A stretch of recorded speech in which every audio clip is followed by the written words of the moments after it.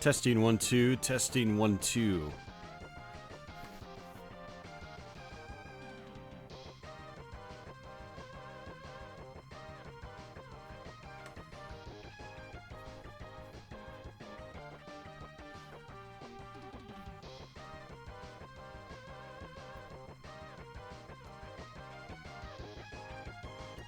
All right, testing again.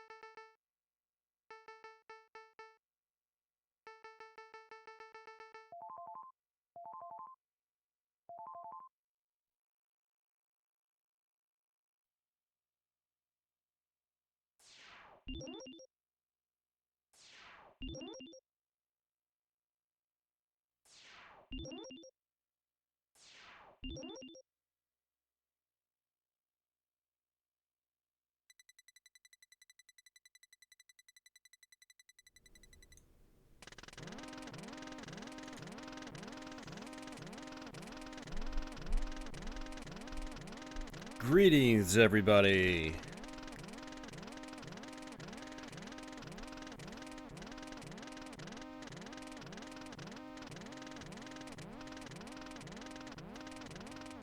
We're gonna be playing some Super Nintendo tonight.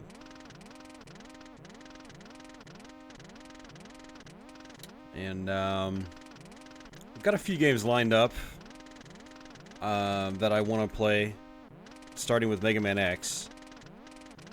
And yeah, we're not going to be bouncing around experimenting with random stuff like I've done on previous streams. We're just going to be playing it safe today. It's mostly going to be stuff that you've seen me play before on YouTube if you followed me for a certain length of time here. So yeah. I actually had the urge to play some Mega Man X. It's been a while since I've busted out this game.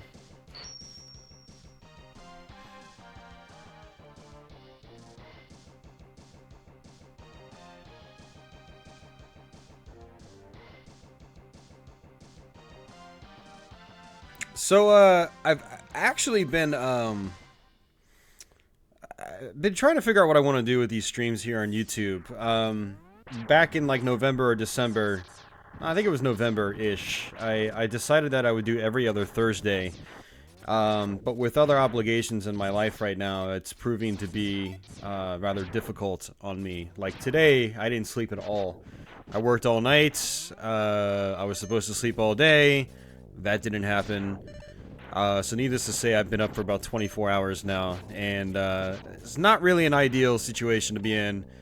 Especially having to do something like a live stream like this. But I'm feeling okay right now. I'm gonna drink a monster drink in a little bit, and we'll kind of see how long we can take this. But that said, the plan was to start beginning the stream around 9 p.m. But I thought delaying it an hour would help me, but since I didn't sleep at all, it's probably not gonna help me all that much, actually. And I was toying with the idea of just taking my YouTube live streams off of like a set schedule. I don't know if I'm gonna actually do that. I'm gonna have to think about it a little bit more. But I've got obviously my Twitch stuff already. I also have to do a weekly stream on the Buffalo Pinball channel over on Twitch every Wednesday, so that's another obligation. I've got my YouTube gaming stream every other Thursday. And then I've got my Let's Play recordings and stuff like that as well that I still have to do. So live streaming on YouTube's gonna, well, it's kind of, I think it takes lower priority over everything else I do right now. But I don't know. So like these last couple of streams, I haven't really been in the mood, like that Master System stream especially. Tonight, I'm feeling the Super Nintendo. Of course, you know, being like the schizo I am, an hour in, I could decide I don't want to stream anymore. But we'll see. I've got some games lined up that I want to actually play, and I think that actually makes a big difference as well, versus playing a bunch of games that I don't actually want to be playing. But yeah, I'm not sure what I'm going to be doing with these live streams. Tonight, we're going to be playing Super Nintendo. We're going to try to take it as long as we can. I'm not sure if I'm going to keep doing every 2 weeks. I'm going to have to think about it. Until I make like an announcement on a future stream, I just assume every 2 weeks, every other Thursday. As long as it's on my main banner here on YouTube, which I've changed out as of last week, you can expect a YouTube stream every other Thursday around 9 p.m. I initially wanted to do around 8 p.m. That was the original plan when I first started doing these on YouTube, but I was running late a lot of the time, so I figured 9 p.m. would give me a little bit of extra wiggle room, basically. So, but alright, a little bit of ramble out of the way. Let's go ahead and start some Mega Man X. It's been a while since I played this. I want to say The last time I played it, I think was on... I don't know if it was on Twitch or if it was during my Let's Play, which was like a year or two ago. I don't remember if I did this Let's Play last year or if it was... I've done so many Let's Plays now that they just... a lot of them just blend together. But Mega Man X is a game I've always played. It's one of those games I've revisited frequently over the years. Not really to perfect my game or anything, but just to revisit it and go through it, because it's always been a really, really fun game to me. Mega Man X is easily one of my top Mega Man games, period. And so it's always a blast to play. I love the music in this game. It's very energetic. Like, when I started the stream, I was running my tests earlier, and, you know, I cranked up that title theme. I was just like, oh yeah, I'm feeling it. How you doing, Ronnie? I assume the stream is working all right. YouTube's giving me the usual bad settings message. I feel like YouTube doesn't know what it actually wants in terms of the feed. But yeah, I assume it's working for you guys. We're also going at 30 frames a second tonight because for some odd reason I can do 60 frames a second on Twitch just fine, but when I do it on YouTube, we start having problems. So, but that'll also free up some computer resources. Hopefully we won't have any, like, random technical difficulties like we sometimes do. But give me the A-OK in the chat if everything's good out there. Hey, Arioka, how you doing, man?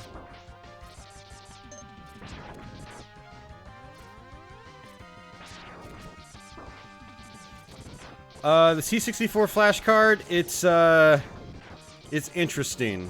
I've toyed around with it for a couple of days this week.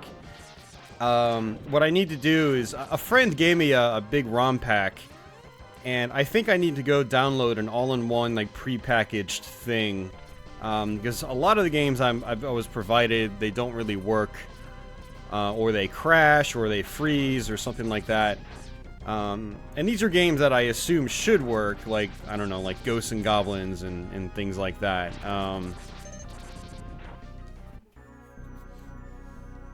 As far as when I'm going to actually be streaming it, it's going to be most likely after I get a different package of ROMs. And then it's going to be when I receive my fast load cartridge. I didn't realize how slow these things were going to load. And so apparently you want to have a fast load cartridge of some kind. And so I ordered an Epix fast load cart off eBay a couple days ago. So hopefully that'll get here sometime next week. Hey, Major Havoc, how you doing? Larry G, likewise. Thank you very much for the feedback.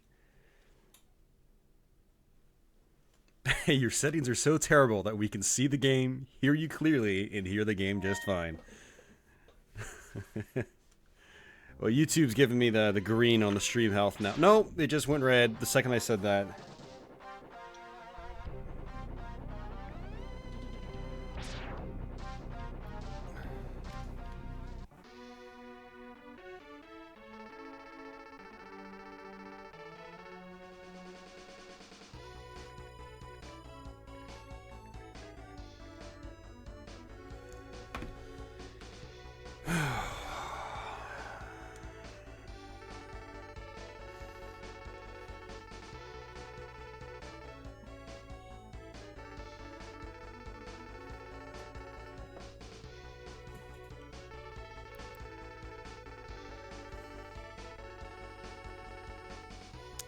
Arioka, no, unfortunately, it's not quite that easy.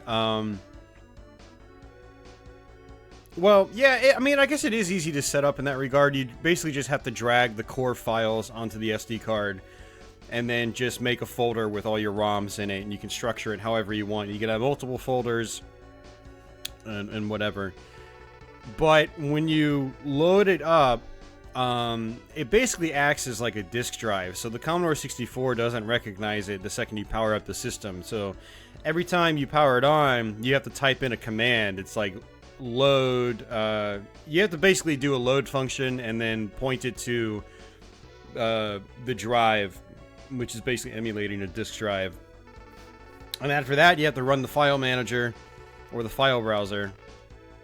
And then from there, you got to scroll through the file browser, which isn't the fastest thing in the world. And then it has to try to load the game. And despite being on an SD card,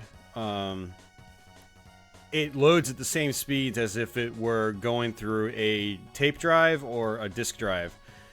So the load speeds are still really, really slow.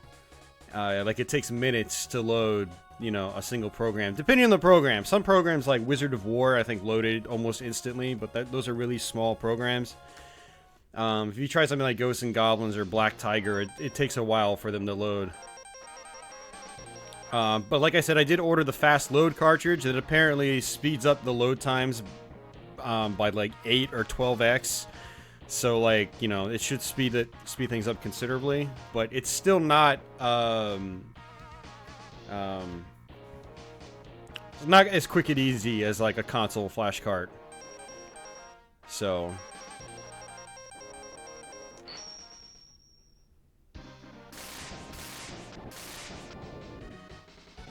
yep, too quick. Yep, Epic's fast load. That's actually what I bought. Yep. So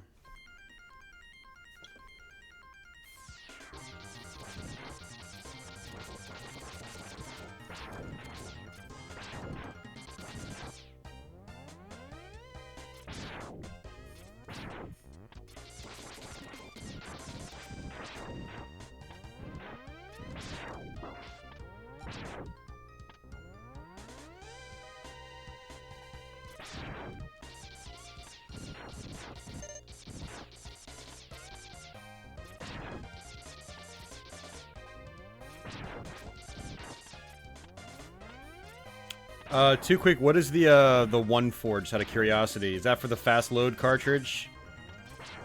Is that how you get the cartridge to work with the disk drive?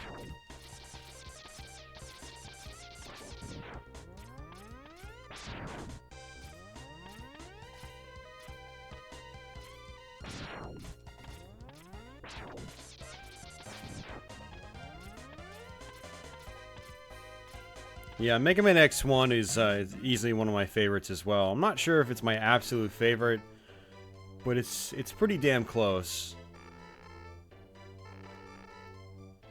It's always so hard for me to pick like actual like favorites, especially in a franchise that is as long running as Mega Man. I have the same problem with Castlevania.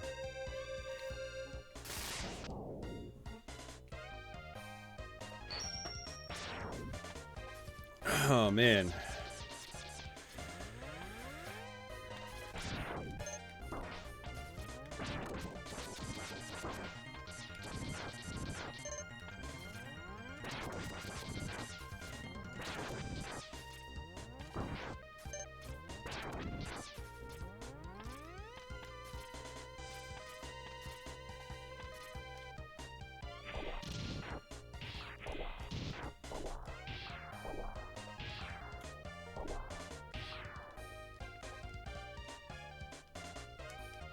C64 direct-to-TV. Huh, that's interesting.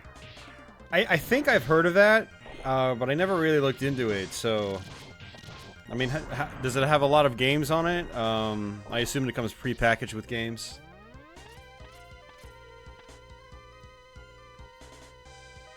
Basic disk drive load command. Oh, okay, too quick.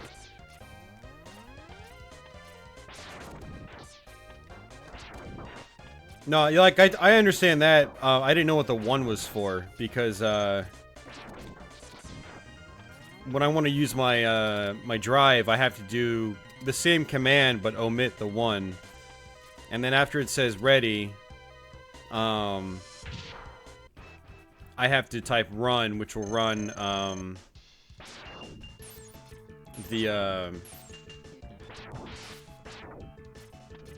the file browser app, sorry.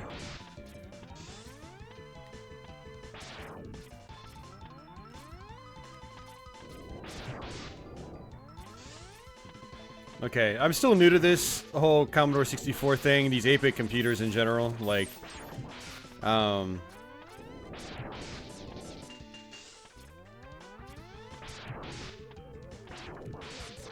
I was thinking the one was maybe to get the fast load card to work with it in conjunction. But I'm guessing the fast load card just gets recognized automatically. Is that how it works?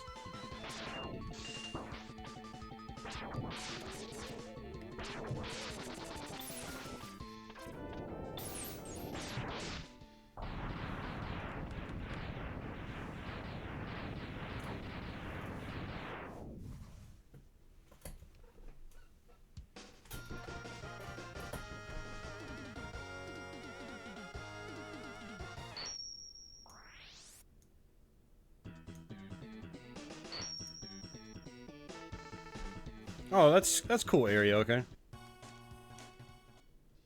But since it's basically, it's not emulation, it seems like the compatibility is pretty good. Or I guess the replication of said programs is pretty good.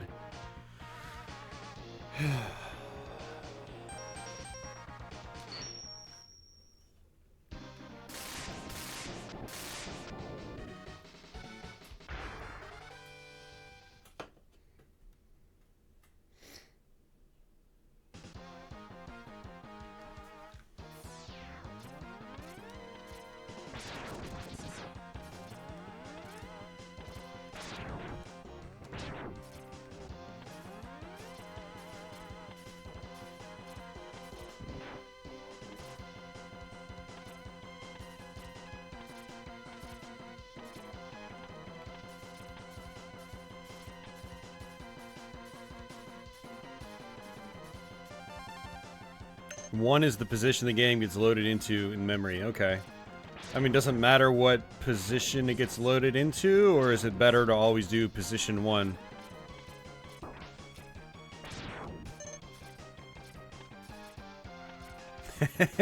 God. Oh, man. I didn't know you could walk on those dudes. Ah. I had no idea this entire time. That's pretty cool.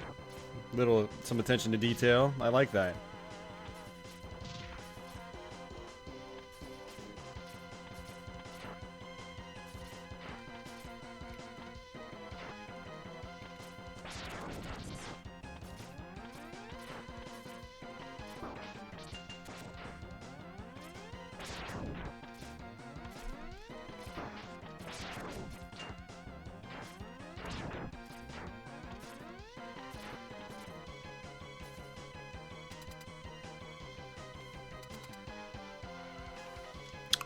Tony, I personally use a Super EverDrive.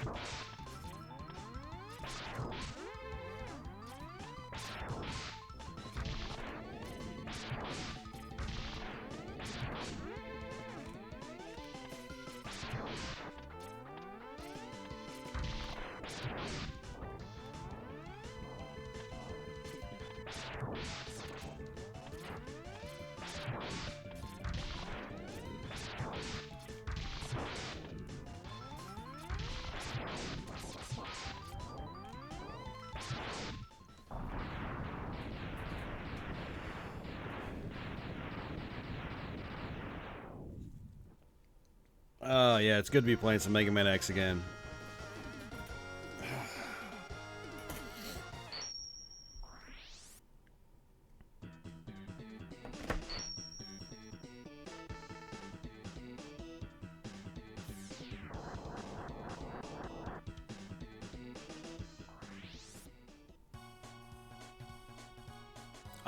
Tony, yeah, there's a difference. I mean, yeah, I think the SD to SNES even has like save states on it. It might even have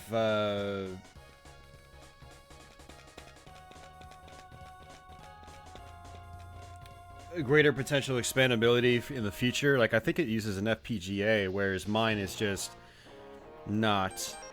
So basically mine is just kind of like locked into what it is. SD to SNES is really expensive though. I mean, they're all kind of pricey, but you can go to their website and look up the details on it. I don't know the details personally off the top of my head. Like, I've been fine with... I've had my Super EverDrive for a long time, so... like 5 or 6 years now, so... and it works.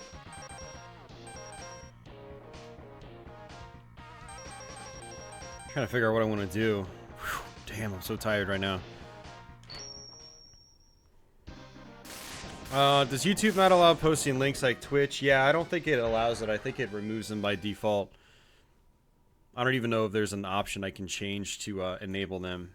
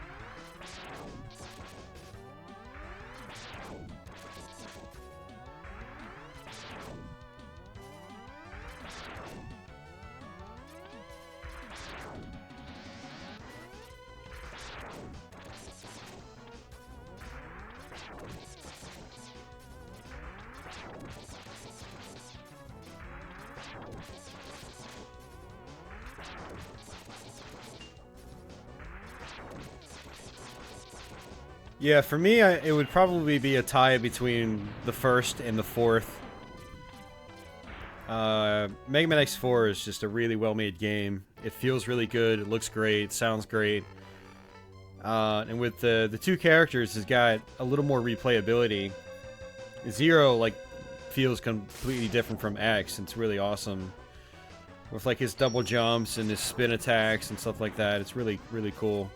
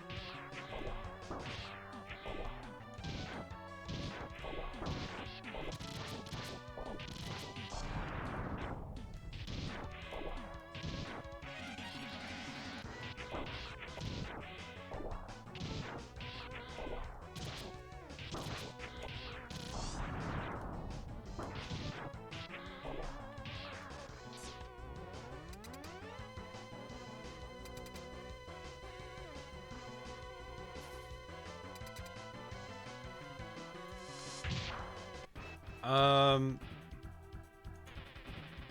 Saturn version isn't... I don't really think it's better than the PS1 version. At all, really. I don't really think there's any benefit to the Saturn version. aside from the controller. I mean, that's a whole preference thing right there. Really, the only differences between X4 on PS1 and Saturn is the PS1 version has transparencies.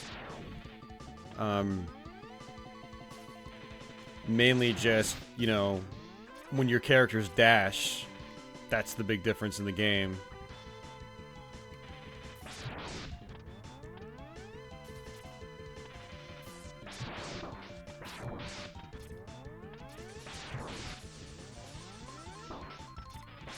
Yeah, Saturn has a sweet D-pad, but its button layout actually doesn't feel as natural for a Mega Man X game.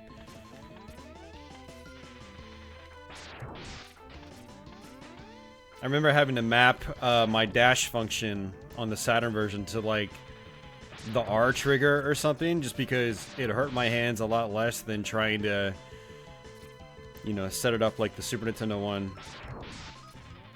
But I mean, yeah, controller preferences aside, it's pretty much, they're the exact same game.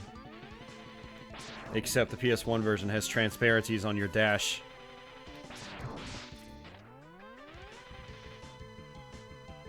I'm not even sure Mega Man 8 is any better on Saturn. I thought it was the same deal as Mega Man X4. Or is there, like, extra stuff in the Saturn version? Mega Man 8's one that I never really enjoyed all that much, so... And so I never, like, felt like tracking down the Saturn one. And obviously now I can't, with how pricey it is, but... Even back in the day when it was still cheap, like, I didn't bother playing the Saturn version.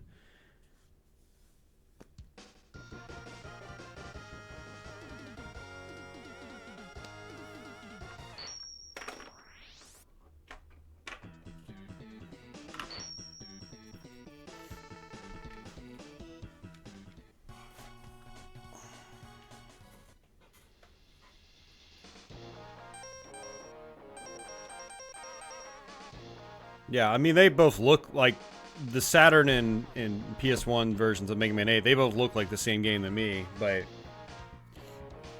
I definitely know X4 is basically the same game. I've owned both. I've finished both multiple times. Alright, let's do this so we can go back, get some other power-ups.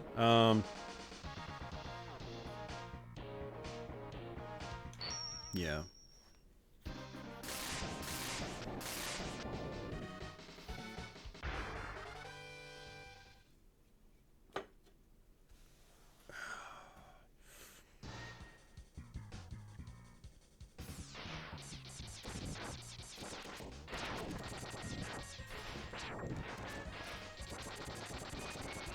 Yeah, you know what I need to do sometime, maybe soon, is do a playthrough of Maverick Hunter X on the PSP.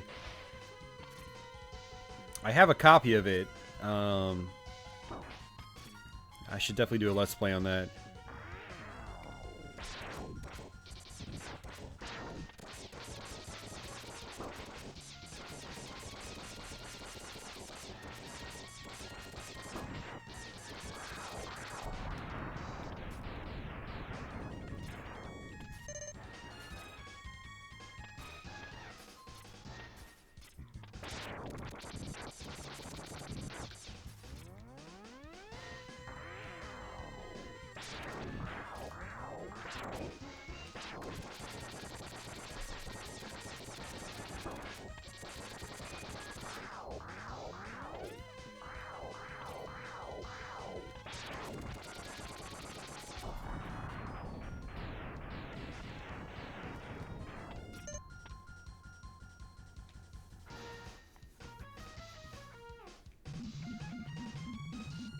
Okay, well, fair enough, Arioka. That's a legit reason to call it better.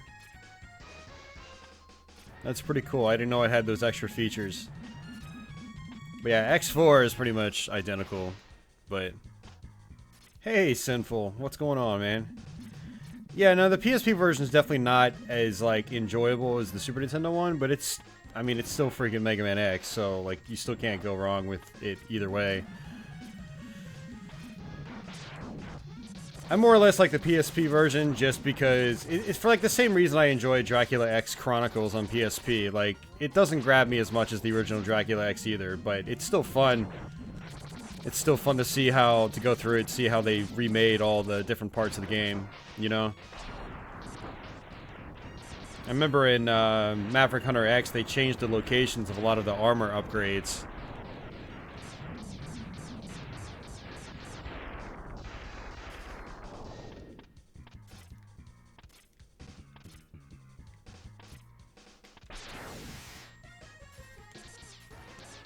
Yeah, sometime soon we're gonna have to do a PSP stream. Probably over at Twitch, because...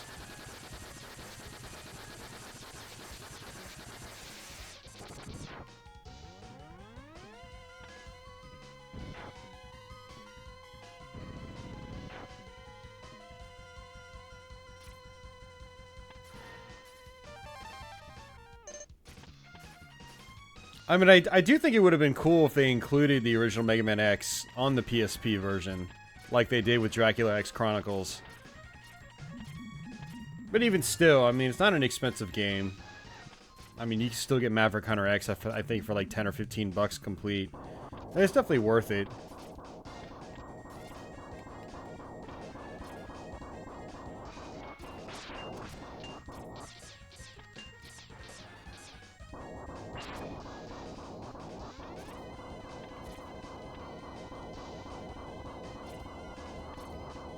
I also want to get Mega Man powered up again. I've actually been looking for a copy of that, but it hasn't popped up locally in a little while.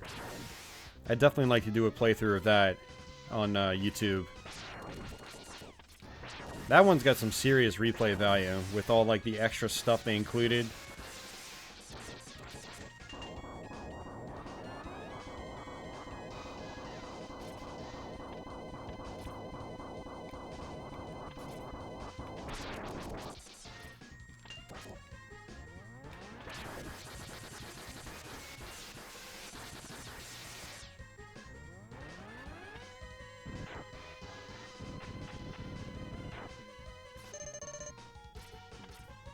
Yeah, Sinful, I think I had the exact same problem the first time I played it.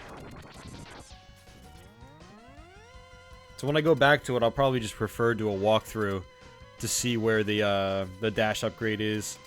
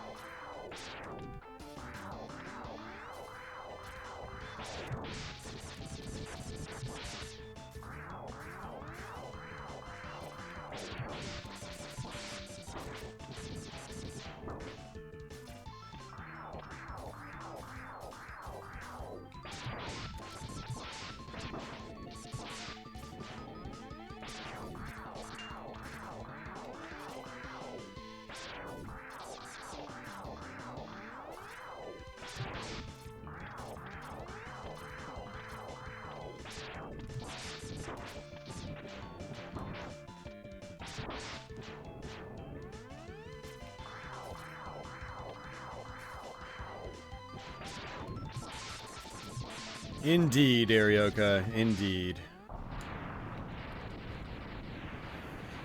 I think that's actually how I played through Mega Man X4 the last time I played it.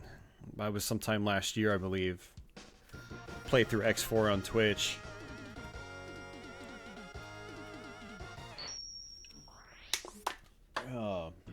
Then before that was when I still had the Saturn version.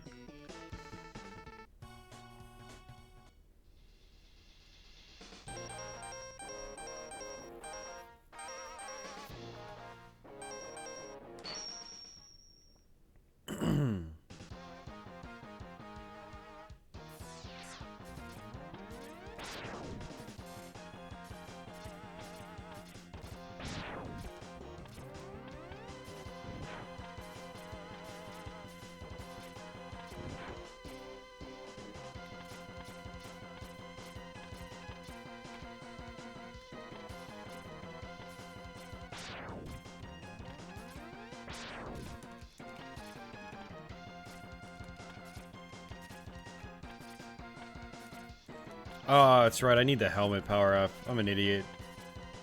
I totally forgot.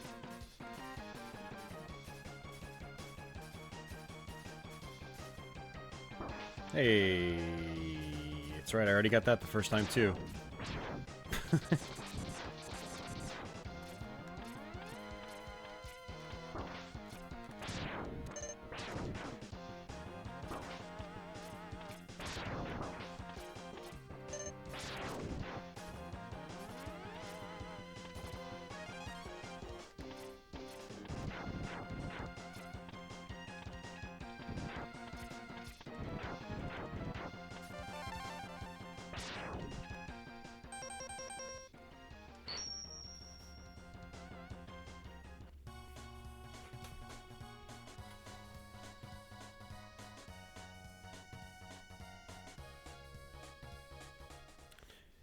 Yeah, I wasn't really a big fan of X2 myself either.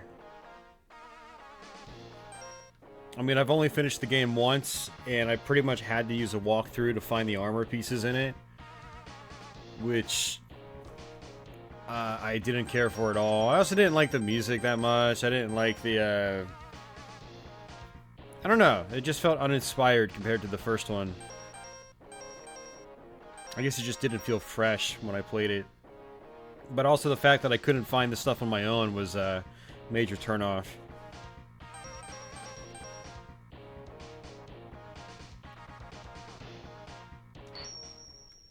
What I love about X1 and X4, I pretty much found everything on my own.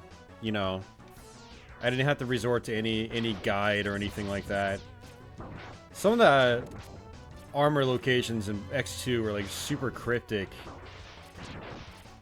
We'll definitely revisit it on Twitch sometime, because I would like to go through it again. And I need to go through X3 for the first time. I've never actually finished that game.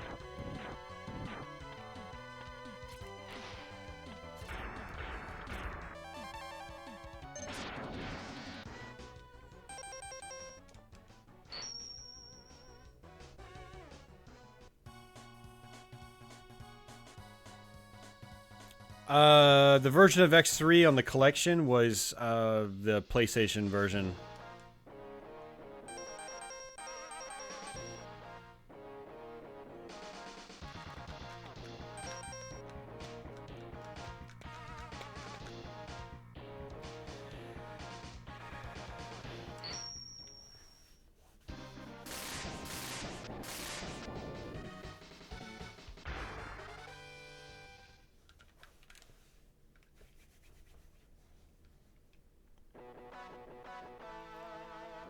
I think the last time I finished Mega Man X2 was like... I think it was like 5 or 6 years ago, maybe longer. So it's definitely due for a revisit. I definitely want to go back and try it again. But yeah, those were pretty much my thoughts from when I played through it for the first time. I mean, I had it, you know, back in like the early 2000s, and I played it a little bit on the Super Nintendo itself, but even then it didn't really grab me at all, for many of the same reasons.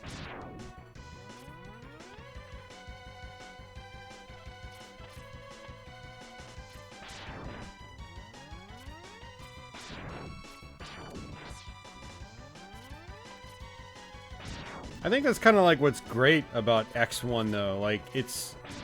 You can blow through the stages. It's fun, you know?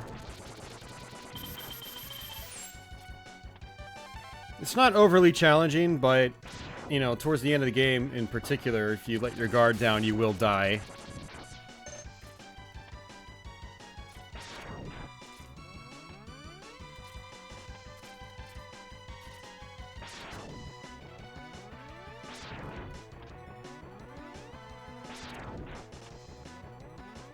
Yeah, exactly, Arioka.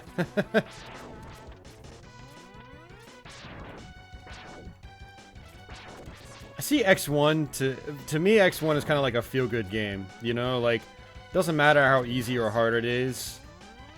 It's just a really damn well-put-together game. And so, as such, I think it's fun to go back to. It's not a game I play every day, but it is something I'll probably go through like once a year, you know?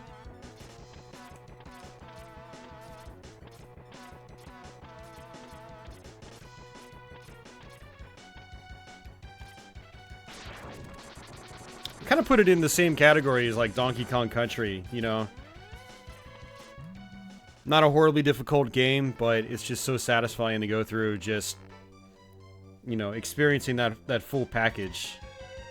The gameplay, music, sounds, level design.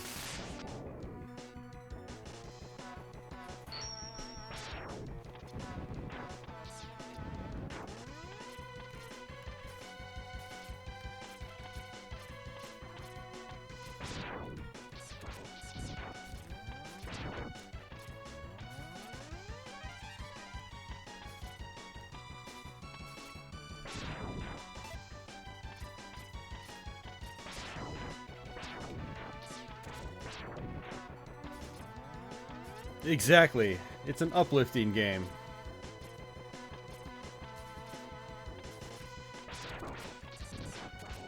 Some of the other Mega Man games, particularly the Mega Man X games, are far from uplifting in terms of like the overall package and presentation and just the enjoyment factor for me.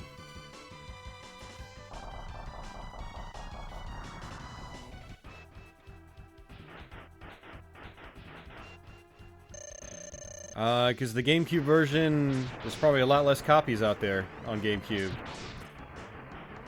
You gotta remember, the PlayStation 2 sold probably like over 10 times the amount of the GameCube.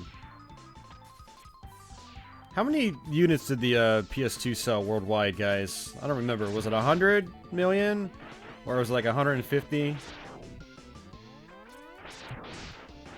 Or was it more? Like 190. I thought it was like the greatest selling console of all time. Whereas the GameCube was kind of far from that.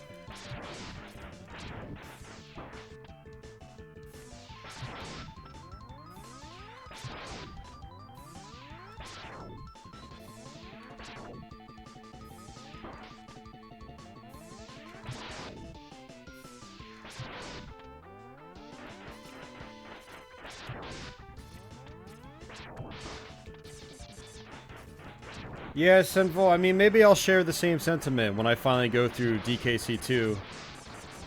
That was another one that didn't grab me. But I think that's mostly just due to how DKC2 starts. Like, I wasn't a fan of, like, the pirate music and stuff like that. Whereas X2, I actually did go all the way through. So I've experienced the whole game. You know, DKC2, I've only experienced, like, a small portion of it. However, I did watch Mr. Radon stream it recently, and I did like what I saw in like those later stages, so I have a feeling I'll probably enjoy it when I go back to it.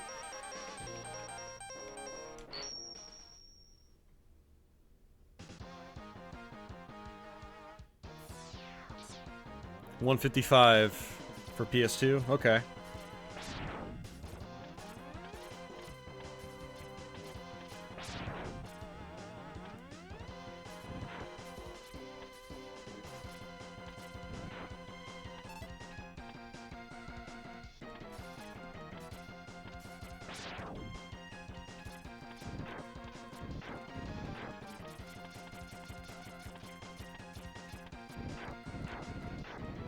Good, first try.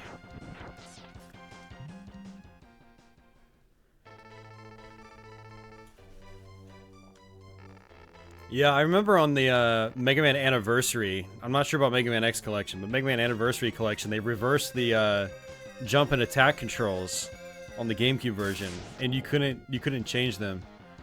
So a lot of people had a hard time adjusting to the classic Mega Mans for the GameCube. Hey Andy, how you doing?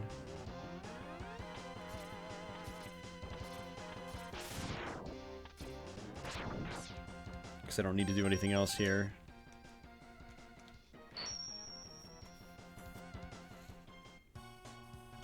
Hey, Deadly Gaming, how are you doing, man?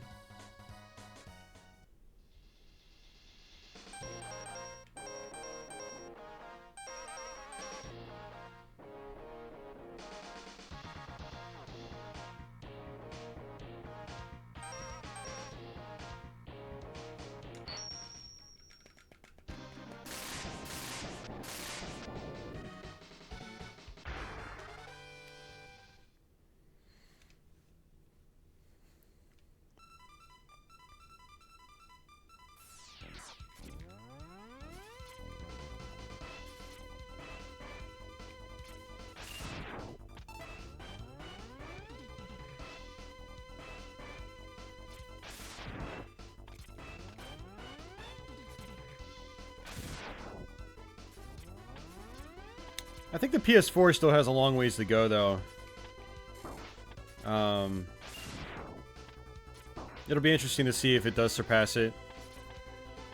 But I thought I saw that, like, the sales of the next-gen consoles were slowing down in general. Like, not to say they're not doing phenomenally, I mean... But I wonder if, like, the PS4 will keep up that momentum to surpass the PS2. Oh, wow, that's an investment, man. EUSD? Congrats, dude. I'd love to do the same, but I don't think I'll be in the financial position to do so for a long time.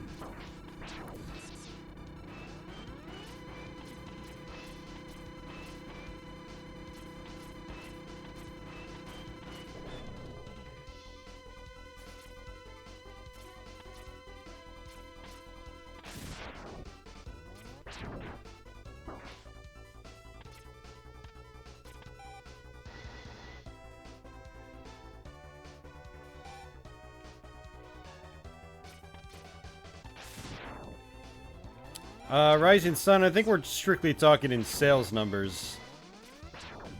And I was pretty sure the PlayStation 4 sold more in the same period of time that the PlayStation 2 did. So... we're about 3 years down on that cycle.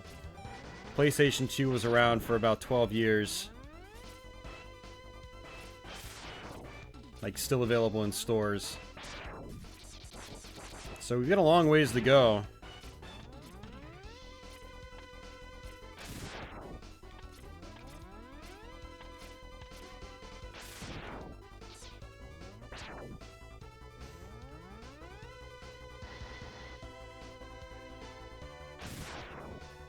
It's hard to say, Greg. I'm personally, you know, as someone that owns an Xbox One, I am interested in it. So, I'll be curious to see what they unveil at E3. I'm sure they're going to show it off. And they're touting it as a full-blown next-gen thing. Well, take that with a grain of salt. Because when I saw the PS4 and Xbox One in action for the first time, they didn't feel next-gen to me.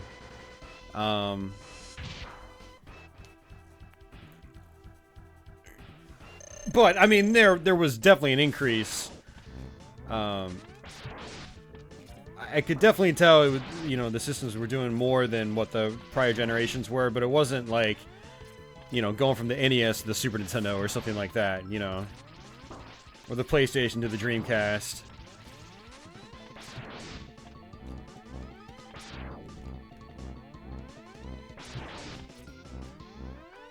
And now that it's been a few years, the games definitely look better than prior generation, the 360 and PS3 generation. To the point where it's actually almost kind of hard to go back to the 360 games now. So many PS4 and Xbox One games have much more fluid frame rates, sharper looking visuals and whatnot. But in 2013, when they came out, they didn't look that amazing. Or if they did, like in the case of Rise, Son of Rome, they just weren't that much fun. Hey, Alpha Wolfie.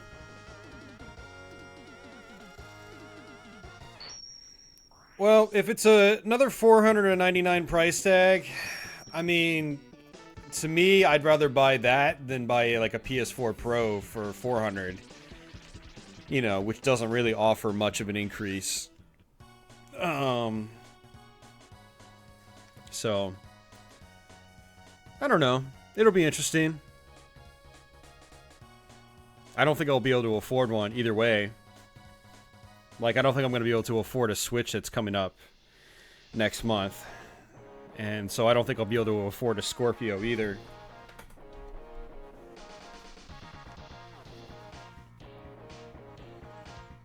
Yeah, no, the console generations have, or at least the jump from, you know, 360 PS3 to the current generation definitely feels more like a half step than a full step for sure.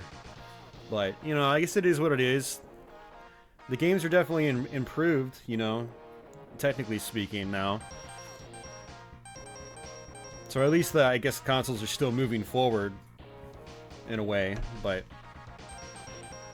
it's just as someone that's been with it since, the, you know, like the Atari 2600 era, the golden age of gaming, I'm used to seeing really, really big increases from console generation to console generation, and, you know, in the last 10 years, we haven't been seeing that, that jump I've been used to. We gotta go back and get that heart container.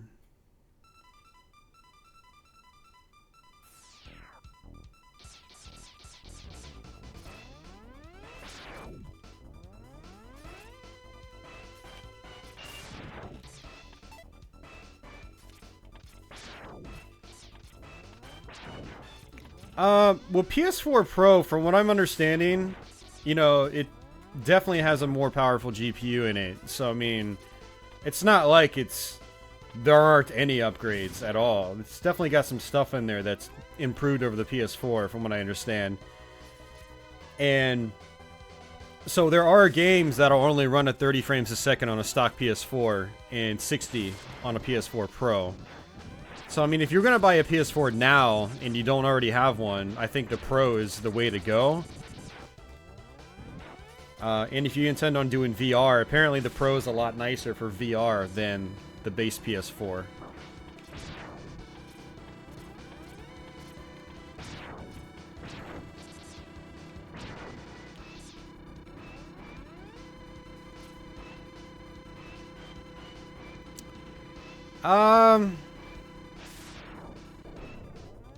Whoa. Yeah, Arioka, actually, you'd be surprised how many Dreamcast games don't run at 60 FPS. Dreamcast has quite a large library, so even just in North America alone, there's a lot of good stuff that does run at 60 FPS. There's also a lot of stuff that doesn't run at 60 FPS on Dreamcast.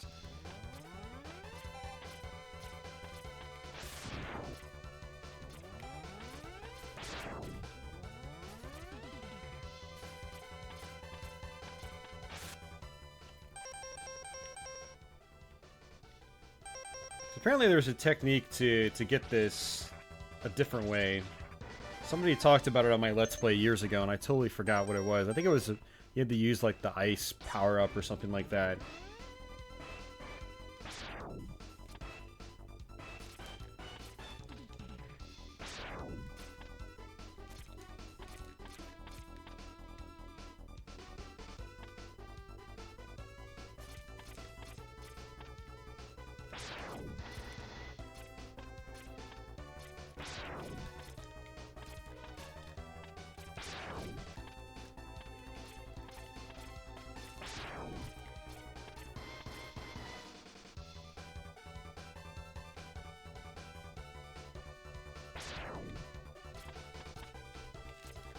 Ah, you can do it. Look at that.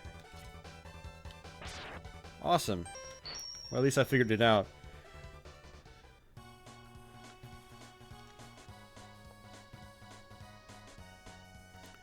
Some games were running worse on PS4 Pro than regular PS4.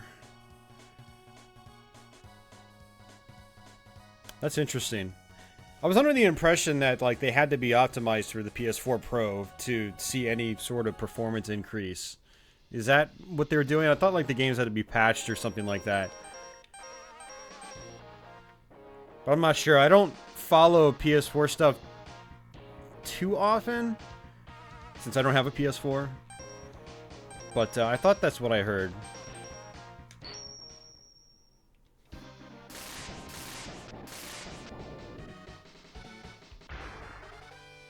Good night, Rising Sun.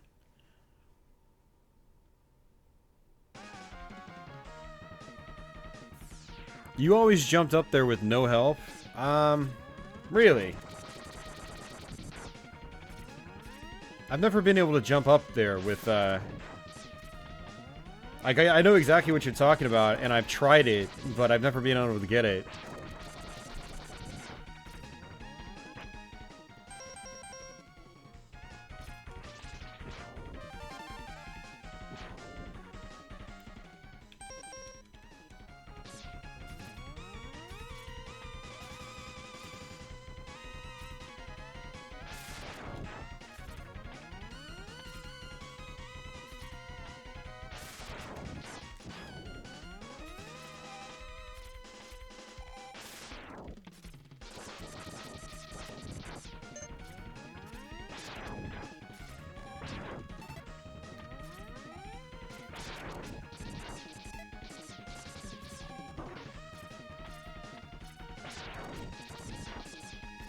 Yeah, Sinful. It's the first time I've heard of that too. So I mean, maybe Arioka can provide some examples.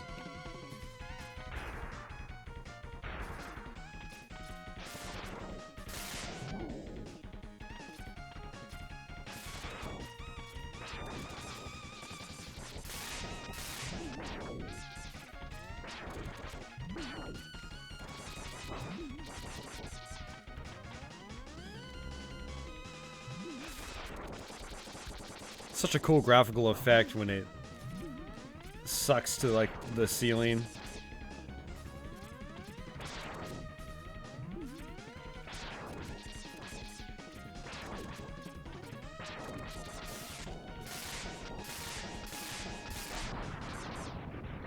Congratulations, Alpha Wolfie.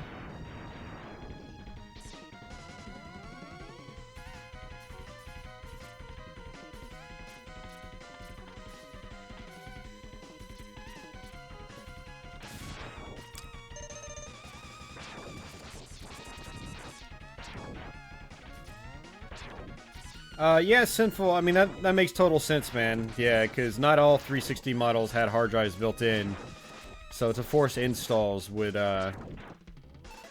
not be cool. I mean, in the beginning, you didn't even need hard drive installs. You know, the games were much smaller.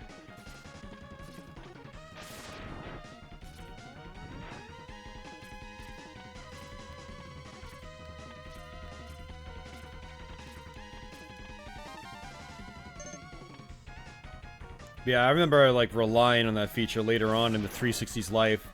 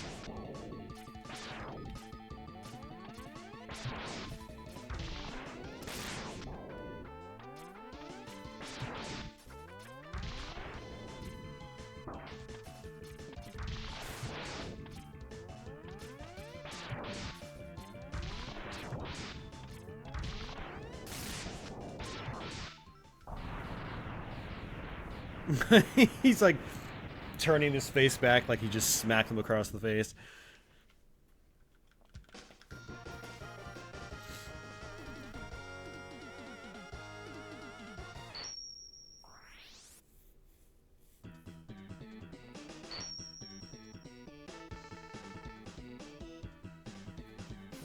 Man, if I had a Panzer Dragoon Saga, I would totally sell it. I don't care. I would just get rid of it. $400 in my pocket? Yes, please. I will take that. I still need to go back here. One more thing.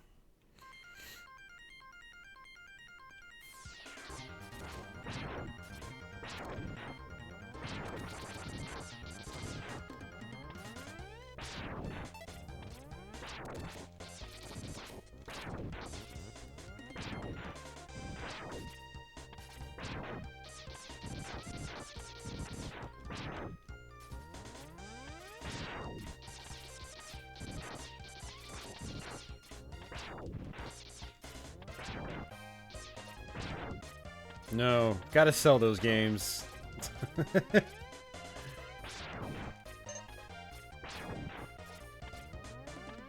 Neo Geo SD card? Here we come. It'd be a good trade.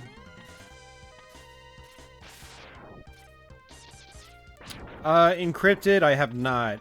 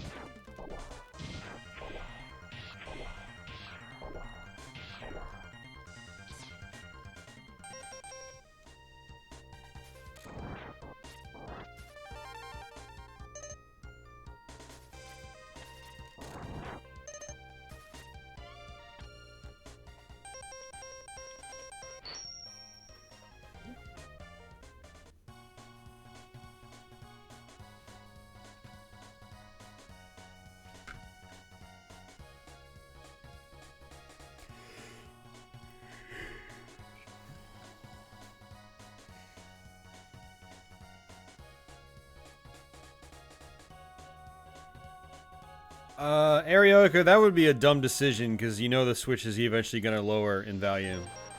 Panzer Dragoon Saga is probably not, so no, that's not a good investment. If you're going to sell Panzer Dragoon Saga, you want to put that money into something where that money will hold its value. Like me, I would put it towards something like Deli Groove bought a Neo Geo SD card. That's like $300 or $400 right there. That will most likely not go down in price. Or I'd put it towards, like, partial payment on a pinball machine or something like that, you know? They hold their value.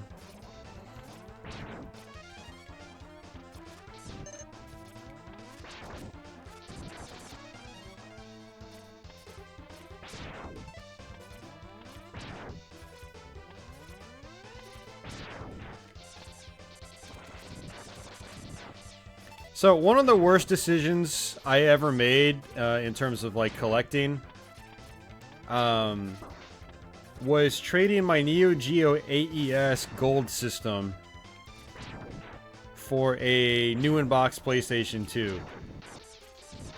This was in the first 6 months the PlayStation 2 was out. They were still really hard to get.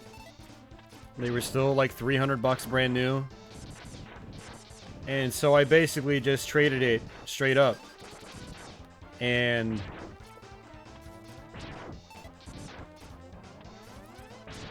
so many years later, a box PlayStation 2 is about $50 or less. A boxed Neo Geo Gold AES system. Both joysticks, pack-in game, and everything. US version, mind you. I'm gonna guess it's probably over $1,000.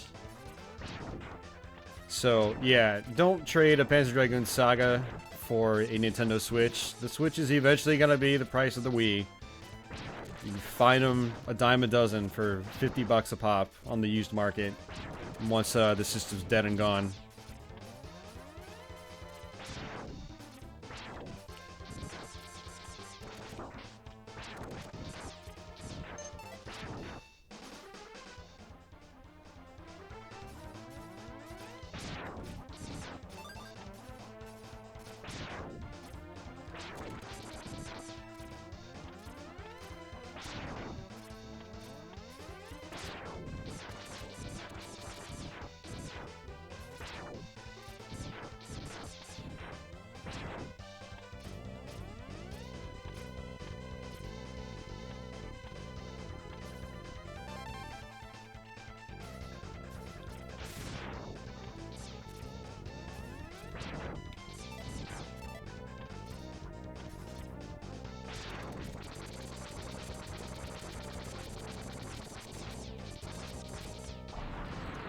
Now, to be fair, I didn't play my Neo Geo at all back then.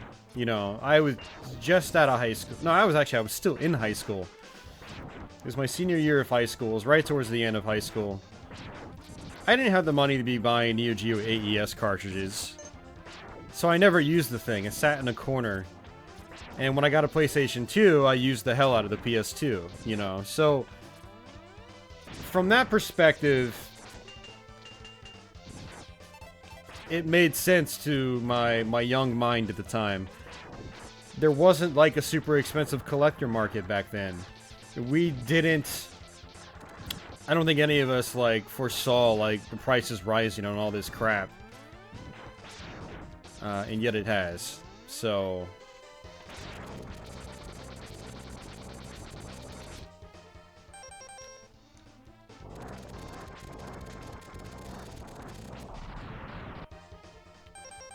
So, you know, it is what it is. But now knowing that the retro market is high and will probably remain high, you know, it's like we know better now. So, yeah, don't sell a Panzer Dragoon Saga for a Switch. Basically, don't sell anything rare for something that is going to be mainstream and common. Just don't do it at all, ever, you know? And if you are, I mean, if the temptation's too great, I mean, try to just put the money towards something more useful.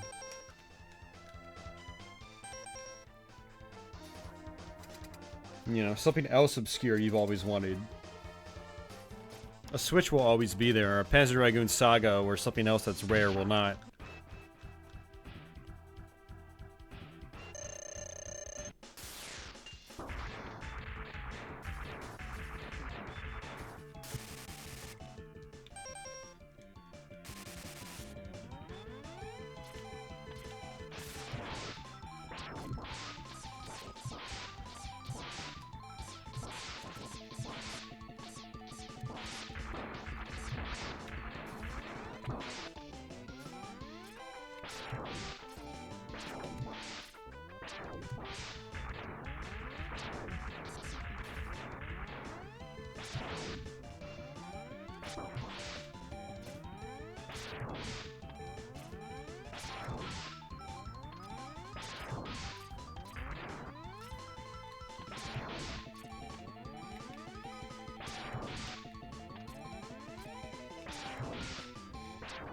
Wow, even without armor, he's still taking...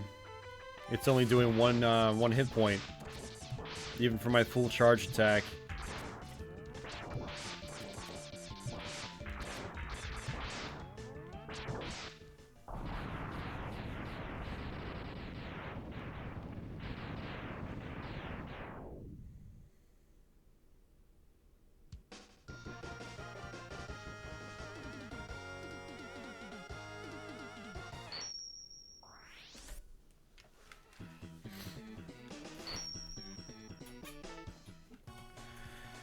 All right.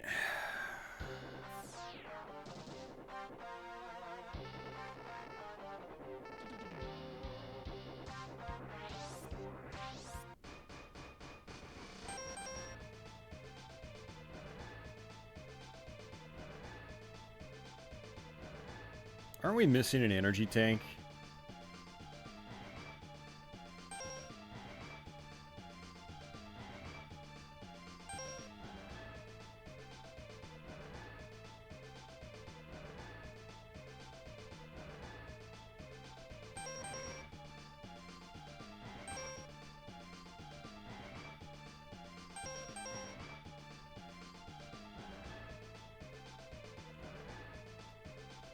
What's that, Deadly Groove?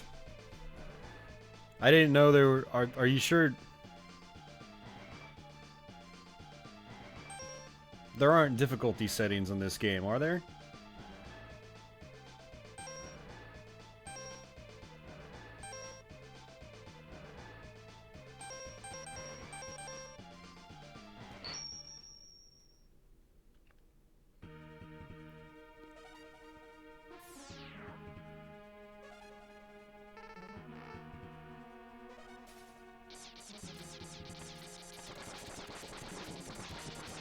I thought Mega Man X had no difficulty settings, and if you wanted to make it harder, you just tried to make things harder on yourself. Like, one way I'd always make a Mega Man game more challenging was to go through the game without, you know, the special, the Robot Master weapons. And then when it came to Mega Man X, you can do that, but then you can also try to go through the game without picking up the armor upgrades. That makes it really hard.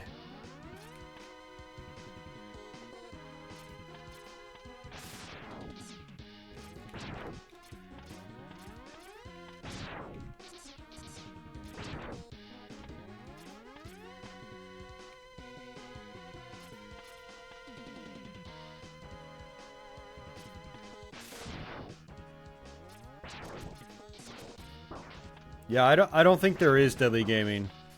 You might be thinking of a different Mega Man game. I'm not sure what other Mega Man games had difficulty settings. I mean, not really counting Mega Man 2 US.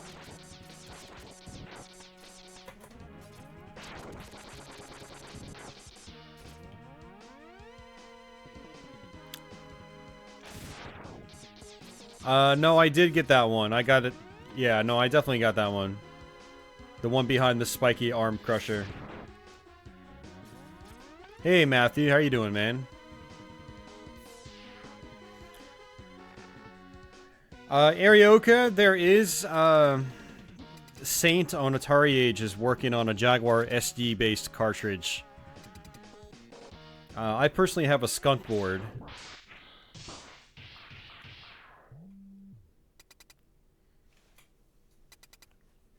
I mean, I'm not worried about getting every single item.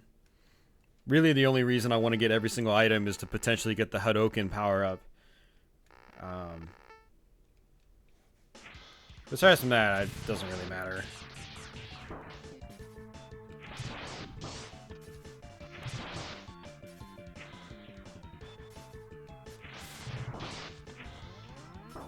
Whew, getting tired already. We're just an hour and a half in.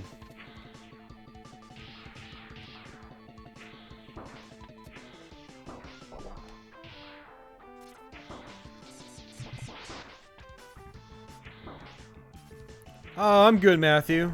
Tired. Besides from that, I'm good.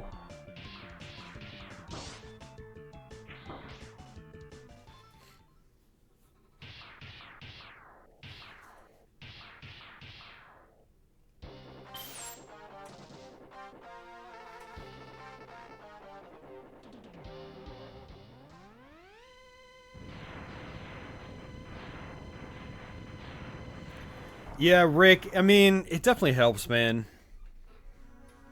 It definitely helps. For one, for me, it's curbed my video game buying habits, so I've saved a lot of money.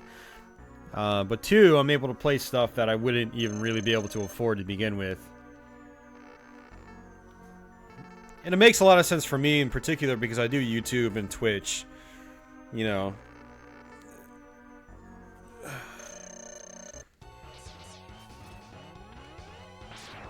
But even if you're just going to play more casually, I think it's still totally worthwhile investments. If you play a decent amount of classic games.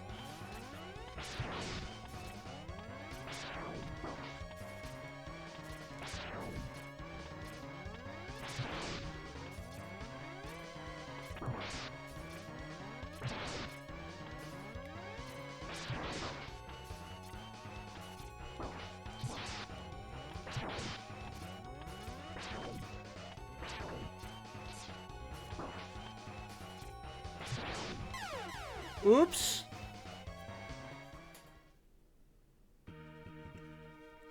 Yeah, I got you beat by about 3 hours, Matthew. I got 0 hours of sleep.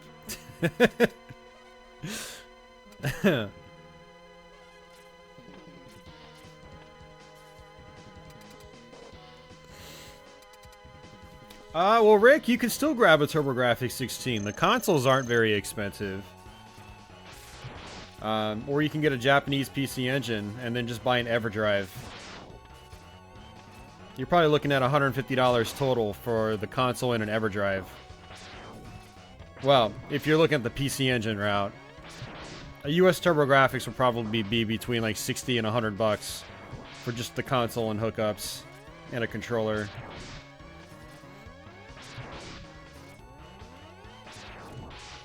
Yeah, TurboGrafx is just, it's gone up way faster than I ever imagined, so I pretty much just recommend anybody to buy an EverDrive for that thing. Just get it over with, just do it.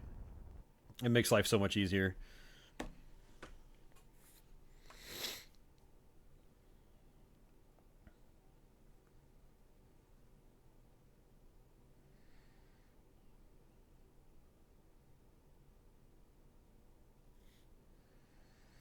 Yeah, I've converted some of you guys over to Twitch, that's for sure. But Vice, you know, and likewise, I've converted, not really converted, but I've got some people from Twitch watching over on YouTube when they normally wouldn't.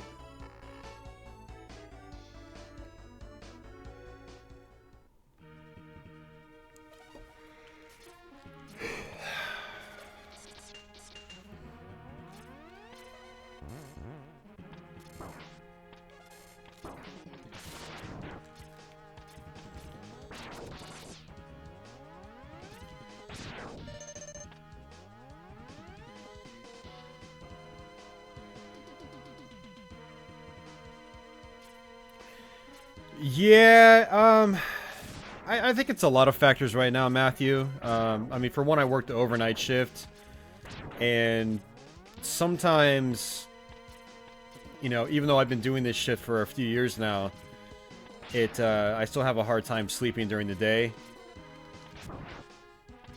Then there's other things like how much alcohol I drink on the weekends. You know, that affects your sleep cycle. Particularly if you drink heavy. Then there's like, you know, daily stressors, you know. Like right now I'm dealing with my cat having fleas and like ripping half her hair off. Very, just say it's a little stressful right now in regards to that. There's a whole bunch of other little things too. I mean, that could be affecting sleep.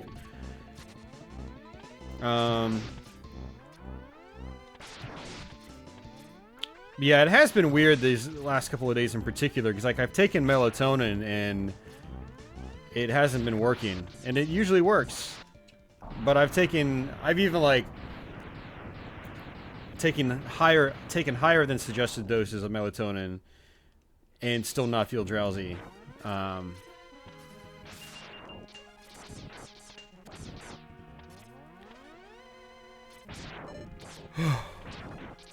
I don't know, it's just really weird for today because, like, I was really tired at work last night. Managed to stay up all night at work. Came home, tried going to sleep because I was really freaking tired and then couldn't sleep. And,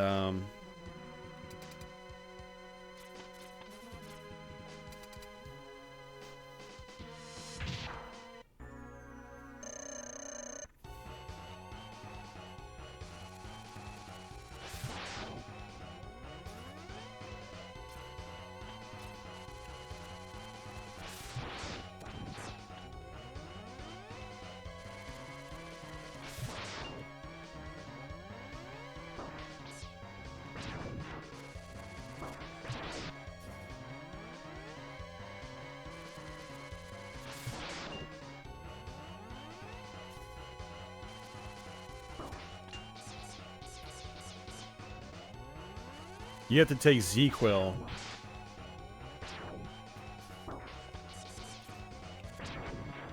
How does that compare to, like, NyQuil?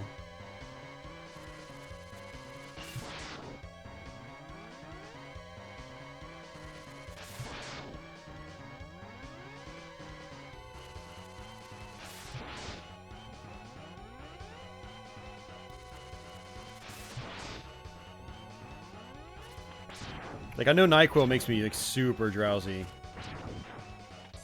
Even, like, the day after.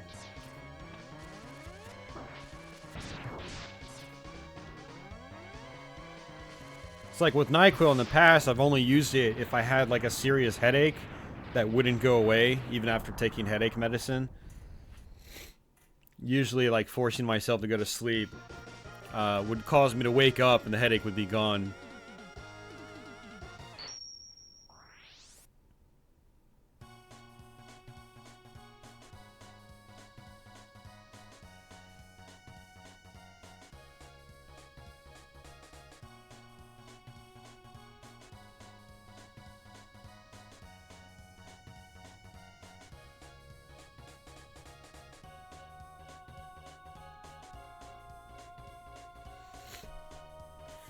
ZQuil knocks you out. Does it, do you notice, do you notice yourself being drowsy during the day after you've woken back up?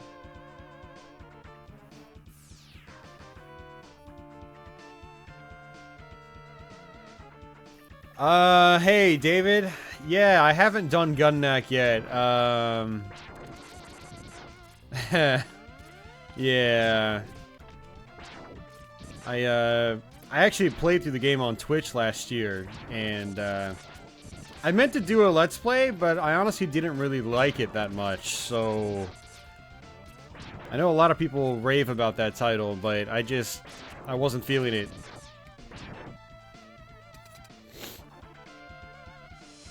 Actually, I think by the end of my Twitch stream, I was making fun of it. Like, I really didn't enjoy it at all. I forced myself to complete it, but... I don't know. I'll try to revisit it sometime soon and do a playthrough of it.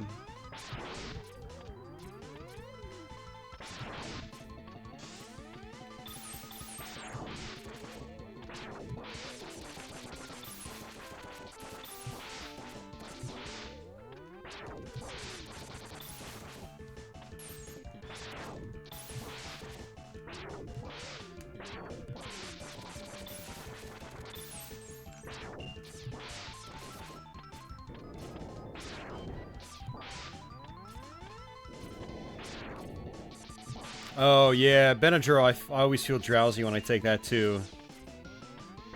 Okay, maybe I should try Z-Quil one day, just for fun. And then, see how I feel the next day.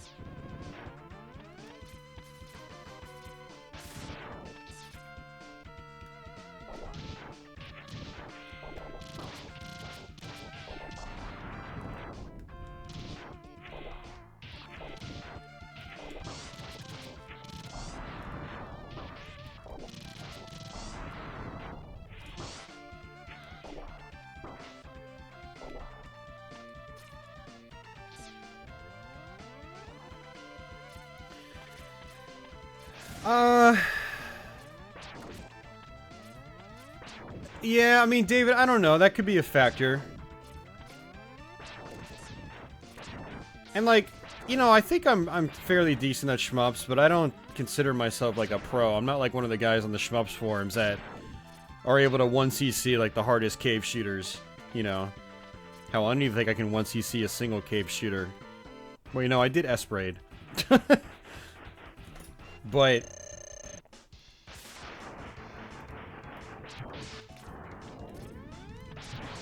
I don't know, there's just a... it gave me like a Blazing Lasers vibe where I felt the game was really inconsistent. It also really went all over the place with its enemy design. It like went super goofy after a while. I'm gonna have to play through it again so I can do a playthrough and give you guys my real thoughts on it. I think it's a technically impressive game for the system. Like, that's a given. I think... I honestly feel like that's one reason why people like it so much, is that it's just technically impressive, like... But the actual shooting, the gameplay, just never felt satisfying to me. And, like, the enemy design was, like, super goofy. I don't even remember any of the music standing out to me, either. That's a big problem for me in shoot 'em ups. If the music doesn't stand out, then you've kind of, like, lost... you know, half of my attention. And Blazing Lasers has that problem at certain points. Like, I really, really like half the music in Blazing Lasers, and I really despise the other half of the soundtrack in Blazing Lasers. Yo. I am picky, though. I am, I'll be the first to admit, I'm pretty picky. Yeah, I take melatonin typically.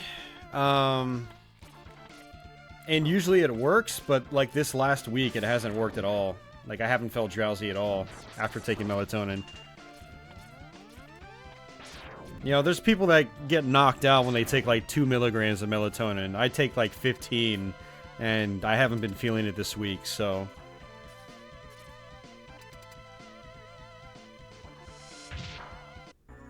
Hey, Paulo Ninja.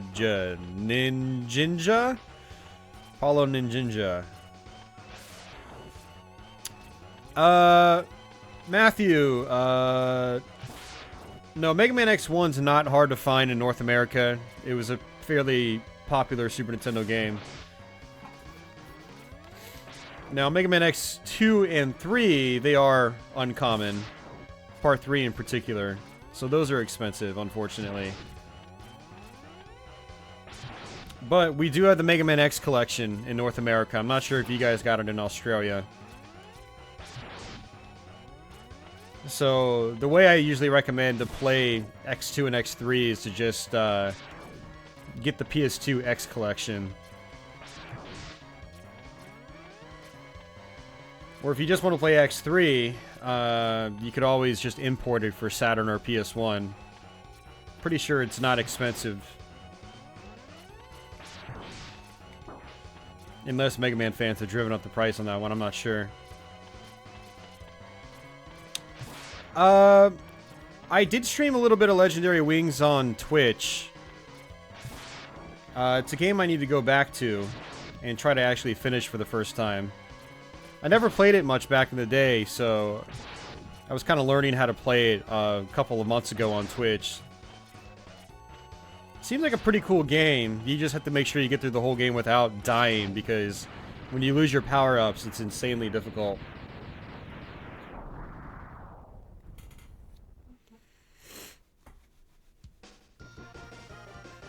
What is my favorite Super Nintendo game? It is a game. I'll tell you that much.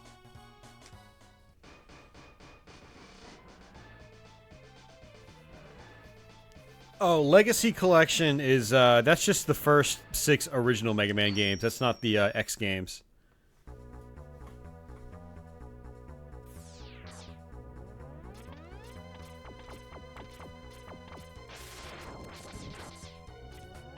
But yeah, Matthew, there's a Mega Man X collection on PS2. That's what I was talking about.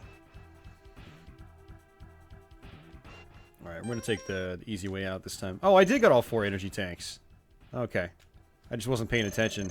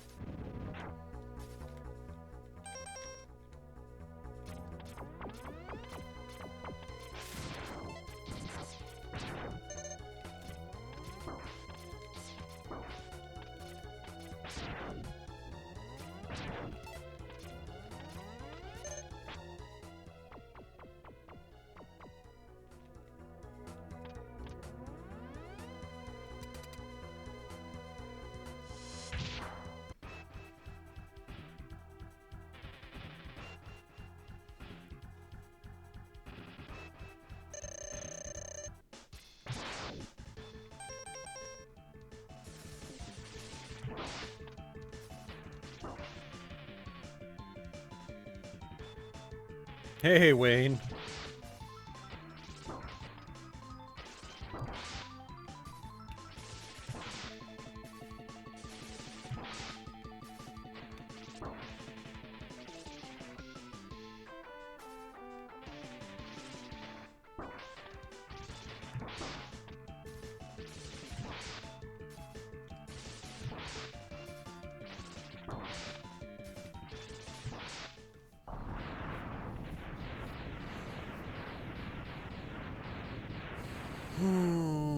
Making progress. We're almost towards the end.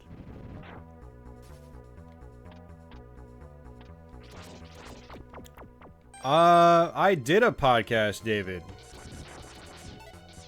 I did a podcast for almost 4 years, I think. The Implant Games podcast.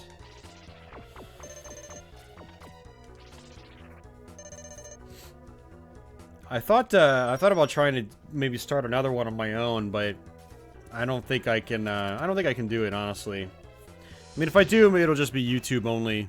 I'll just post it as a YouTube video, no MP3 download or anything.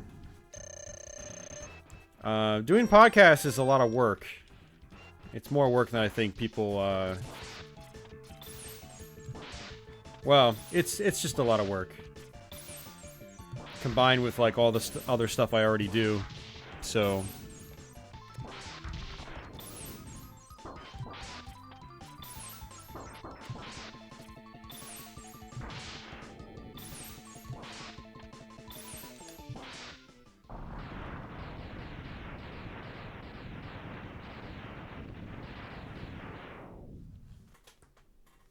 oh man.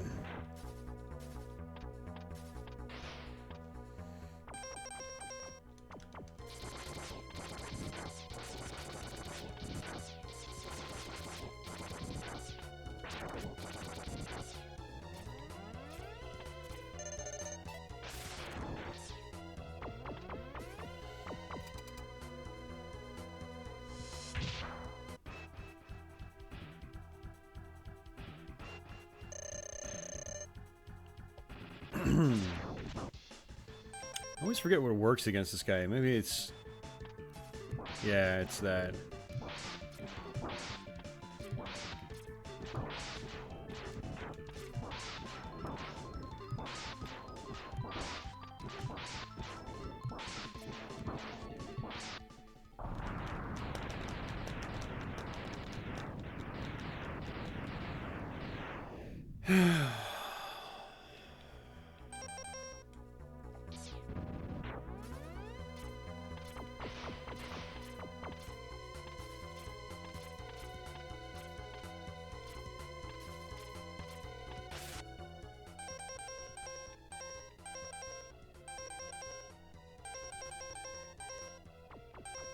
Screw it.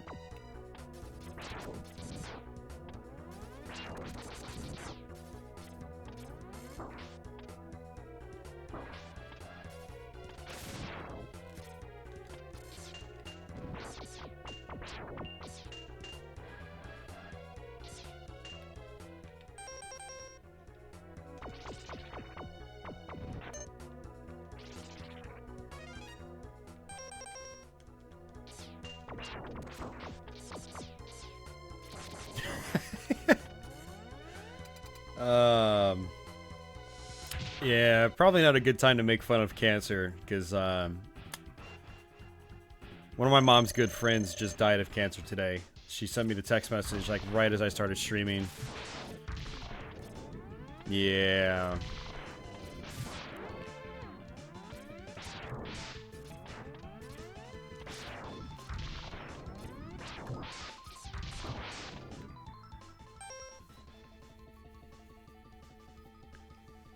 Yeah, I remember Sigma being pretty intense the first time, too.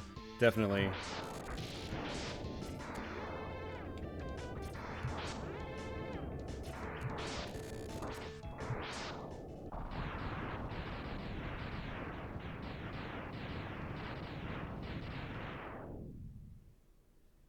Was our podcast really the only one that talked decently about those systems? That's sad, because, like, that's really sad. I did not, David. I didn't have access to the internet until Windows 95. And so by then it was all just, you know, well, Windows, graphical user interface. Sort of like the start of like modern day web browsers.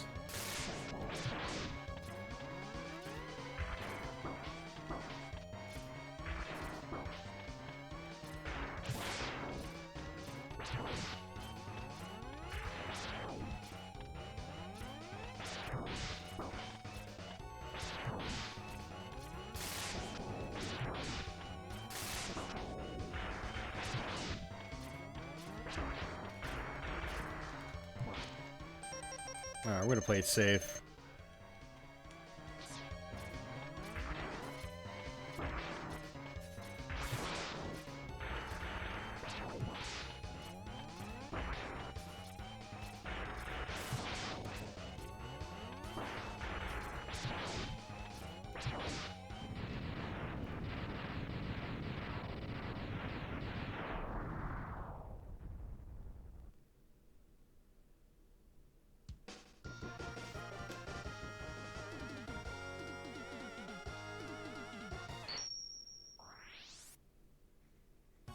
All gen gamers, yeah. That makes sense.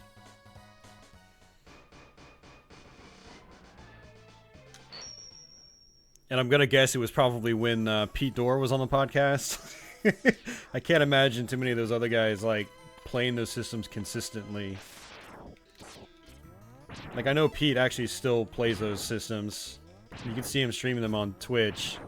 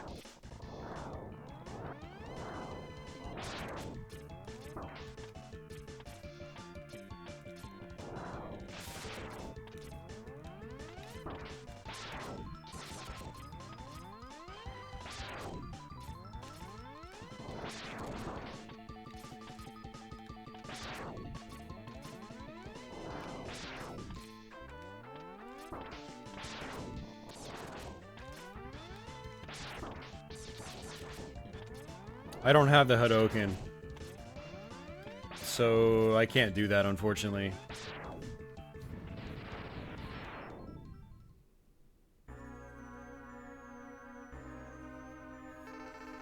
Pete is streaming CDI right now. That's hilarious. He was doing that last week, too.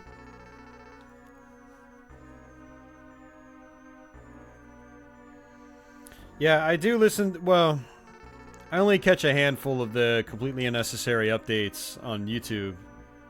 I don't really listen to any podcasts, like, in their entirety. But if I see something on Pat's channel from that podcast that's uploaded that looks interesting to me, I will check it out.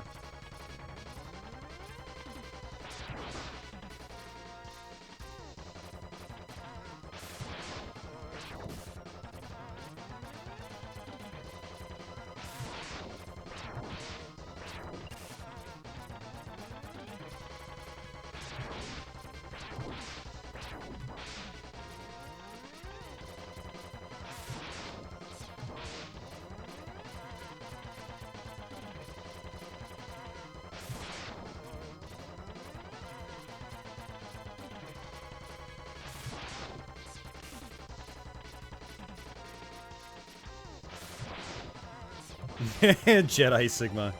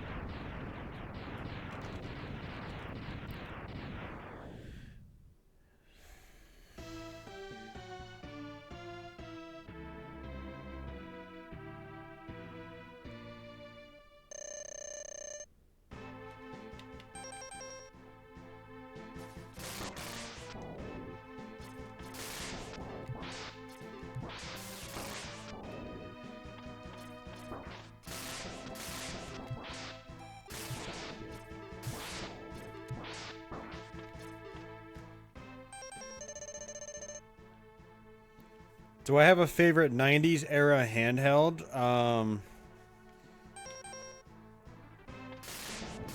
I don't really have a favorite, honestly. I mean, I'd say it would be a tie between the three main ones, Game Boy, Game Gear, and Lynx. They're all fun, like, for their own different reasons.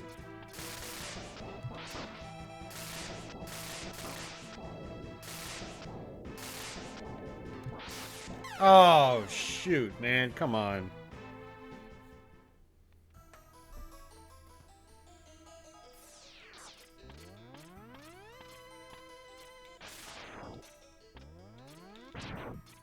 Well, that was a waste.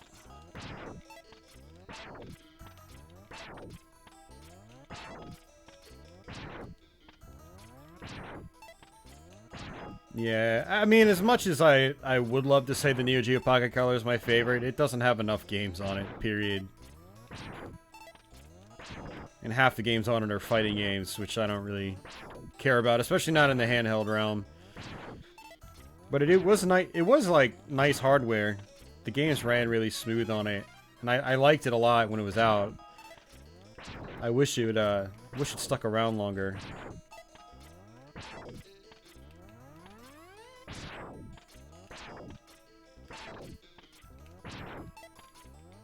I feel like a lot of some of the Lynx games hold up the best because it had, you know, built-in scaling and things like that.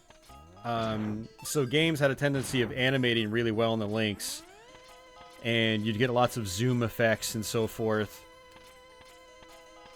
It had good parallax scrolling support as well, and I love going back to like Shadow of the Beast and the Arcade Ninja Gaiden on it and stuff like that.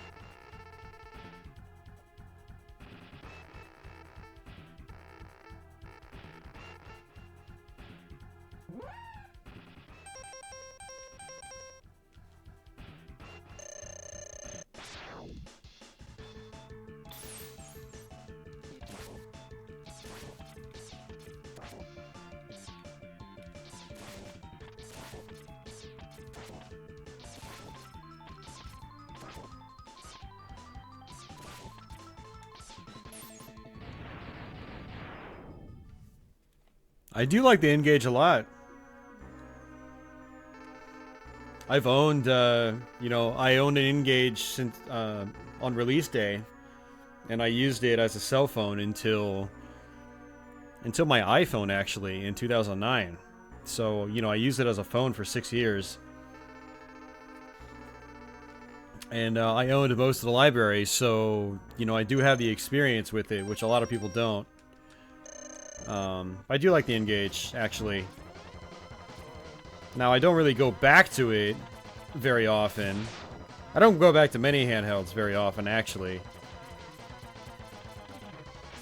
Game Boy probably gets the pass on that because there's the Game Boy player, you know, or Super Game Boy. Unfortunately, I don't have that luxury with, like, the N-Gage.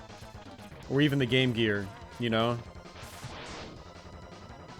At least with the Game Gear, you can get it modified to, modified for, like, component or something.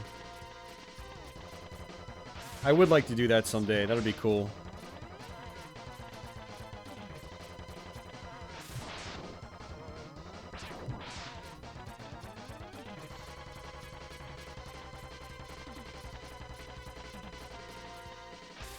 Yeah, it would be amazing if, for me, if there were like some N-Gage emulators that actually worked. Or if someone was able to do an AV out mod on it so I could play it on my TV and then stream it for people. So there are some really solid games on it that are fun to play.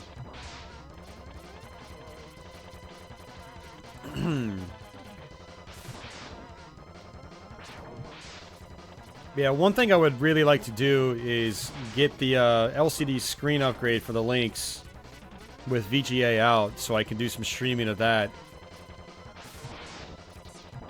That would be pretty awesome.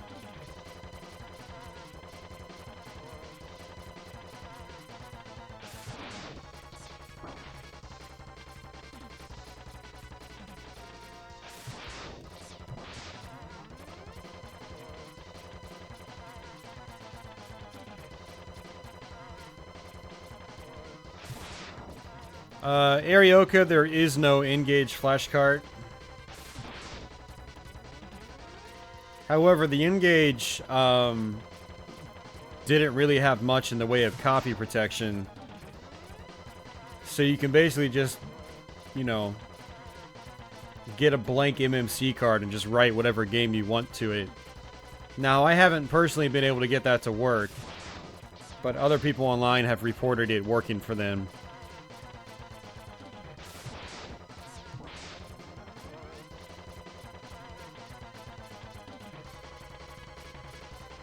Next funding can go to that. I mean, I might do that.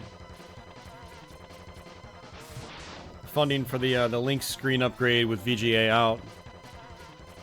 But then I'd need to do another fund for the SD card, because other than, you know, I don't have many games to play. I think I have Super Squeak and Pinball Jam, and I think that's all I have on the Lynx right now.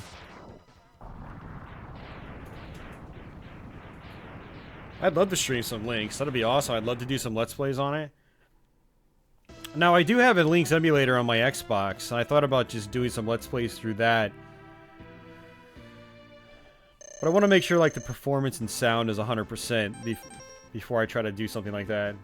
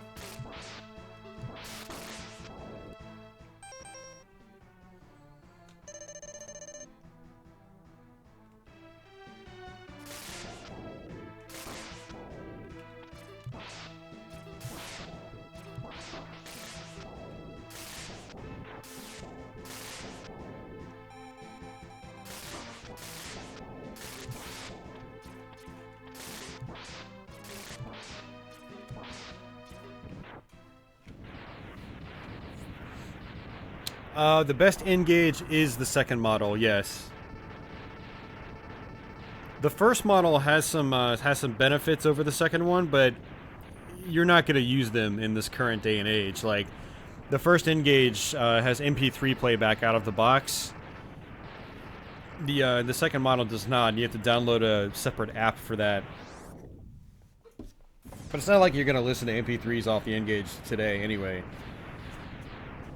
But yeah, for gaming, the second model is way better. It's got a cartridge slot on it, on the bottom of the system. It's got a brighter screen. The screen is slightly larger too. And overall, it just feels better.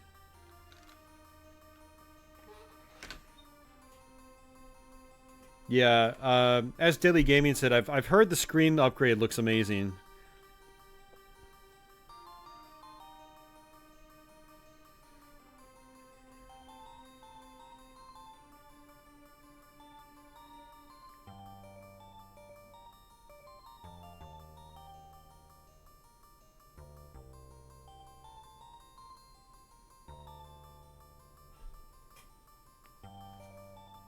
Ugh.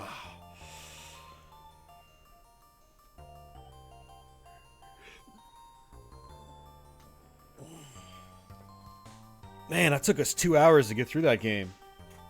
Actually, not quite. I know I streamed for like 20 minutes before I actually started playing.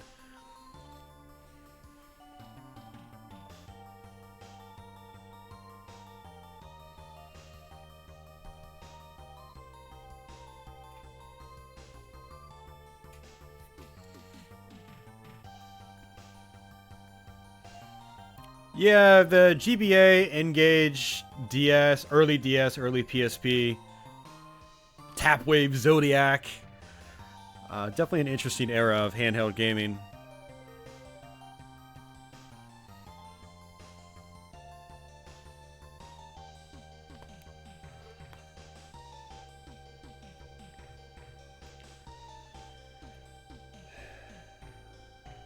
I have no idea, Tony.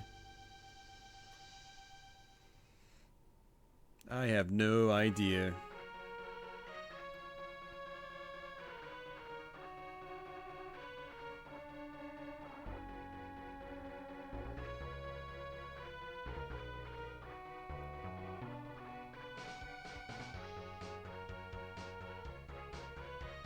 Deadly Gaming, have you ever had a Lynx?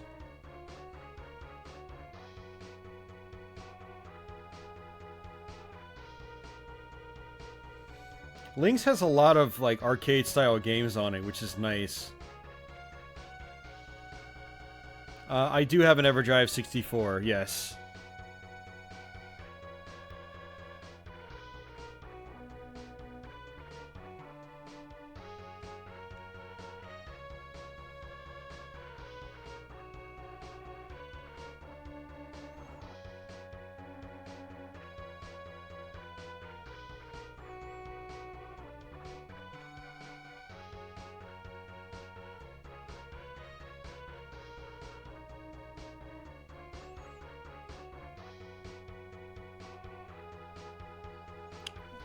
I did, Wayne. It's a little cumbersome right now. I need to get a better ROM set or ROM package, and then I ordered a fast loader cartridge as well. So before I stream it, I'm gonna wait for that cartridge to arrive.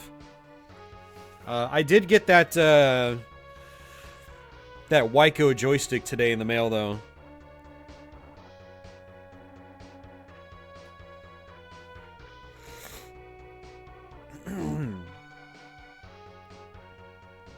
Oh, right on, Deadly Gaming. Well, you got to get yourself a Lynx sometime. It's a nice system. I would recommend a Lynx 2. And if you got some money, you know, do the LCD upgrade.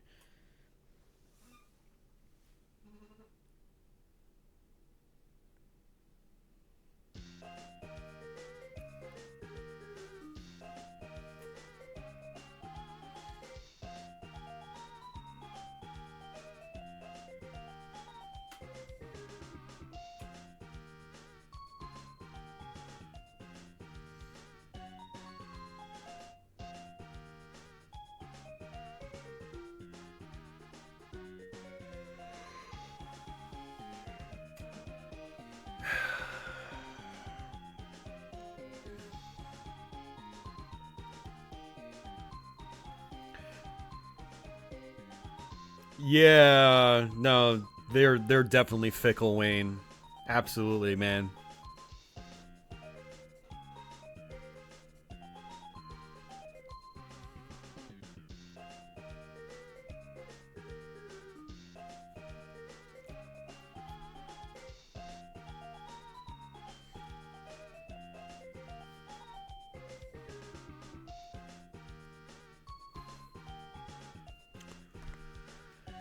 All right, guys, I'm gonna swap out the games, and you guys can sort of guess what the game is. I'm gonna go take a break. I'm gonna grab another slice or two of pizza, grab a monster drink while I'm at it, and then we'll kick off our next game.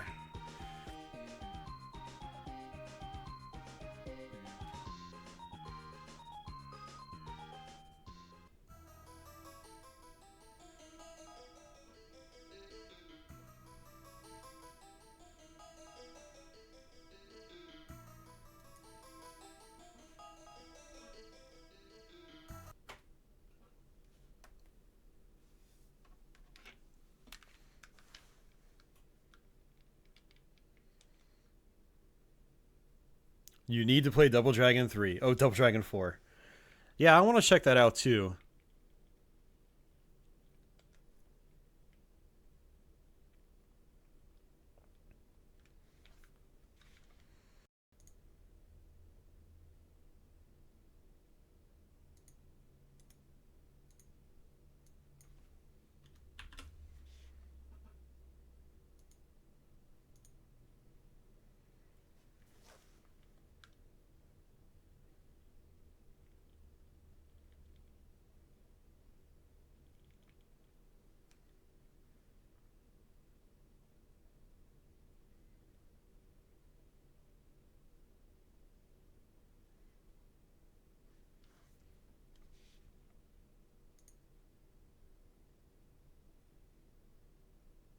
Alright, guys, so I'm going to step away. And, give me like 2 or 3 minutes, and I'll be right back.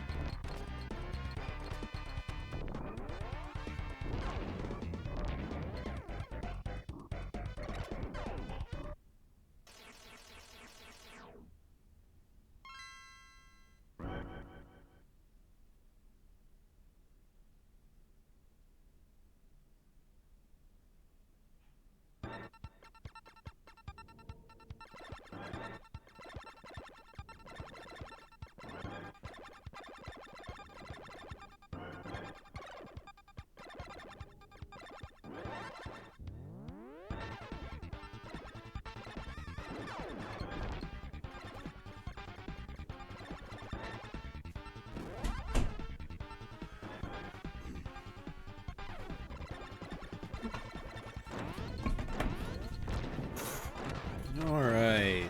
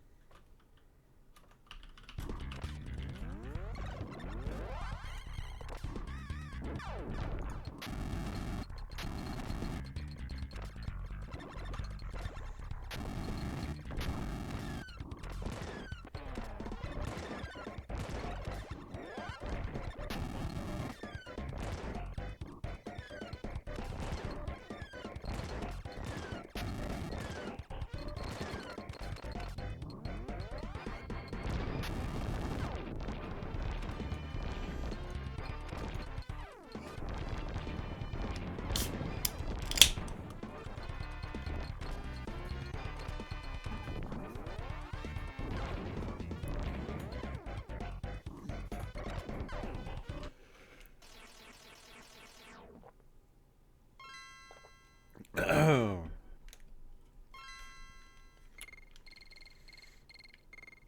I guess we'll slap it on hard like I normally do.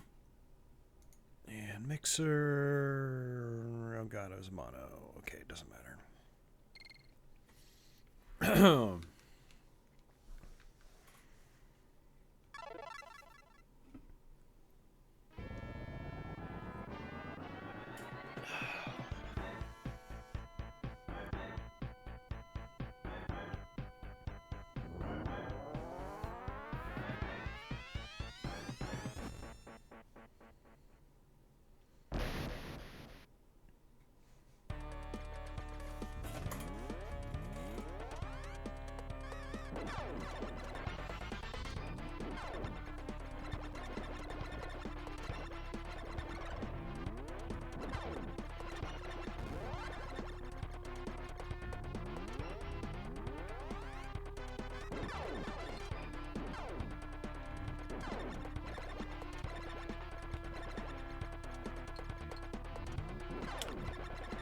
Arioka, yes, I did hear about that.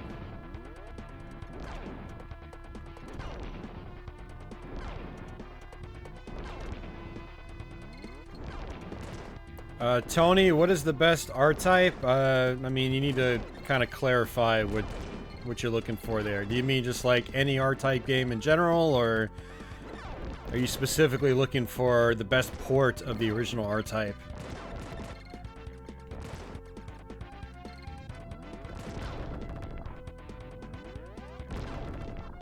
I mean, if you're looking for the best ports of the original R-Type, you're probably looking at the PS1 version on the R-Types compilation.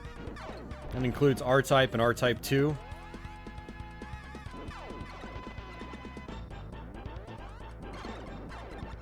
I mean, as far as console ports of the first R-Type, the new PC Engine CD... I'd say the PC Engine CD one's probably... Well... Either the Hue card or the CD version, doesn't really matter. They have some differences.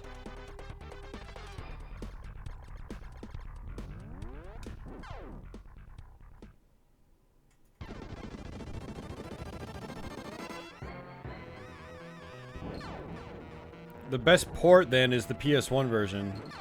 By far.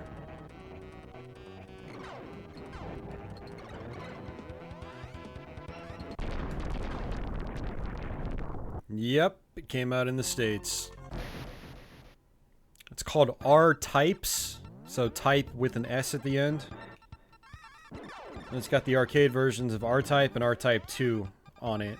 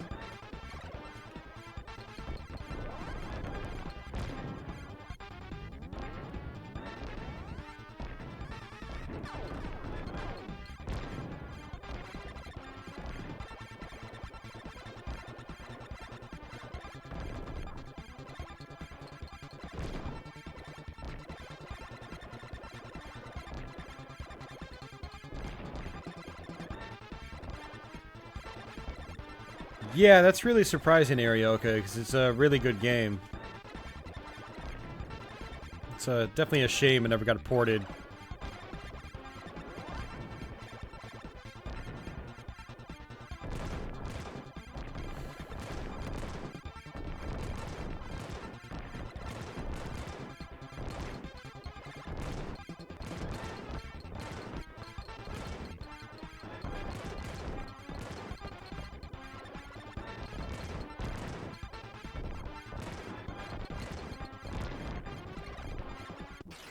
Are you freaking kidding me? Ugh.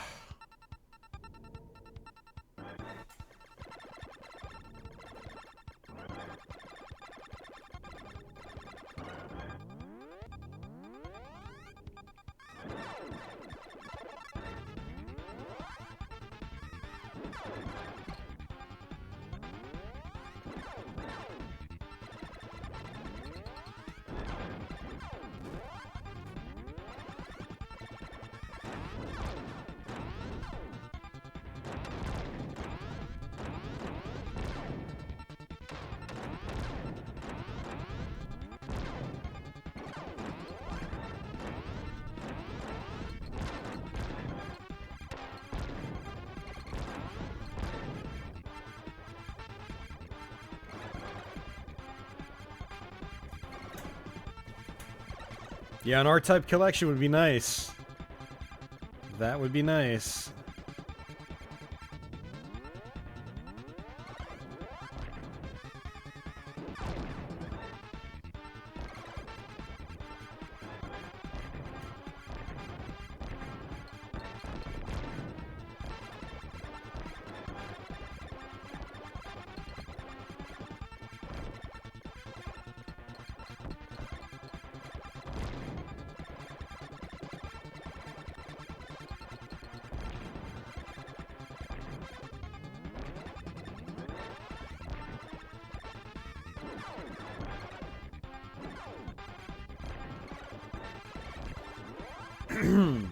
It's actually a little surprising they didn't do R-Type Leo on something like the Saturn, because IRAM did port some of their other games to the Saturn. You know, like Image Fight had a conversion.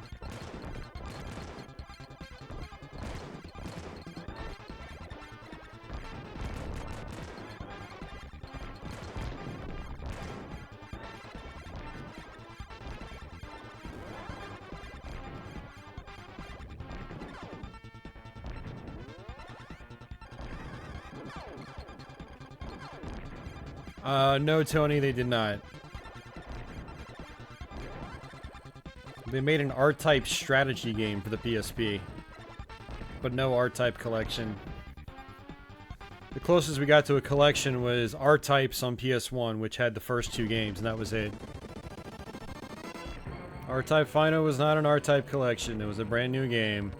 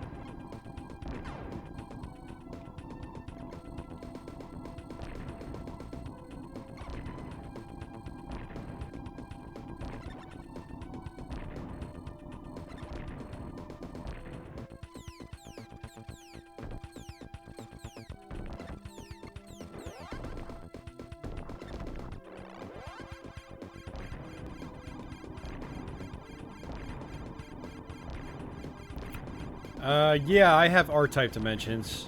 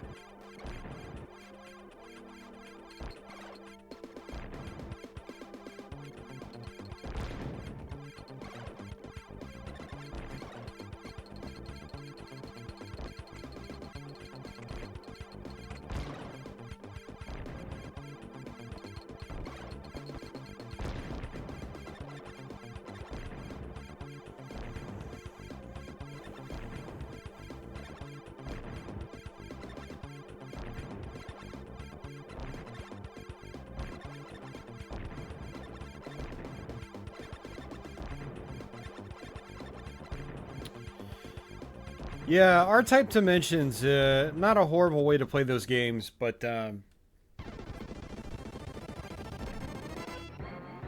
they had to basically rebuild them from the ground up, and so the games are on a different engine. And so they have some quirks that you don't have with, you know, the original arcade games. Like the battleship boss on the first R-type, you can kill it in one hit on pretty much every version except R-type dimensions. Like, it doesn't register, like, the charge shots properly. Either that, or they just gave that boss an insane amount of health in that version of the game. There might have been some weird hit detection issues, too. I don't remember. I'll have to revisit it sometime soon. Yeah, but those little quirks kind of like put me off of it. But it's, I mean, it's cool that it exists.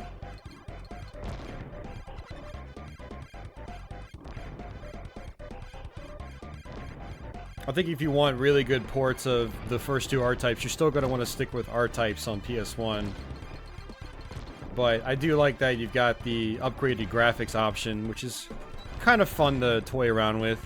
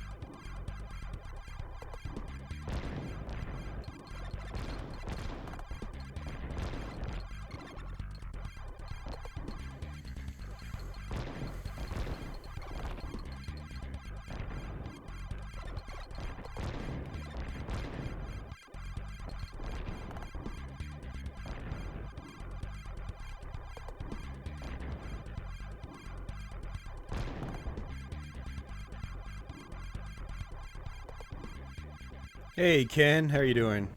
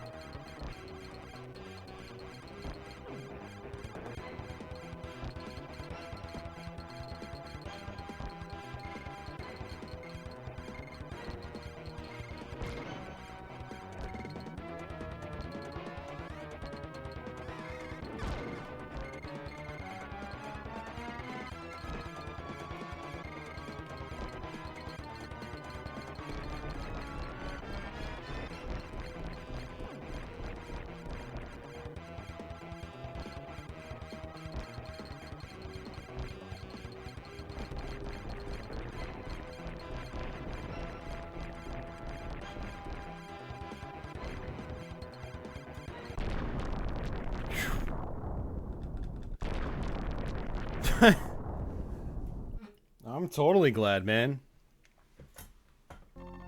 Ugh. It's a shame I don't have the webcam active, but I'm holding my copy in my hands as we speak. Raiding Project, such a good game. And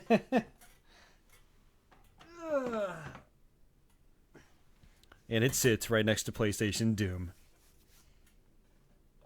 Probably the two greatest long box games ever. Well, on PS1, I mean.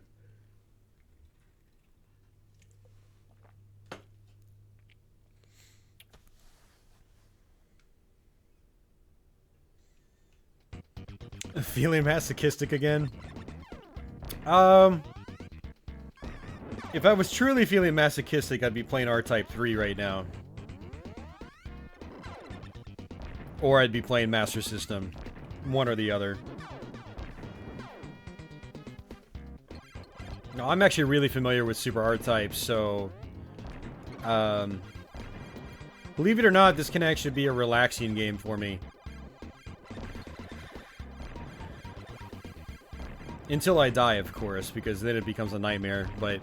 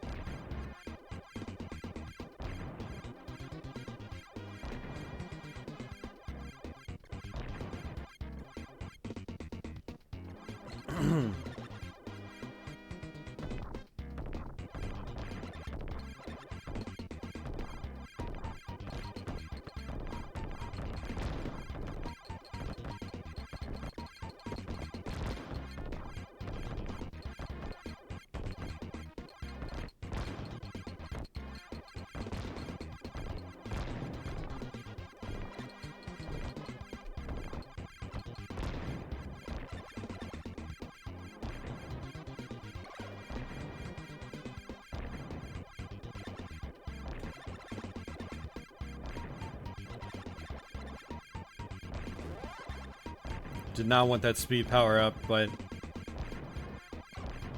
Oh, jeez, there's another one right there. Shoot, man. Well, we're probably gonna end up slamming into a wall because we're way too fast.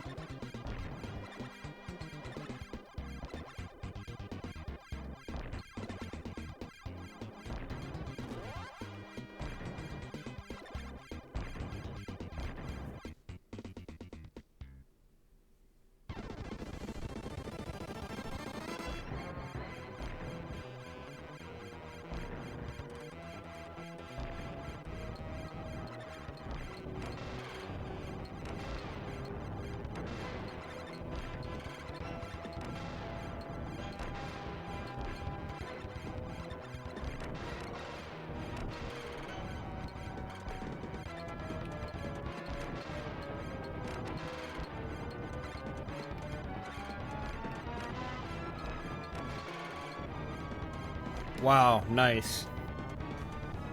That boss always stresses me out. But I mean, having the ring power up is great. I guess it's not really a ring. When I was a kid, I always thought it was like a ring style laser. Look how fast I am. Now this level, it's really difficult to recover if you die.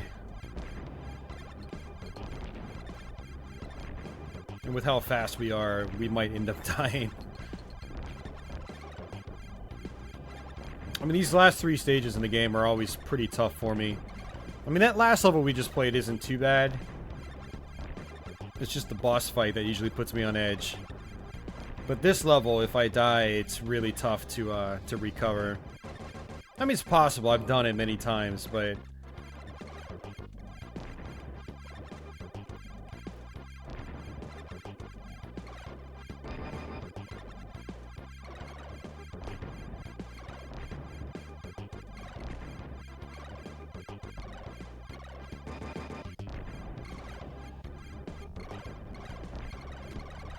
Look at that, we played 2 games in a row now with trash stages. Garbage facility stages.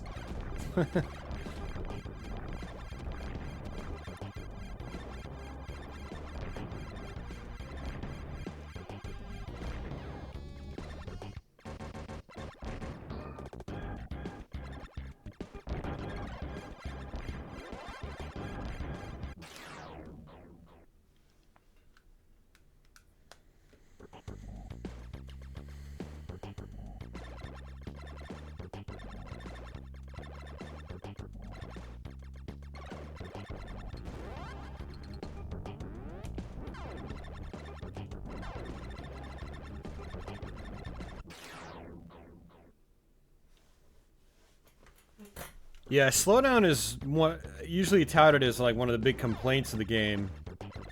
But the reality is it really, really helps you in this game. It really, really helps you. I mean, particularly when you're playing on like hard mode like I am.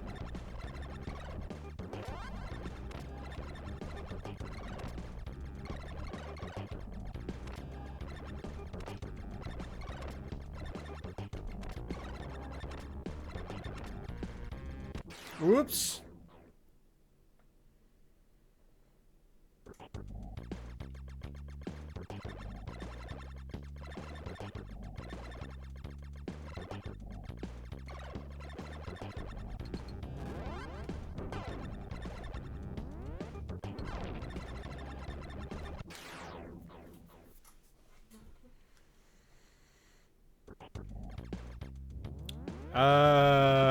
I have played Philosoma. You probably don't want to know my thoughts on an area, okay. Knowing your tastes in shmups.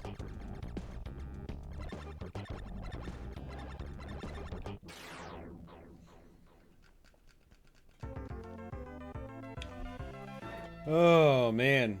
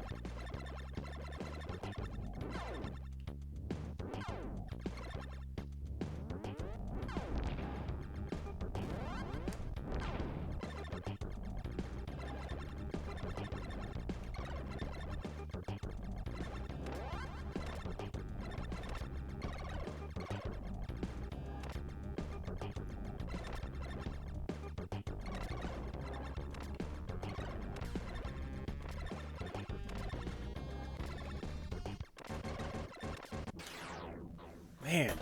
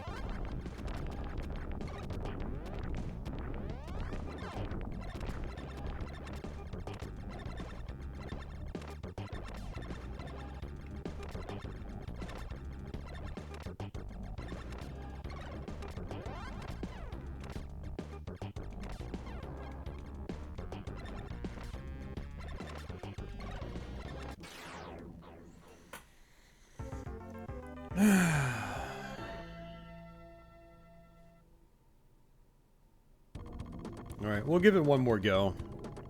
And then after that, we'll switch games.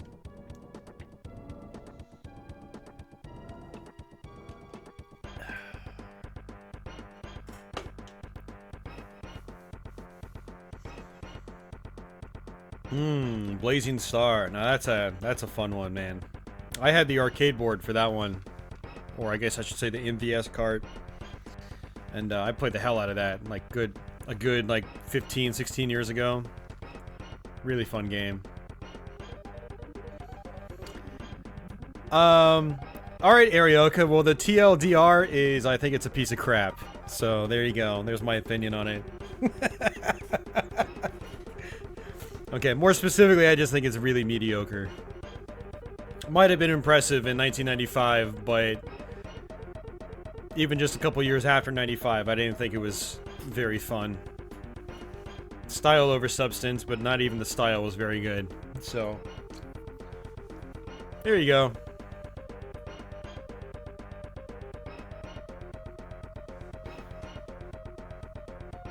Yeah, the term shoot 'em up is kind of like the older school way to say it. And that just sort of like evolved into shmup. And it kind of makes sense it evolved into that term because by the time that term was becoming more like a common thing, shmup, you had lots of other shooter genres as well really taken off, specifically first-person shooters. So, you know, just calling a game a shoot 'em up is kind of misleading. Is it an old school style shooter, or is it a first-person shooter, or is it a, you know, that sort of thing. So,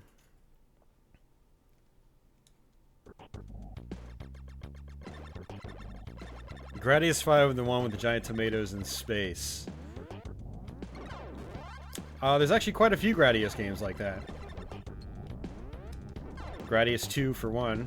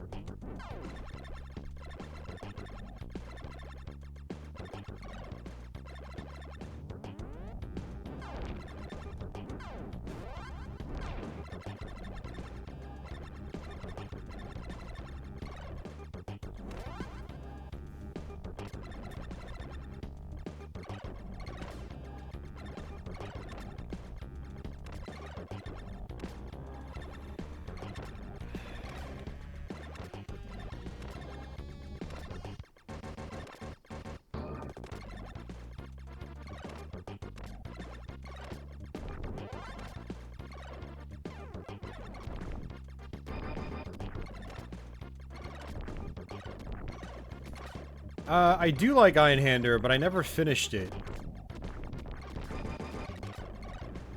Unfortunately, that's one I want to go back to.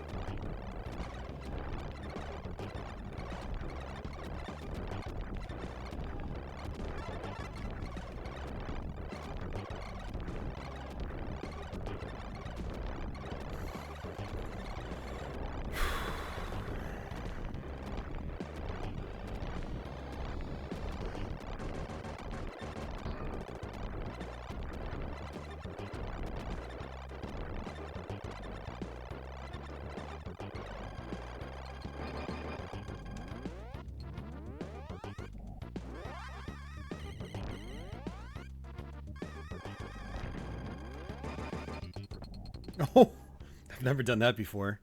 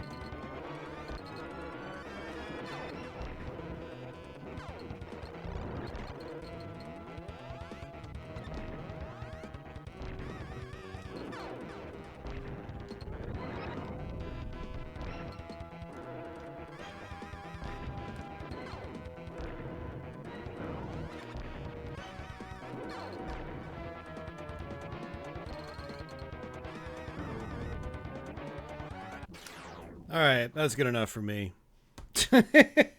we're not doing that whole stage over again. Screw that. Oh man. Oh.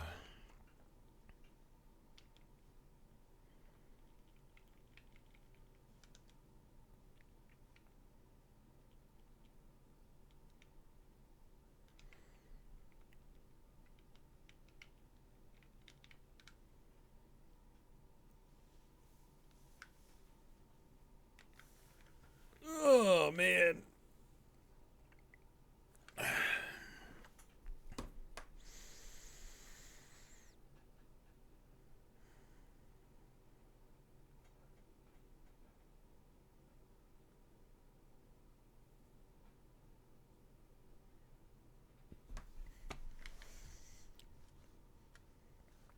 Yeah, that stage is tough. That boss in particular, I really feel like the health on that boss is way too high.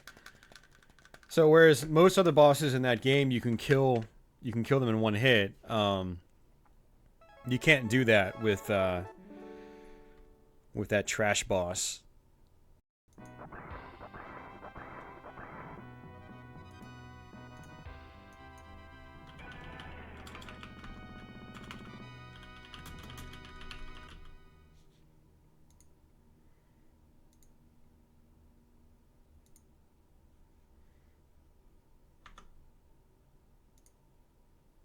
Hey, Jules.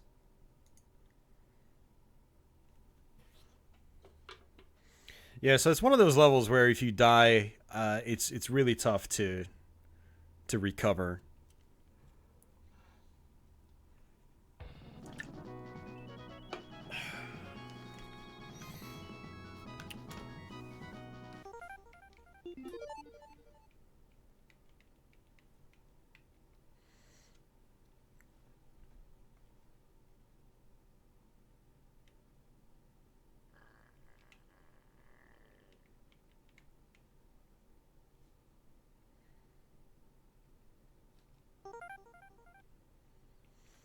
Oh, you're killing me here, Arioka. Killing me, man. Saturn by far. Saturn's number one. Saturn's number one. See, after Saturn, it's tough because each of the platforms skews more towards a specific era of shmups, and from there, it's just dependent on preference. Saturn's got the best of both worlds. You know, it's got all the old school style shooters, you know, the Gradius types of games, it's got the Thunder Force collections, you know, but then it's got the birth of the bullet hell genre, you know, Dodonpachi, stuff like that, Radiant Silver Gun. PS2 is geared more towards your bullet hells, as is Dreamcast, Xbox 360. Yeah, the SNES, Genesis, TurboGrafx, they're obviously geared more towards those 16-bit shooters, which were much less bullet hell oriented. And then the NES is just kind of in its own ballpark. But yeah, Saturn is like the best shooter system pretty much ever. Hey Andy, no need to knock a genre you don't personally care for. If you want to be like that, go somewhere else. Or just keep it to yourself.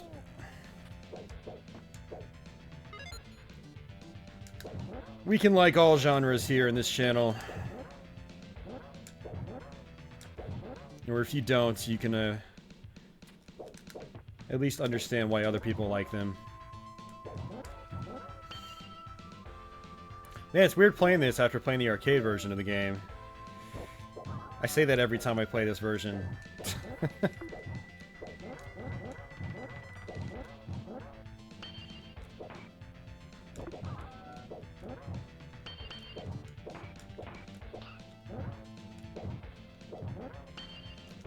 Oh, I was trying to save that for the boss. Yeah, I really don't like listing things like that in order, like, what's the best? I'm not like a top 10 list kind of guy, you know? For me, it really depends on what kind of mood I'm in.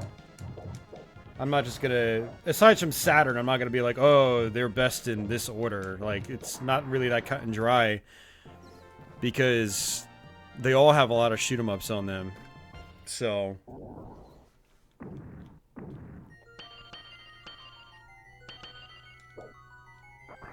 I mean, I think a lot of people don't even realize the PS2's got a ton of shmups. A lot of them are, you know, Japanese exclusive, but it's got a lot.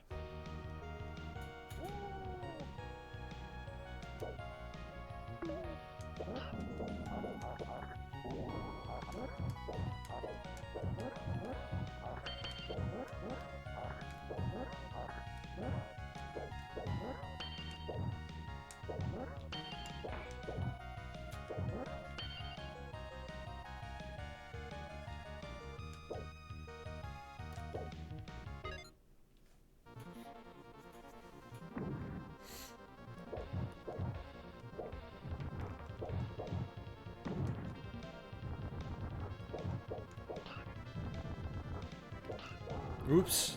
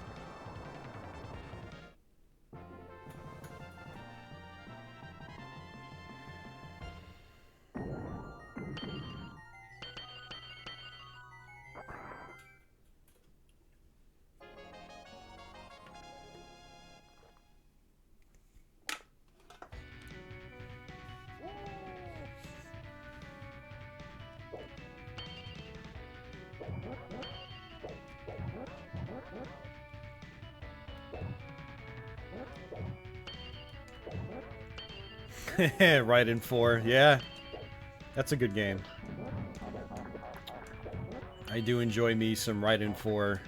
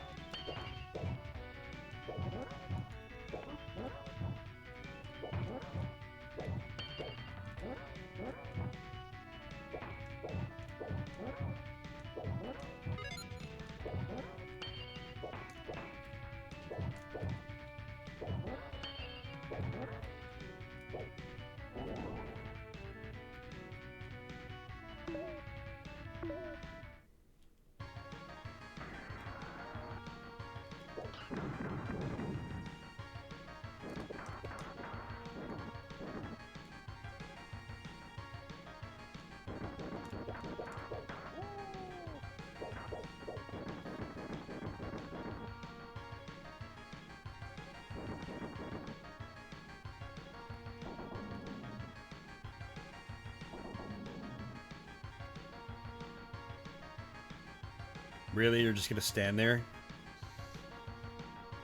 I'm pretty sure in the arcade version he's always moving, no matter what.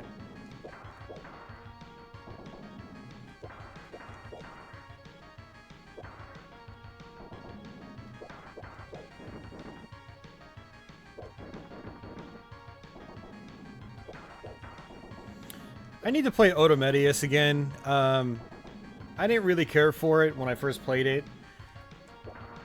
You know, I bought it right when it came out. But back then, I was also still playing my 360 on my old standard def CRT. You know, I didn't go HD until like 2011 or 2012. No, I think it was like 2012. And when I went HD, it was still on a 4x3 HD CRT. So I didn't go true HD with the modern widescreen display until 2013. Around the same time I got my Xbox One, actually.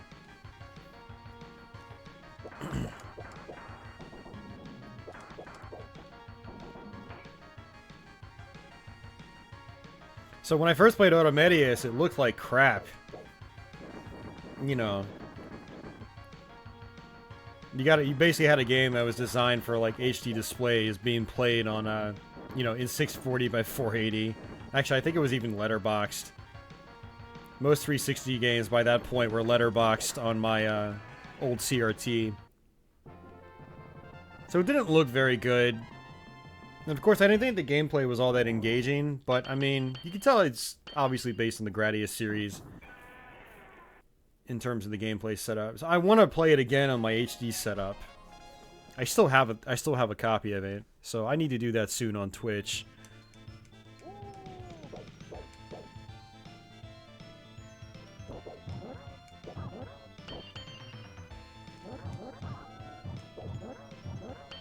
It's the thing about games like that, where like I didn't enjoy them that much when they first came out, but chances are there was a good reason for that. Or, you know, maybe I just need to play them again. You know, some games I might not like the first time I play them, but when I go back to them at like a later date, oftentimes several years later, like just something clicks and I enjoy them. So maybe Otomedius will be like that and I'll enjoy it.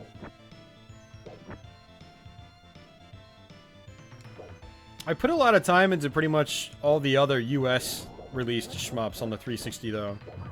Like Akai Katana, Death Smiles, Raiden 4, Raiden Fighters Aces, you know, things like that. At least physical disc. Games on physical disc. There was a lot of download stuff I did buy, but I didn't put much time into. Like Strania and King of Fighters Sky Stage and Trouble Witches Neo.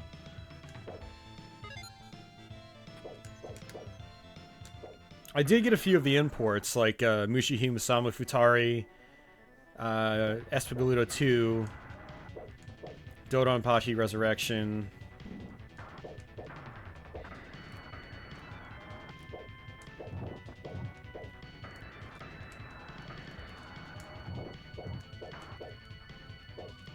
Where's the third head?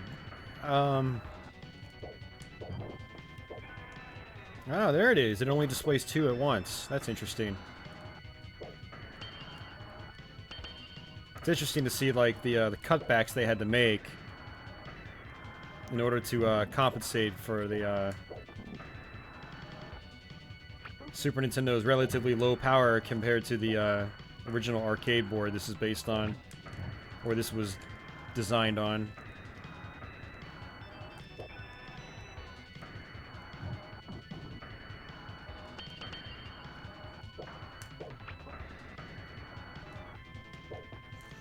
I absolutely love CPS-1 games, which is the arcade hardware that this was made on. They're so colorful. A lot of stuff going on. To me, that's like the pinnacle of like 16-bit gaming. That CPS-1 arcade stuff.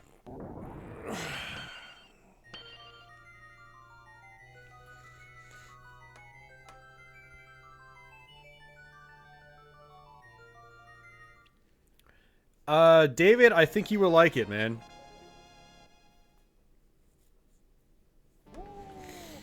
If you play a lot of NES, it's totally worth it. Especially if you want to play your NES on an HD TV with very little to no input lag.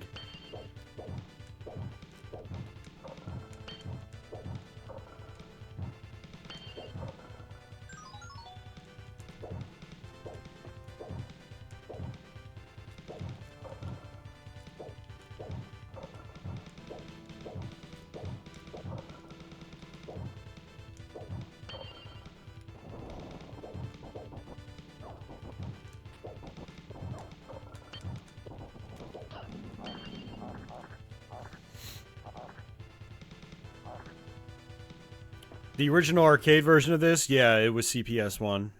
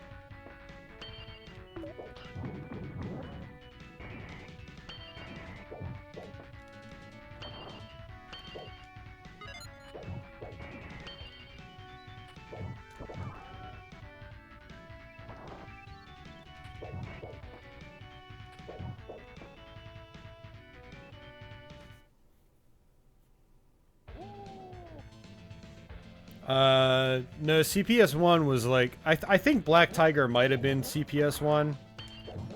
Like, very, very early CPS-1. But CPS-1 was like Ghouls and Ghosts, not Ghosts and Goblins. Ghouls and Ghosts, Forgotten Worlds, Knights of the Round, Street Fighter 2, Punisher, you know, things like that. Captain Commando, Mega Man Power Fighters, Final Fight.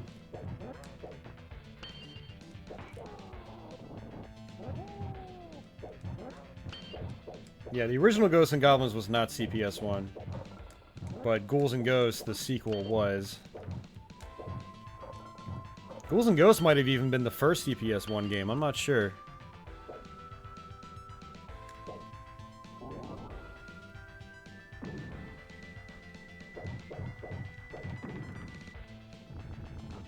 Yeah, Black Tiger actually might not have been CPS-1. Or it might have.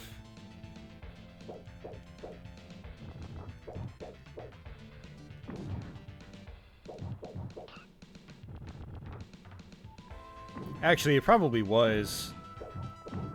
Now that I think about it, you listen to like the sounds and it's the general animation of the sprites and whatnot. It's just the sprites are just kind of like gimpy compared to like the chunkier sprites you see in other CPS-1 games. You know, like Final Fight. Nope, no, the original King of Dragons was CPS 1.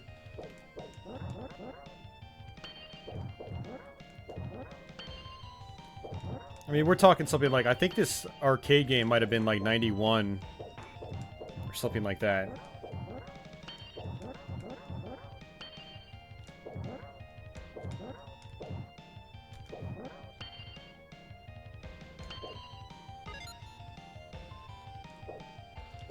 Nah, it's not that confusing, man. It's pretty straightforward, actually. You've got different generations of hardware. Just like you've got different generations of game consoles. It's the same kind of thing, basically. Will I be doing a MAME stream? Probably not. My computer's not that great, unfortunately, so...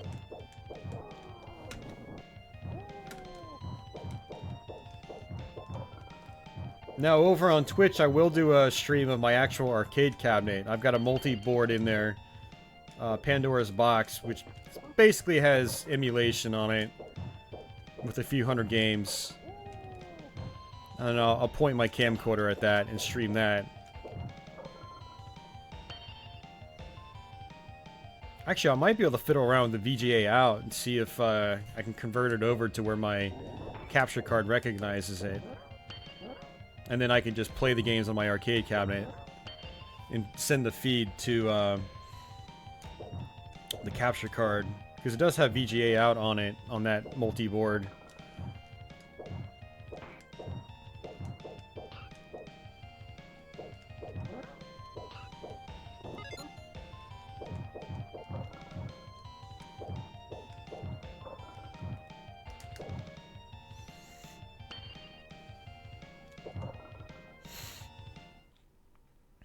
If I still had a previous... If I had a RGB modded NES, would I buy the AVS?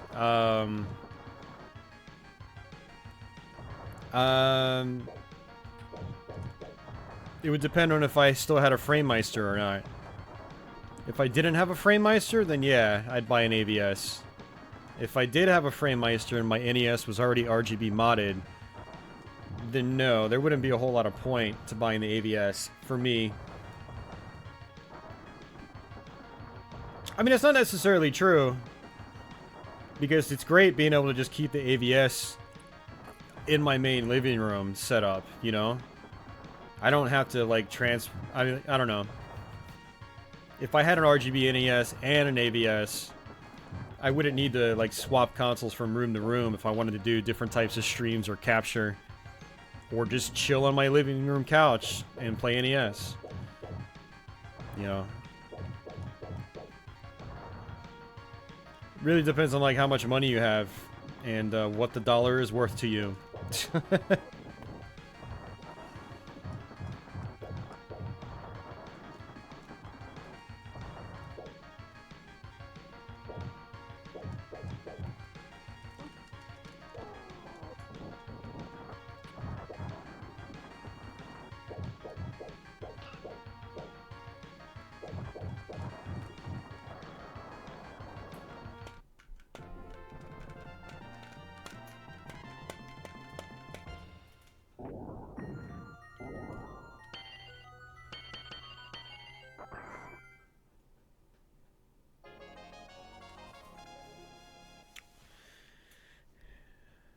I'm surprised Black Tiger wasn't at least ported to something like the Super Nintendo or Genesis.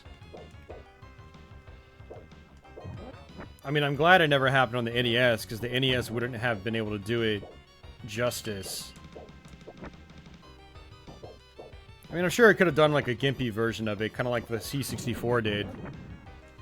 But it would have been nice to see a close to arcade perfect version on like the Genesis. Or at least like a respectable enough port to where it turned out like, I don't know, Forgotten Worlds on the Genesis or something like that. Like, not perfect, but still fun. Still respectable.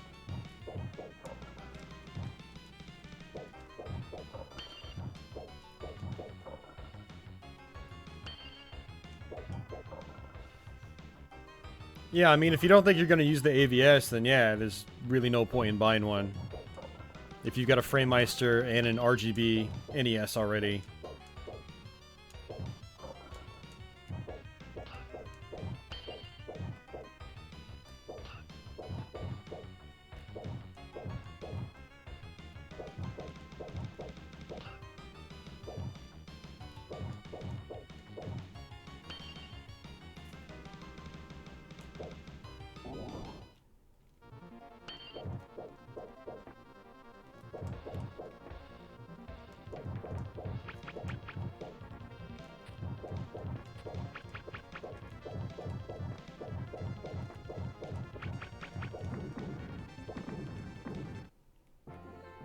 Yep.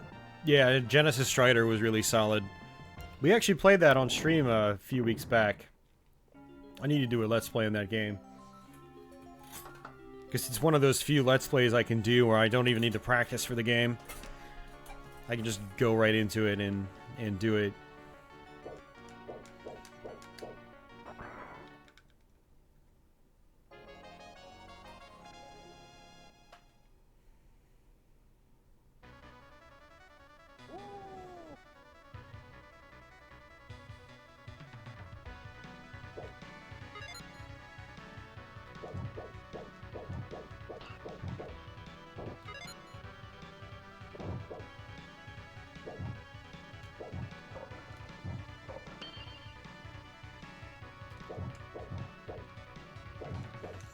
Yeah, I don't see why the Genesis or Super Nintendo couldn't have a perfect port of Black Tiger. I mean, I don't even think that game has parallax scrolling. I think it's just static backgrounds. So, I mean, now that I think of it, if they really like put effort into an NES version, they probably could have done a relatively respectable version on that system too. You know, and it probably would have made a lot more sense given the NES's popularity. But Genesis and Super Nintendo, yeah, I think they totally could have done a perfect port.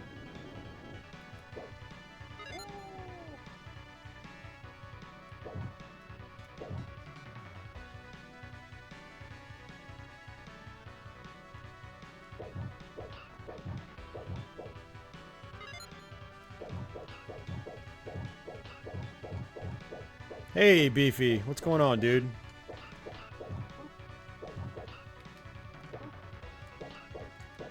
Trying to block and it's not letting me.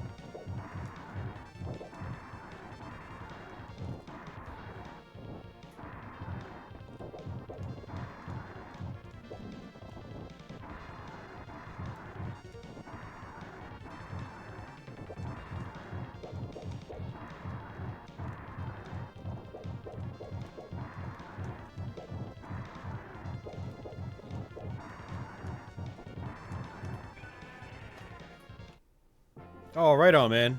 How many more hours till you get off, dude?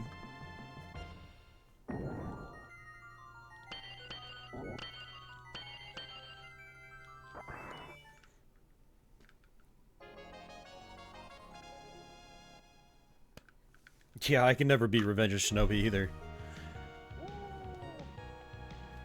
Yeah, I'm really glad that in many cases they just went for the brand new game approach when porting games from the arcade to the NES.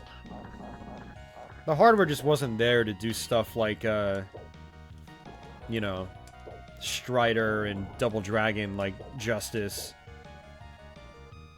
Ninja Gaiden. Ninja Gaiden especially, man.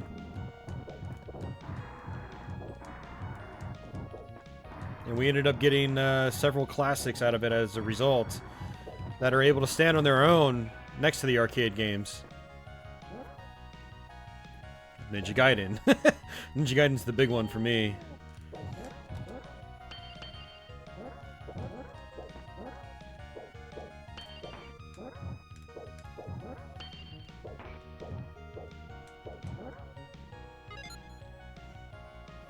I've seen some of them, Arioka, and, you know, when the day comes that I finally get an X68000, I'm looking forward to trying them out.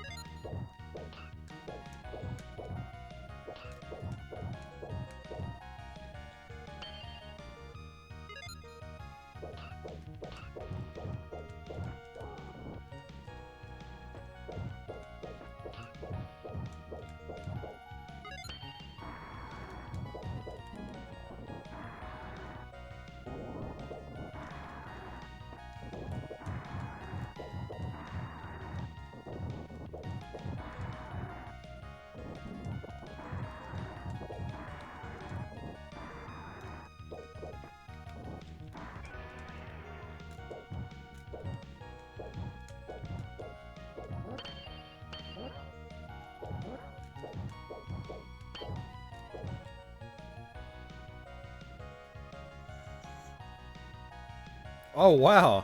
Well, congrats, Paul. That's always a nice achievement there. Ninja Gaiden on the NES. It's not an easy game to get through in your first try, or your first time playing it, or your first time actually making it through the game. I mean, it took me a long time to be able to beat that game when I was a kid.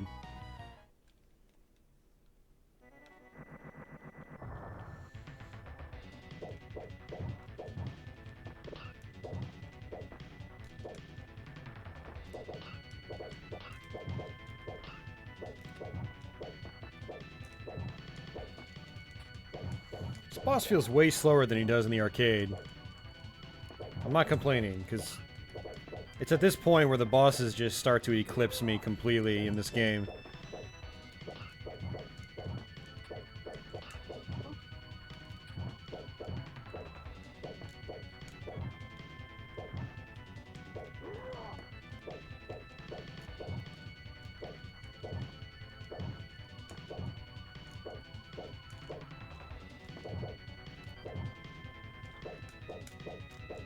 Bam, got it. Yeah, there were a lot of lazy ports like that on platforms like the Amiga, unfortunately.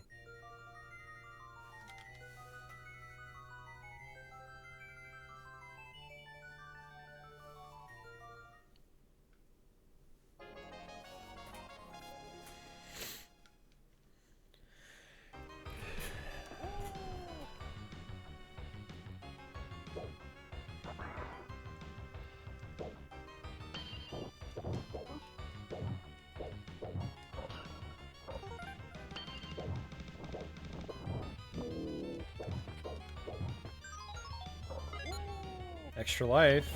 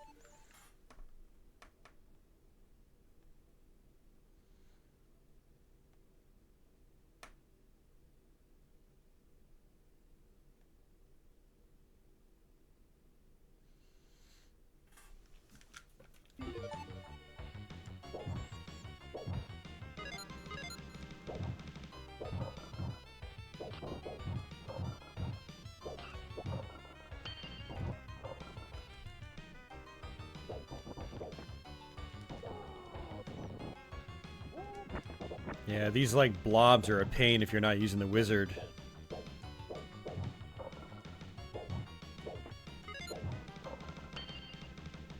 The wizard's attack will kill them even when they're on the ground. But with most of the other characters, you have to wait for them to hop up into the air.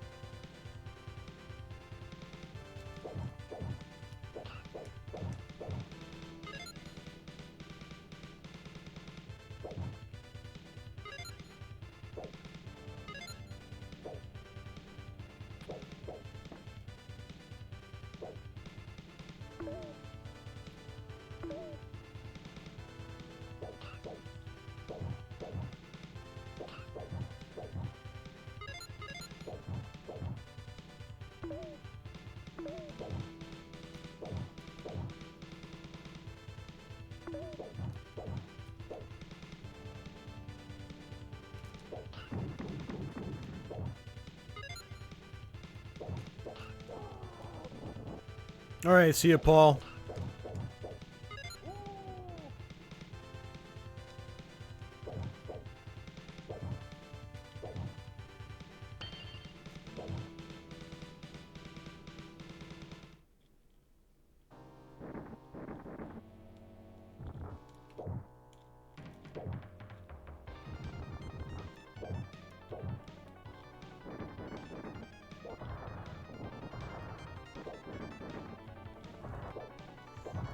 Oh, by the way, funny we mentioned Black Tiger. This boss is modeled after one of the bosses in Black Tiger.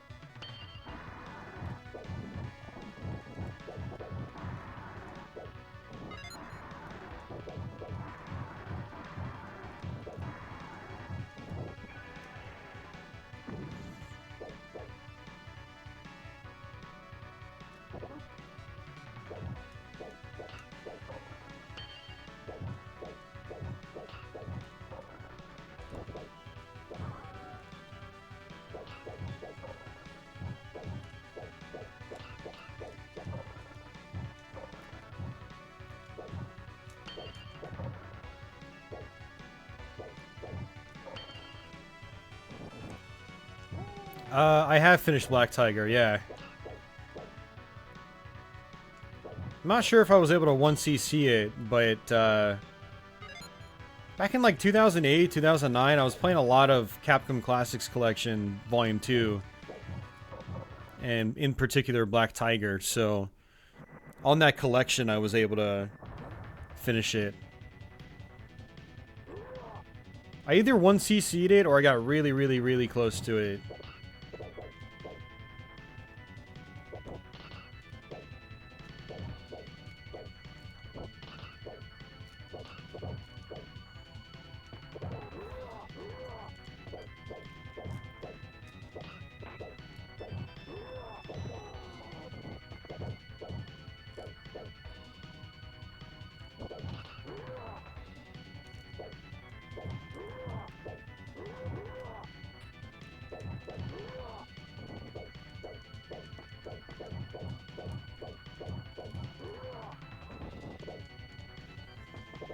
Yeah, this is one of the toughest bosses for me. I never figured out the pattern.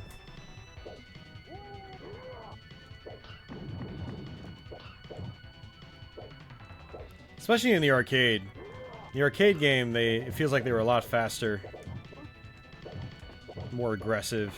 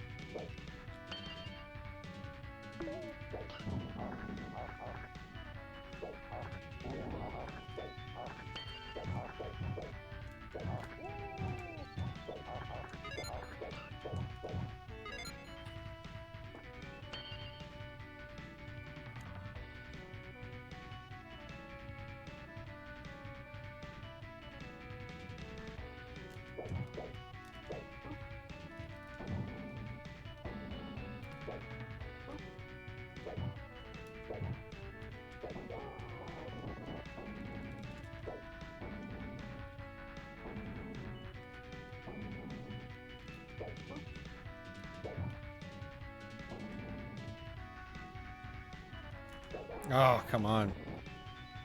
This guy's a lot easier if you have, like, the elf or the wizard.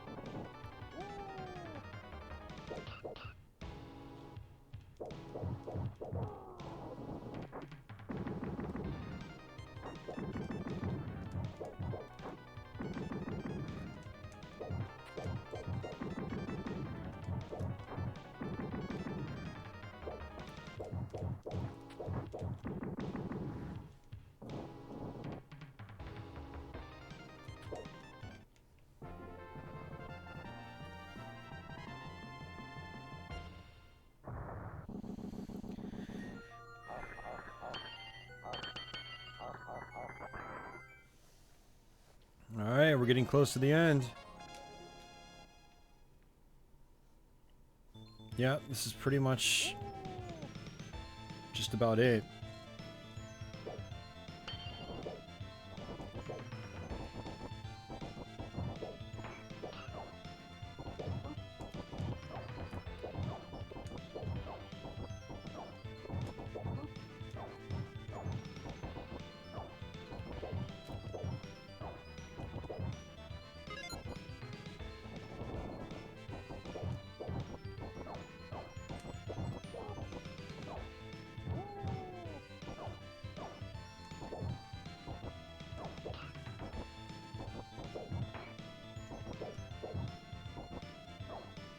Not yet, Ken. Not yet. We might not even be able to beat the final boss, because he's a major pain in the ass.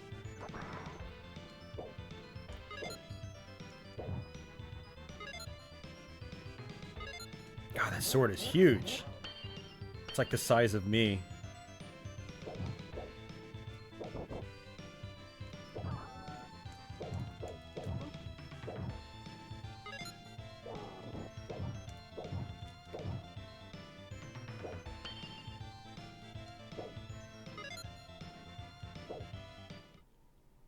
I think it's the flying dragon again.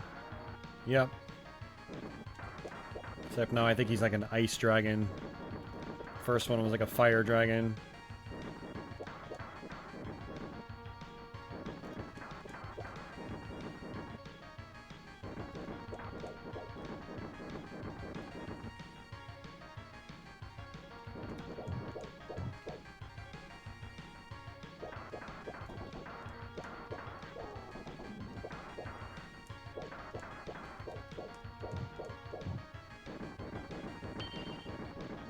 Matthew's back. Welcome back.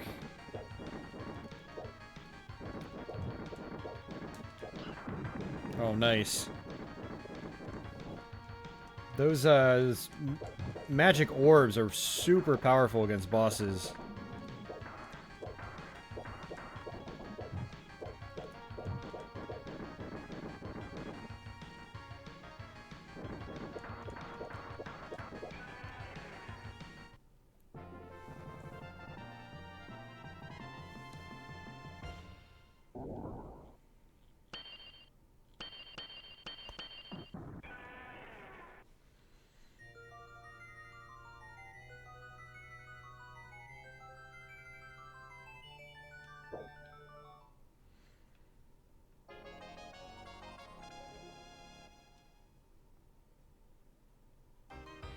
Oh, that's right. There's this level. I completely forgot about this stage.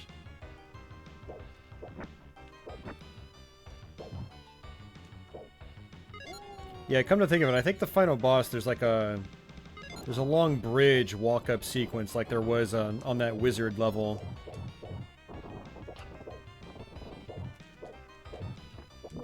These mummies are such a pain with the close-ranged guys.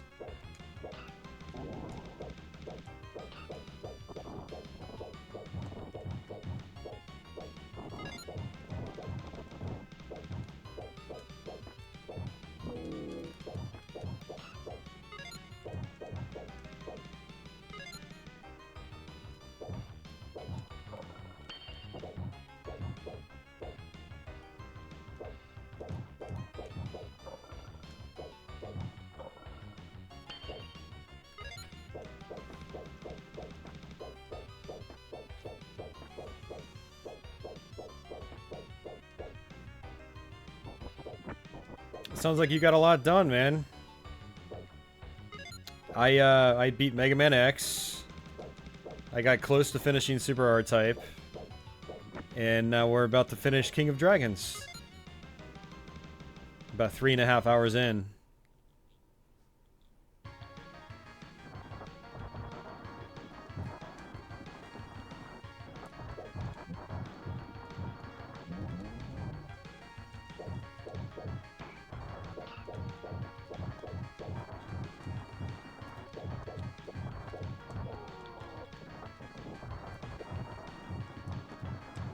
Oh, I still got hit.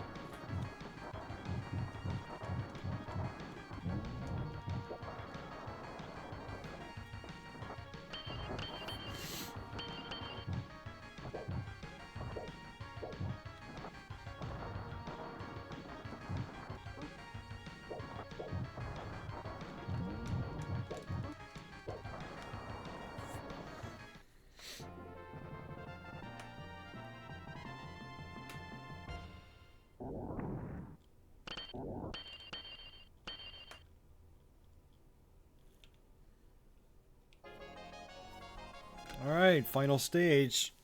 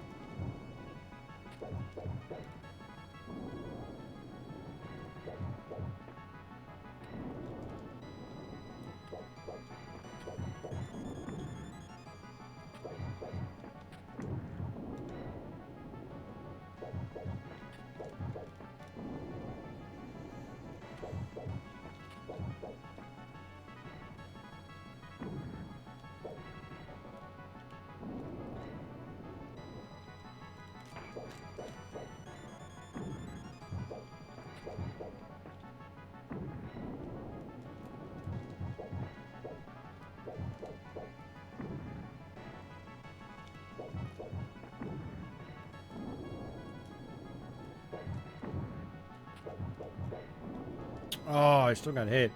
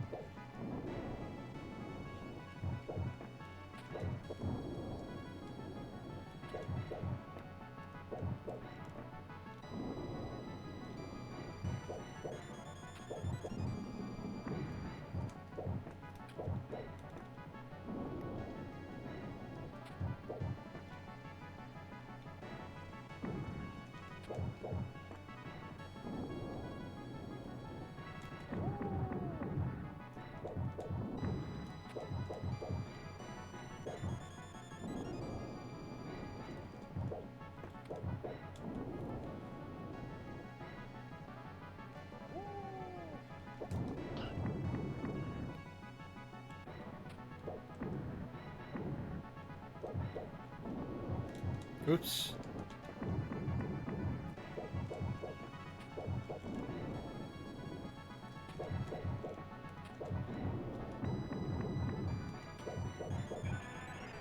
Very nice. Well, we managed to finish the game. So in the console version, you get limited continues, and it looks like you can earn one free continue. There might be ways to earn more.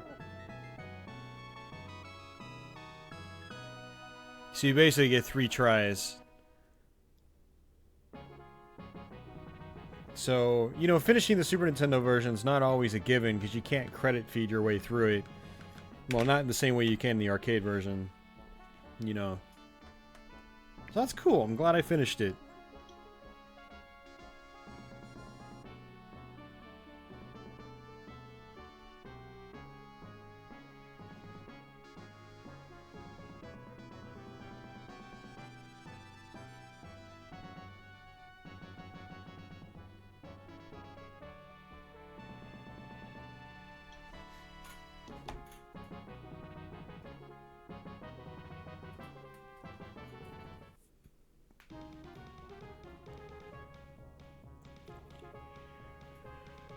Ugh.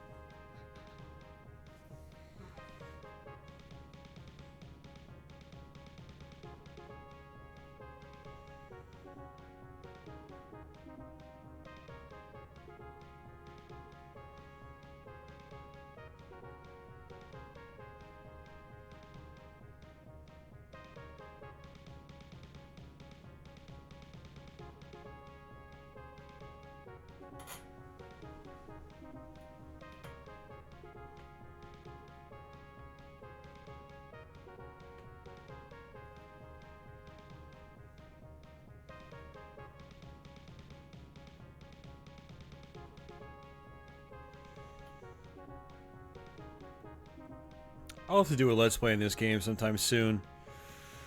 I need to get my Let's Play list ironed out. I haven't really been adhering to it in the last month or so.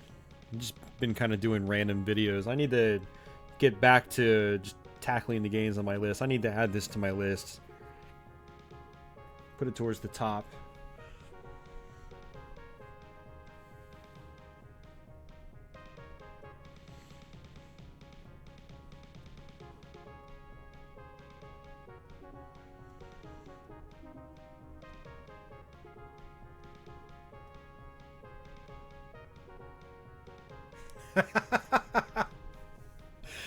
R-Type is pretty hard, man. It takes a lot of practice. Pretty much regardless of which version you're playing. The Master System version is actually really faithful to the arcade version in terms of like enemy placements and layouts and so forth, and the amount of bullets on screen. So yeah, you could probably imagine how difficult the arcade game is.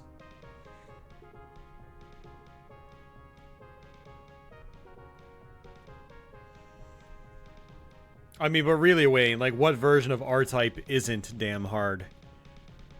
I mean, that's the R-Type series for you. It's a lot of people have a love-hate relationship with it because it is so hard.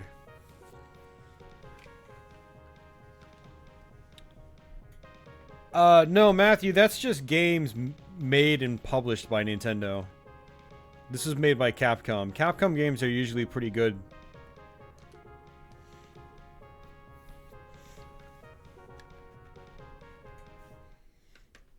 And it depends on the game, too. Like, if it's a game that Nintendo published, yet somebody else developed, like Donkey Kong Country or Killer Instinct, then those don't usually get claimed either.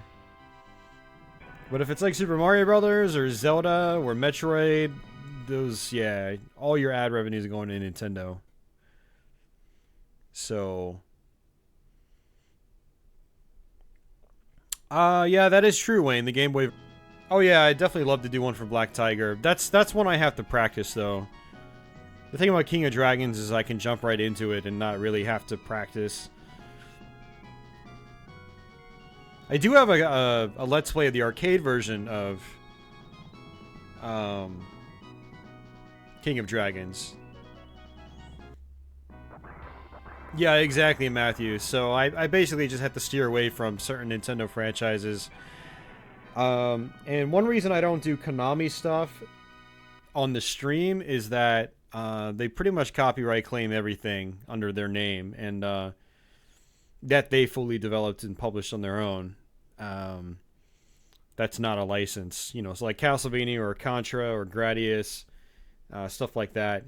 I can counter the Konami claims, which is why you'll still see me do Konami Let's Plays, because I can always get out of the copyright claim, but not with Nintendo. Nintendo, you either give them your money all the way, or you sign up for the Nintendo Creators Program and still give them most of your money. It's just not worth dealing with Nintendo on YouTube. Unless you're like a partner channel, like you're under a multi-channel network or something like that. But sort of doing the whole YouTube thing, going on my own, it's not worth dealing with Nintendo.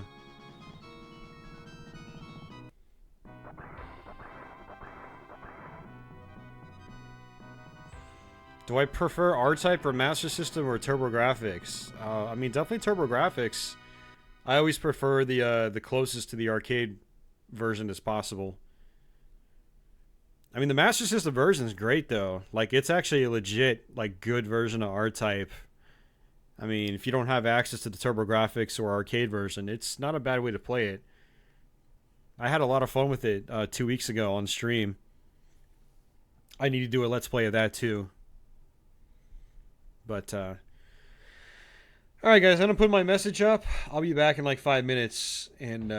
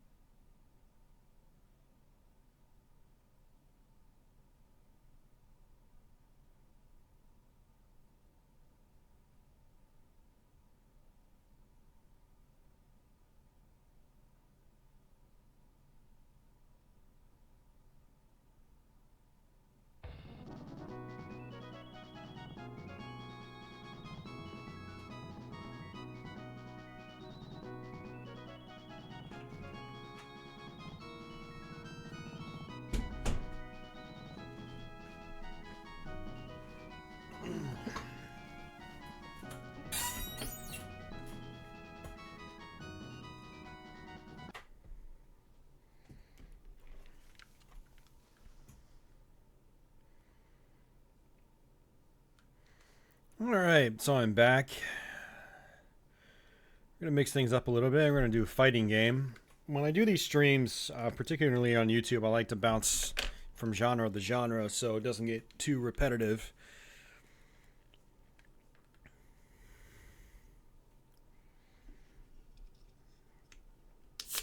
And then after this, we'll probably go back to a platformer.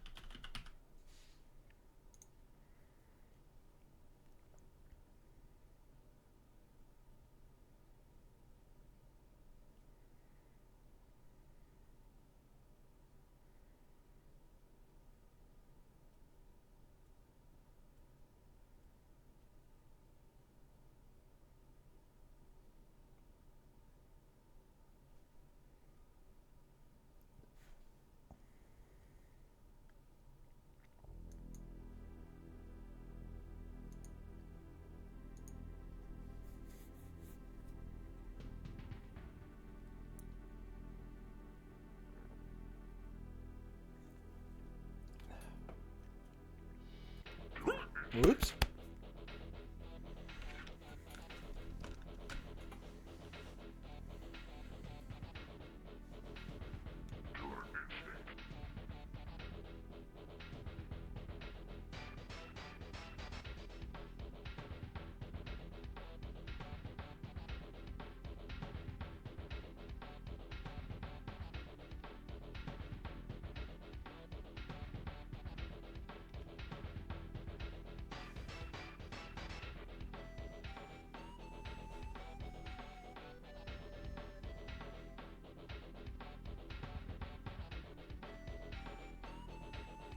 The killer instinct. F yeah.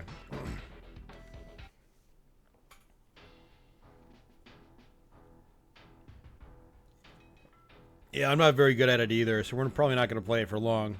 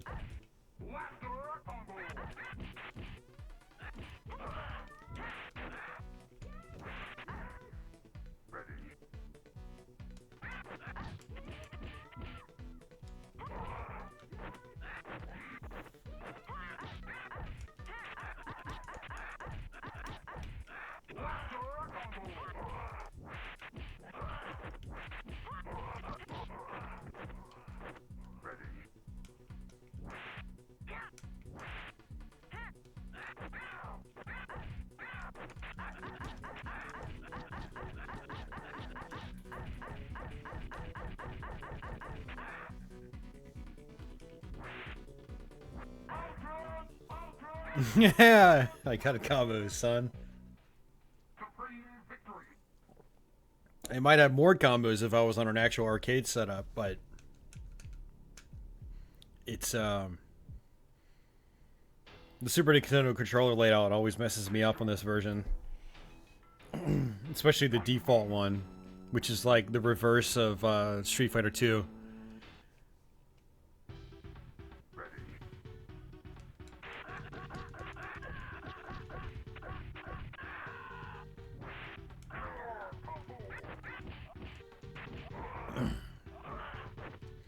Really, Wayne? That's actually really good news, man. Rare replay is awesome.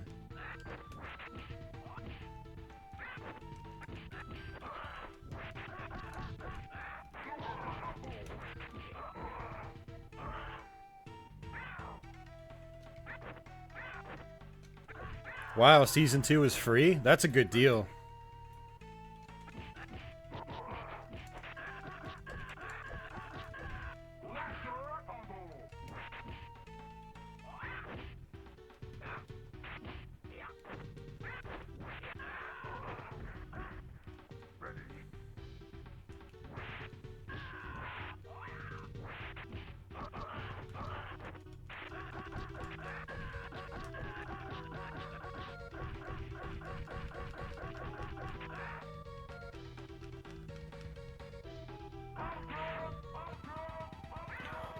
Well, if you get it, Wayne, let me know how it works out for you. I mean, it's pretty expensive, so... I forgot what the specs were on it, but...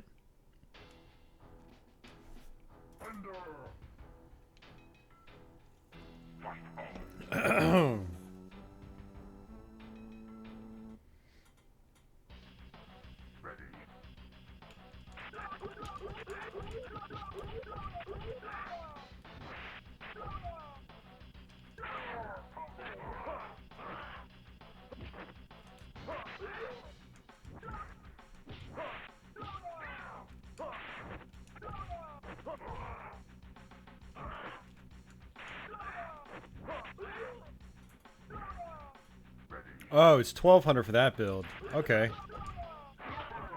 What's the processor on that one? I did not get Definitive Edition because I already had Seasons 1 through 3. So there's no point in me buying the Definitive Edition. Because I think all it is just all the seasons combined. And I've already got the arcade versions as well on Xbox One.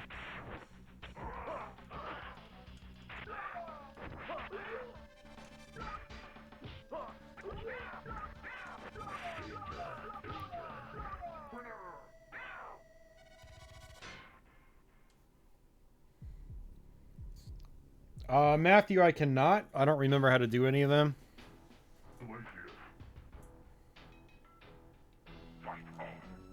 You know, what's funny about Killer Instinct is as much as I played it, I didn't learn, like, all the fatalities and stuff like that like I did with Mortal Kombat.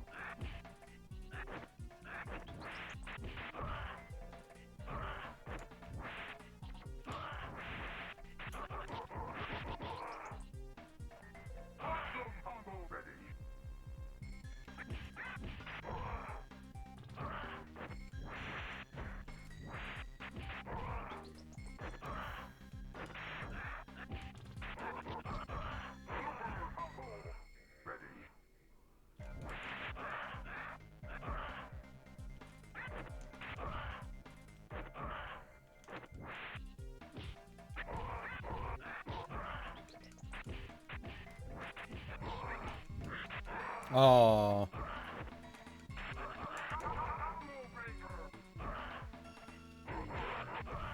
I'm not sure if they're making Season 4.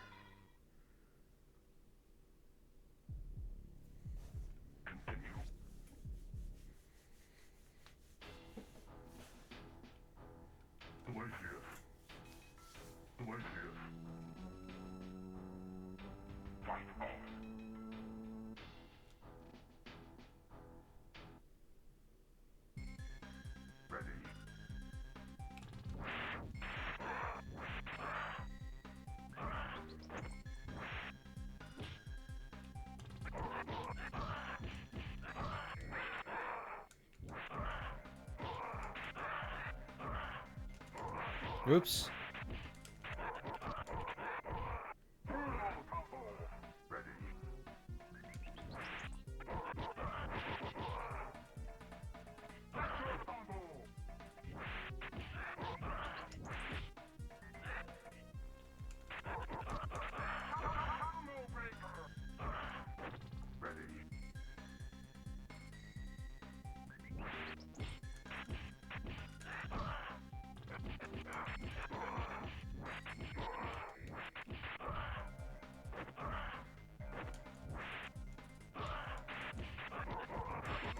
Damn.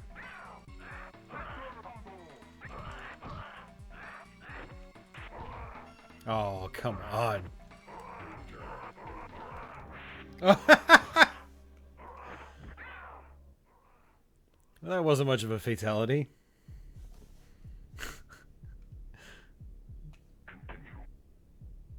Ice Dude gets poked with an ice pick. It's so violent.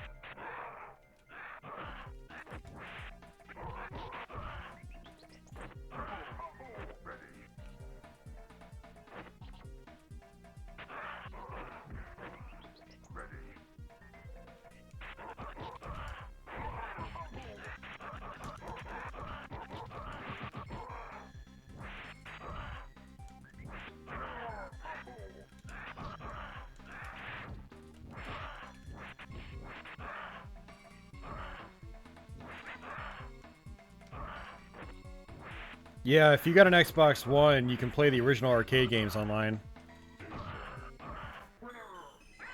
You have to buy the Ultra editions of Killer Instinct, the new one, seasons 1 and 2.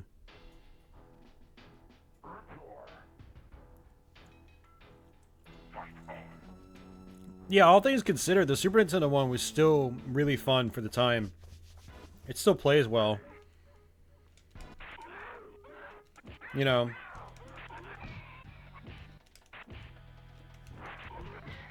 It was a respectable way to play the game at home.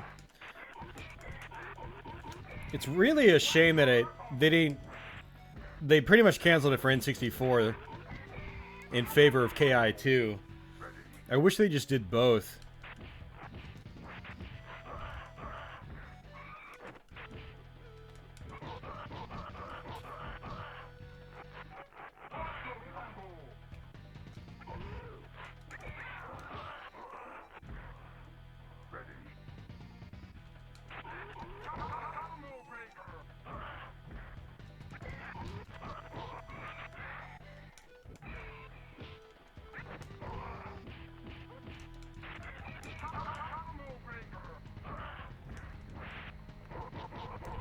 Oh, come on.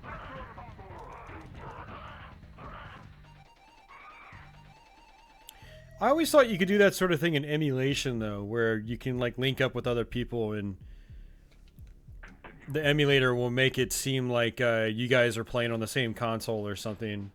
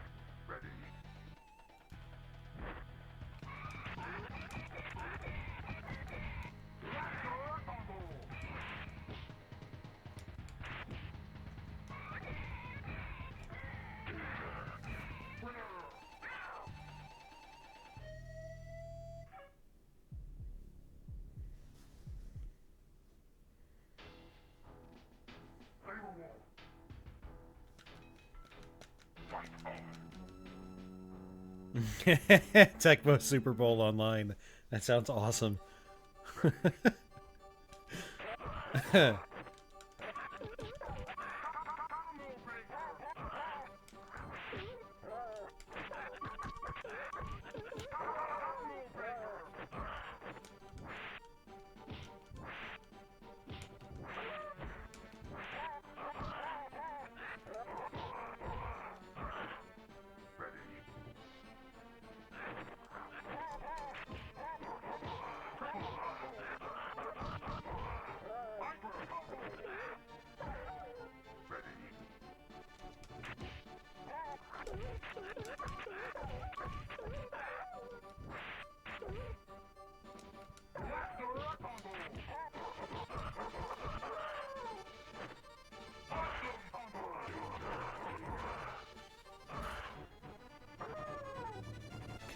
Yeah, part of it, Ken, is if you're doing the same combo over and over, which is what I typically do. So, you know, the game rewards you if you know how to mix up your combos the farther you get in the game.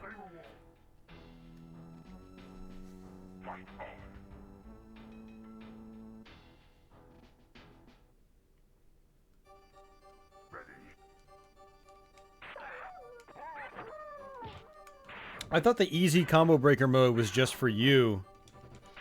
Doesn't really affect how fast the AI breaks your combos.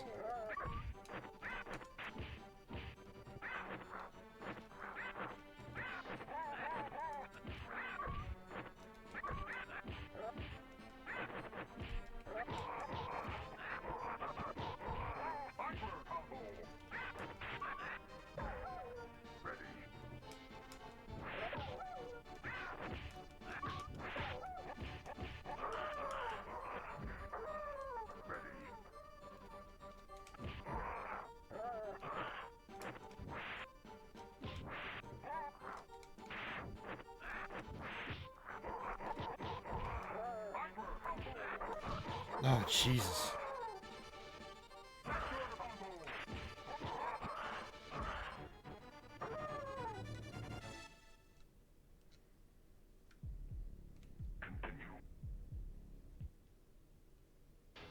Alright, if I switch up, does it start us at the beginning? No, it does not. Okay. There's one fighting game I played recently. Oh, it was Street Fighter Alpha 3, that's right. I got like 3/4 of the way. No, not even 3/4 of the way. I think I was like at the second to last match in the game. Switched characters, and it restarted me all the way back to the beginning. I was like, you gotta be kidding me.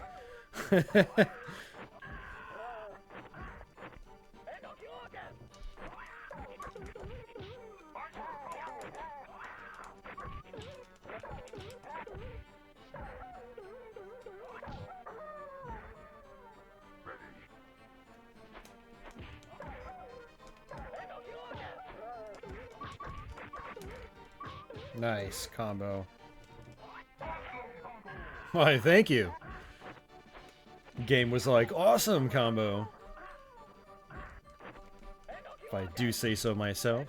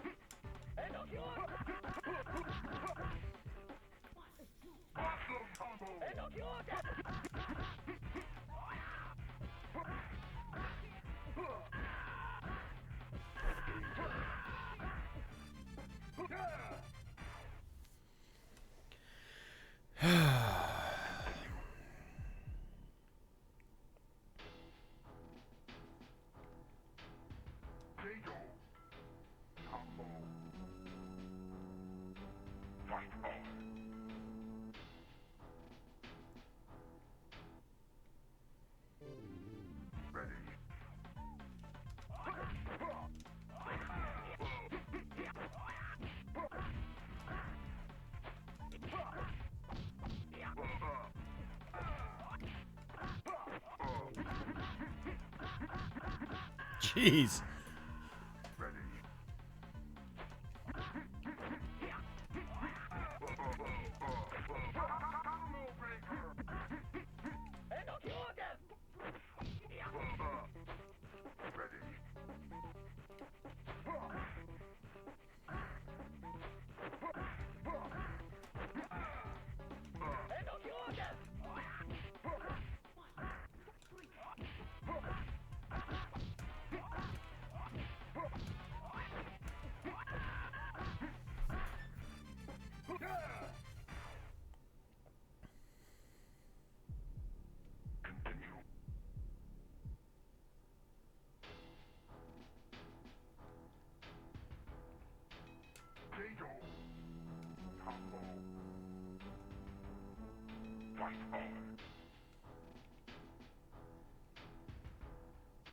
Did you ever play the later Street Fighters with the speed settings? Starting with, well, obviously Turbo on the Super Nintendo. Champion Edition on the Genesis. You can speed them up.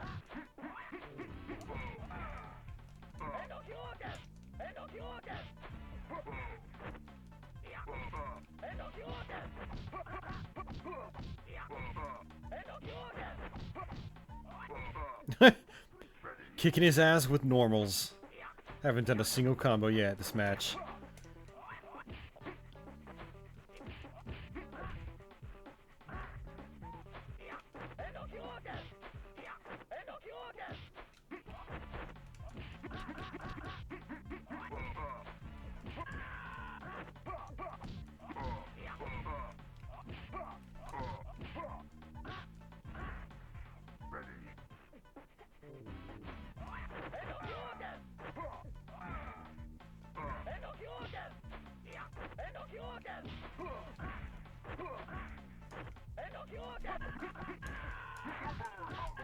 Oh, jeez.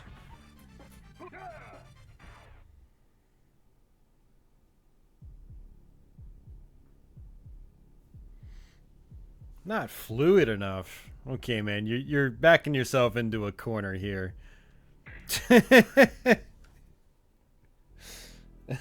Backing yourself into a corner. I mean, it's okay to not like it, but it sounds like you're just coming up with excuses to not like it. And I thought Street Fighter was very fluid. It's like the granddaddy of the genre. And there's a reason people still play it today, like even competitively. Because it's still a great game. Alright, we're gonna switch games.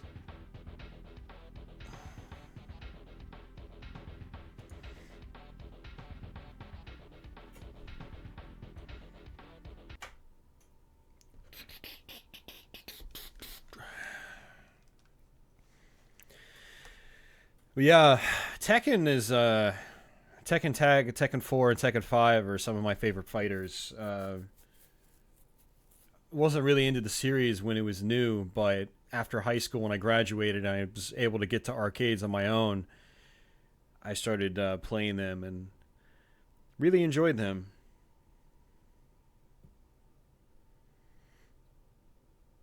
Street Fighter Alpha 2. We could play some Alpha 2 right now. I just did a Let's Play on it, though. I have the cartridge right behind me.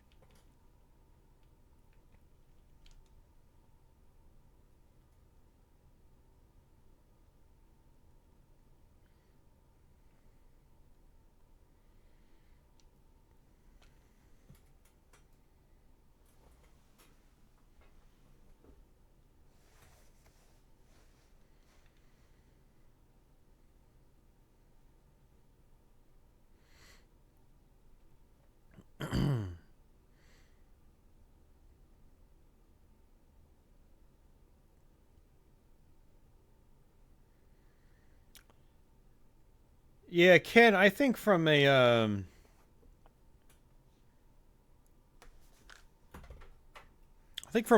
competitive standpoint, Third Strike is probably the best.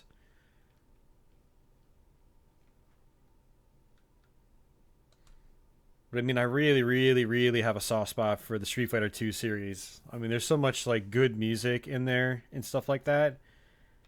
Whereas in like Third Strike, it has a very forgettable soundtrack overall.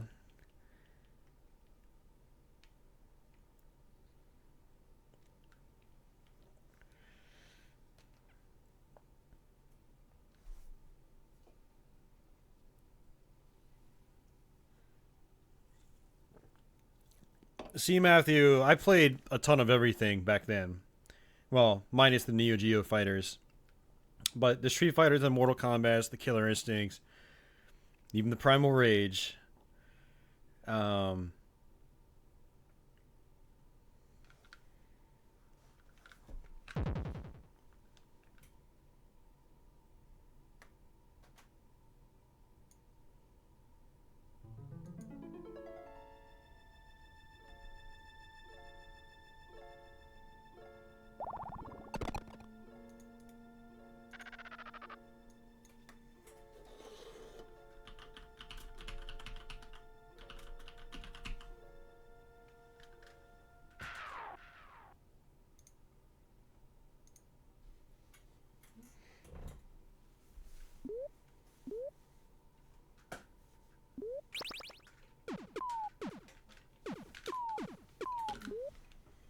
Yeah, I think in the modern days, Third Strike is the better, um, technical game. But I feel like Street Fighter 2 has always been more memorable. Like, I'd much rather play Street Fighter 2 by myself than play Third Strike by myself. Whereas, I'd rather play Third Strike with people. You know. It's that sort of thing. There's actually a lot of fighting games I don't like playing by myself. But a lot of the old ones I do enjoy playing by myself. You know, the Mortal Kombat, Street Fighter 2, Killer Instinct, Primal Rage, stuff like that.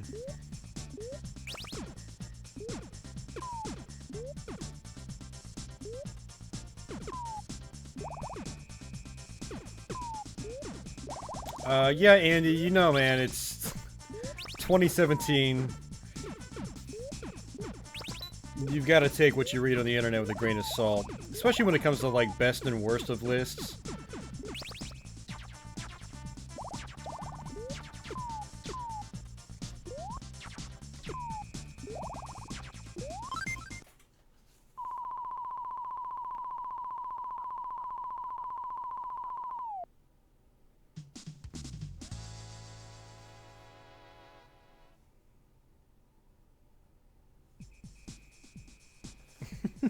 Shaq Fu.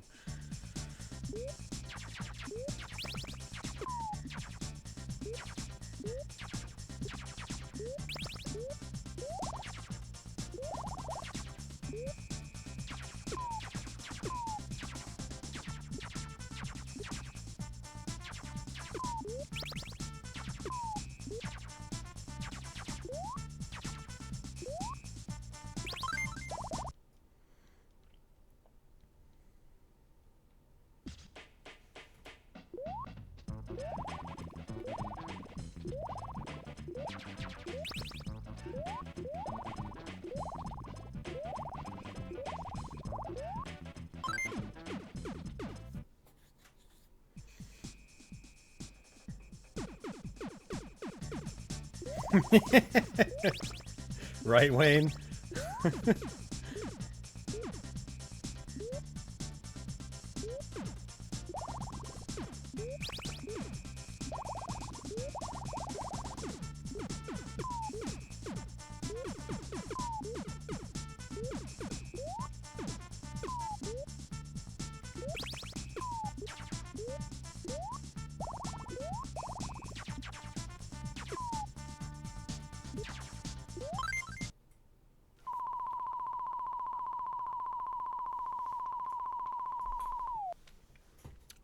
I don't think, yeah, I don't think too many people really talk about the Wonder Boy game on Genesis, but I think it's a pretty well-respected game overall, though. When people do talk about it, they usually just say good things.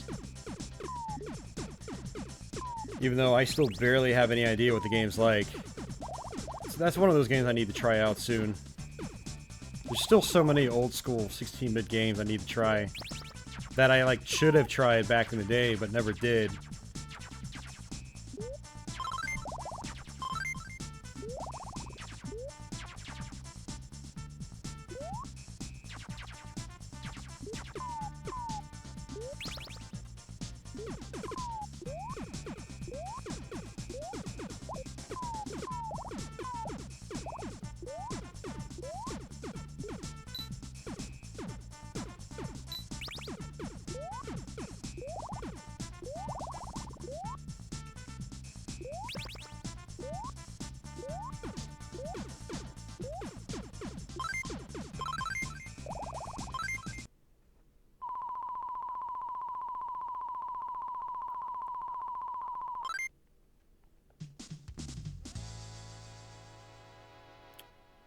Eternal Champions? Yeah, that was Sega.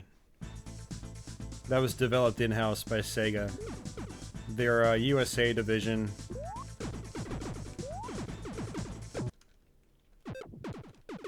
That was close.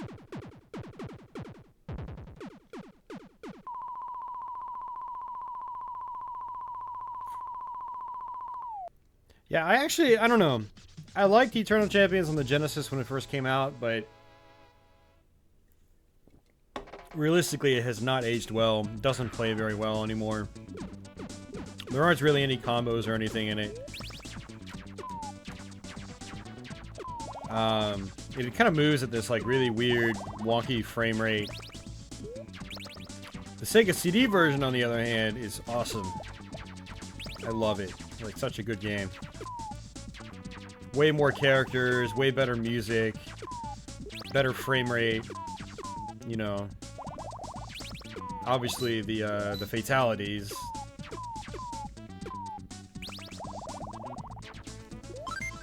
And then it's combos, tons of combos in it. It plays so much better on the Sega CD.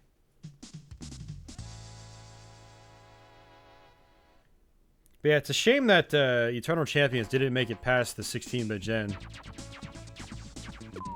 It was supposed to come out on Saturn. Who knows how far into development it actually got, though. Probably not very far.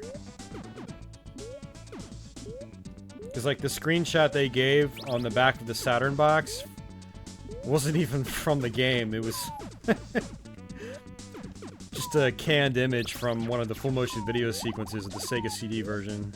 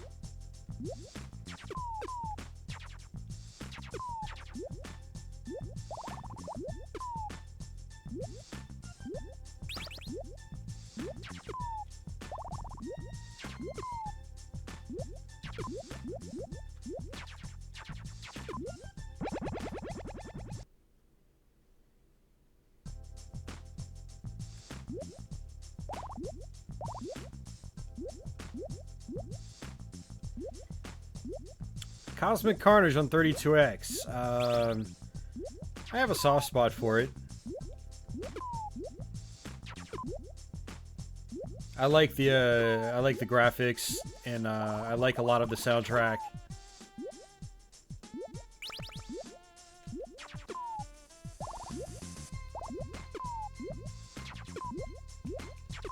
I wish the combat system had more moves, but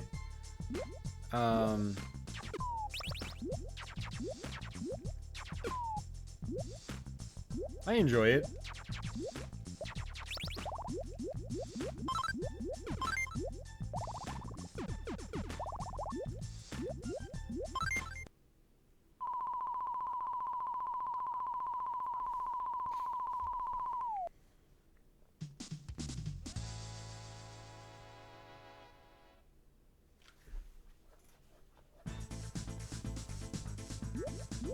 Hey, Jeff, what's going on?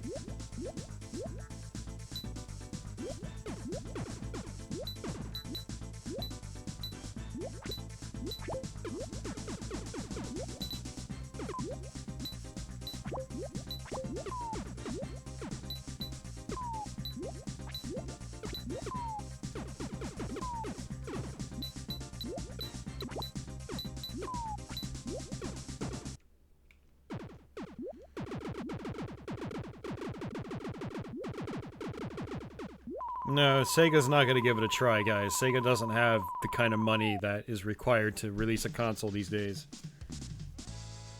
I mean, to release a console in the way that old Sega fans would want a console release, they don't have the money to do it. It's as simple as that.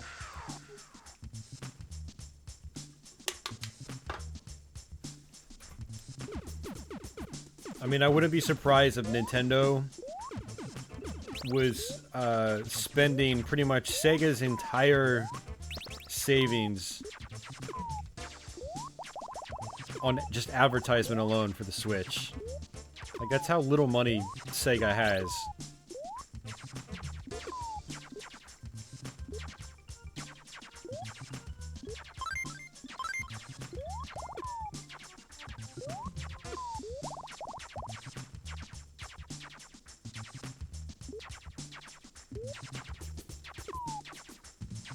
Oh, come on.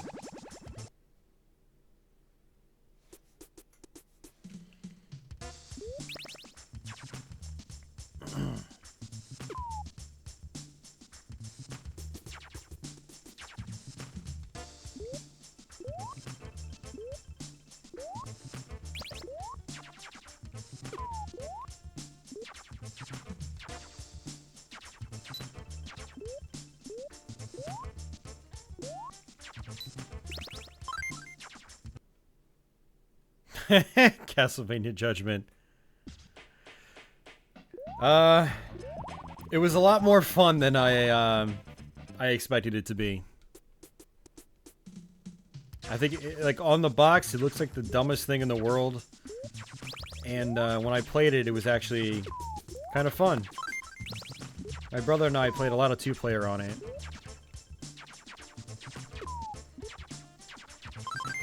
It's got a bunch of fan service in it, too.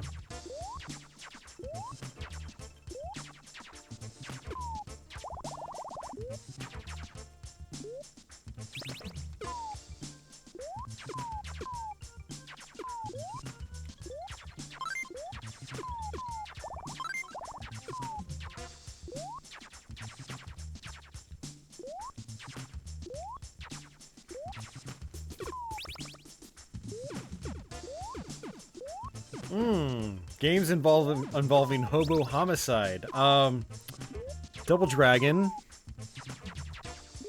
Shaq Fu. Never thought I'd say both those names in the same sentence, but I just did.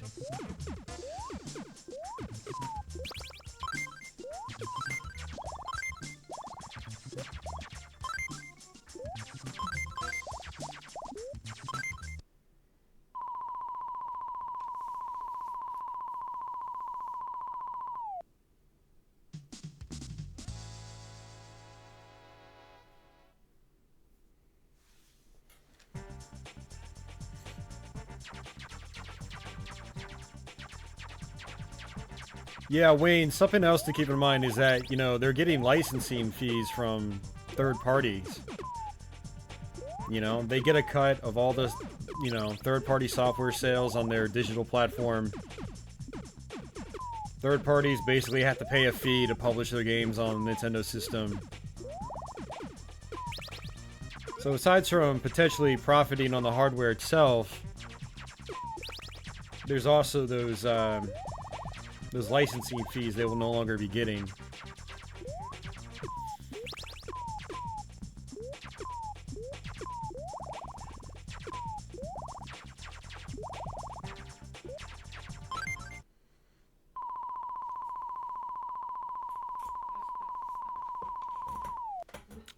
What big series would people like to see come back? Or Sega series? I mean, obviously a good Sonic game would be nice. That upcoming 2D Sonic looks like it's got promise. I think Streets of Rage is one that everyone would love to see come back. Shinobi, not a half bad idea.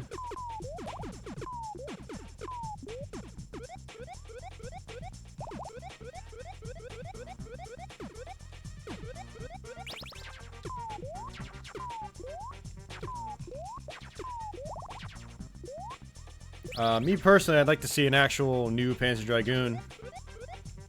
like in the same vein as Orta. But that'll never happen. Yeah. Actually, Outrun would probably be my personal top for a Sega revival.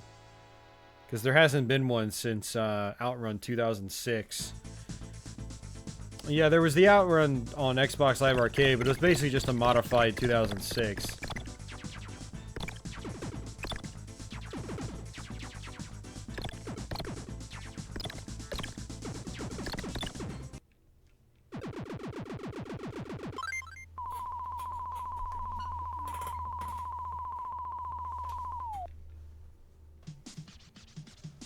Yeah, Phantasy Star Wayne, that's a good one. I didn't really play much of that franchise, but I know there's a lot of people that really like it, and it would be nice to see some of those old school RPGs make a return. Not just in, like, you know, conversions of them, but like brand new follow-ups to them.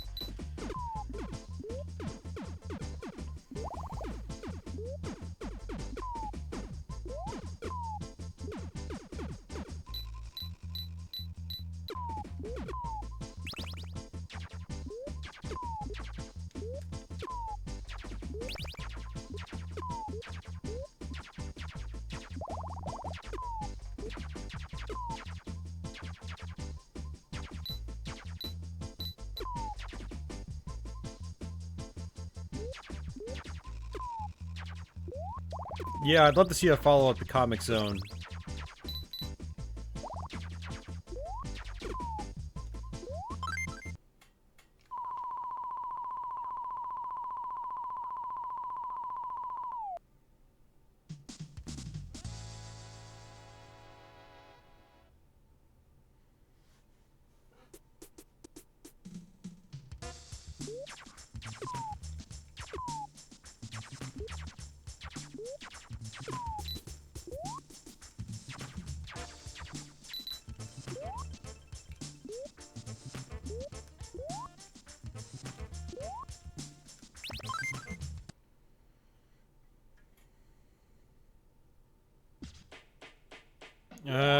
Vampire Master of Darkness. Yeah, let's just leave that one in the past.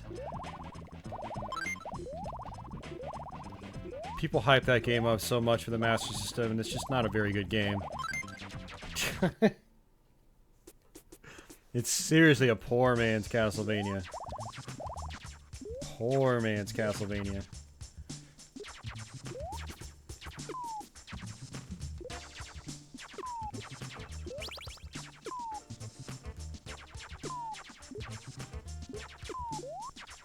I think people that hype up Vampire Master of Darkness have never actually played a real Castlevania game before. I'm convinced.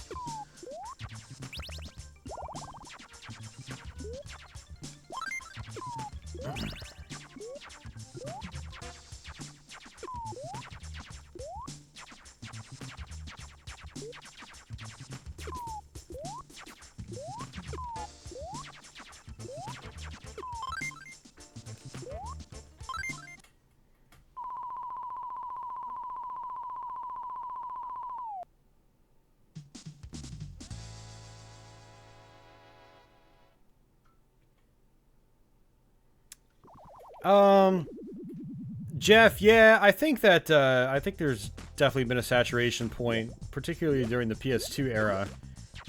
Not sure if the market was oversaturated in the, you know, RPG genre, particularly JRPGs, and in the 360 and PS3 gen.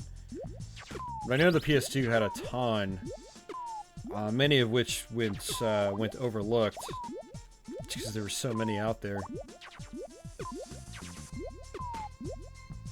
But I think a lot of those that you see cheap in the wild, you might see them go up in price, much like many of the PS1 RPGs have gone up in price.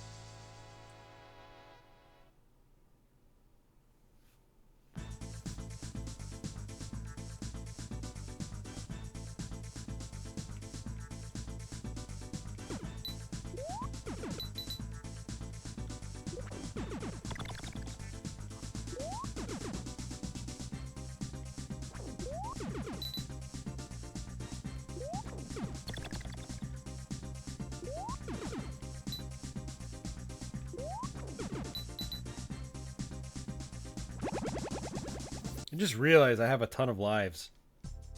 Of course, I just lost one.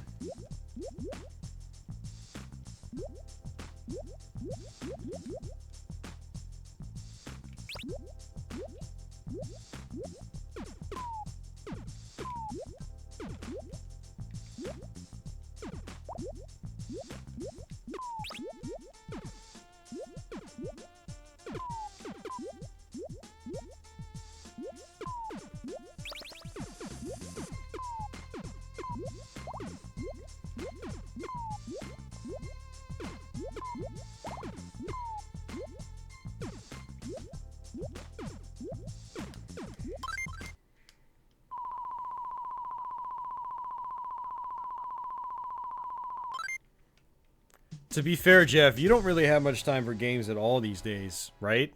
Like, I know you got your photography and stuff like that, so, like, you've got other hobbies.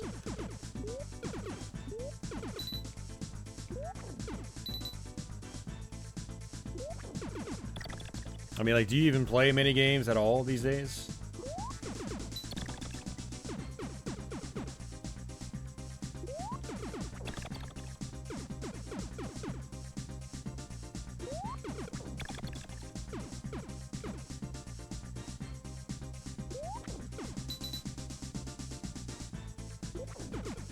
Oh, that was close. If that didn't kill him, I would have landed on his sword.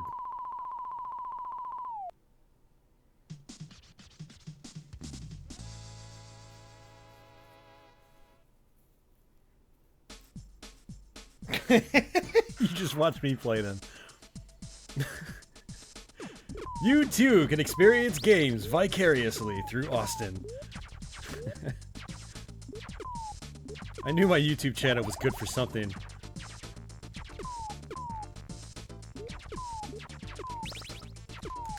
Ooh.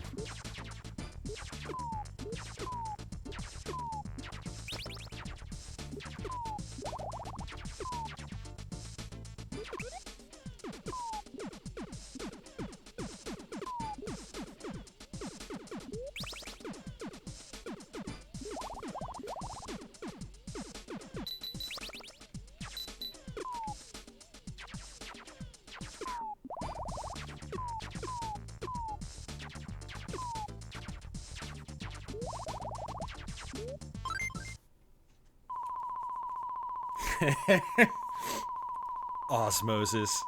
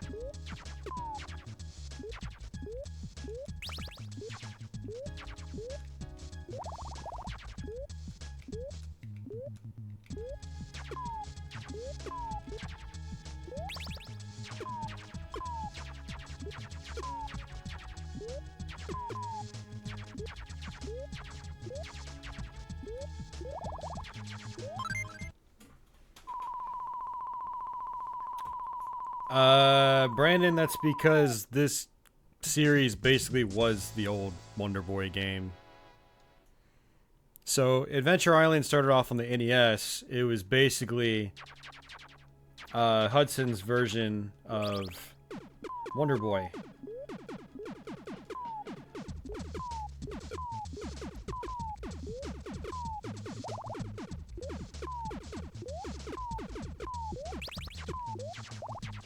And then the Wonder Boy series kind of split off in its own direction, and then the Adventure Island series kept going more of in the classic style of the first Wonder Boy.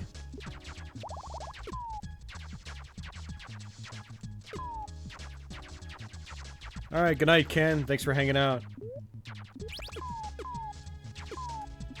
Hopefully we'll see you again in 2 weeks.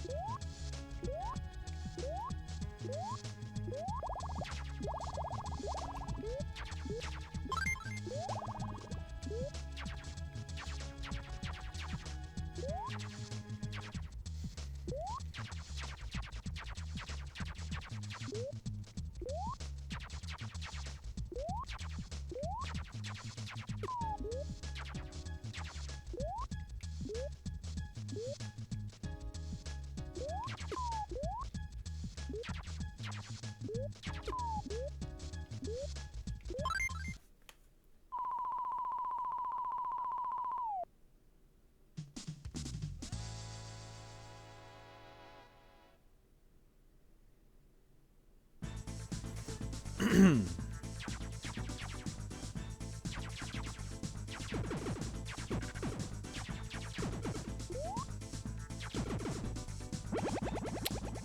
I hate this boss.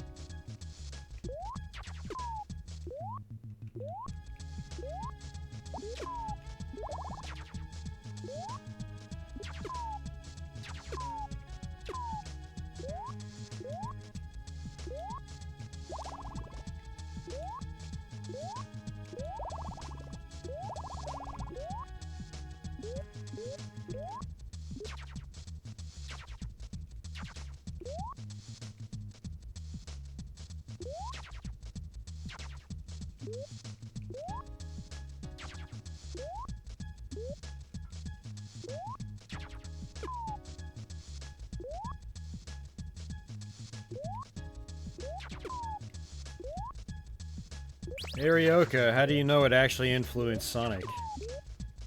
Is this more hearsay, or is this something quoted from somebody like Yuji Naka?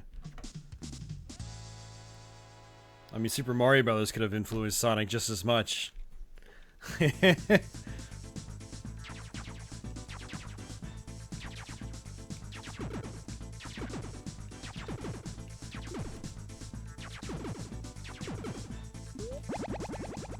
Alright, you know what? F you, boss.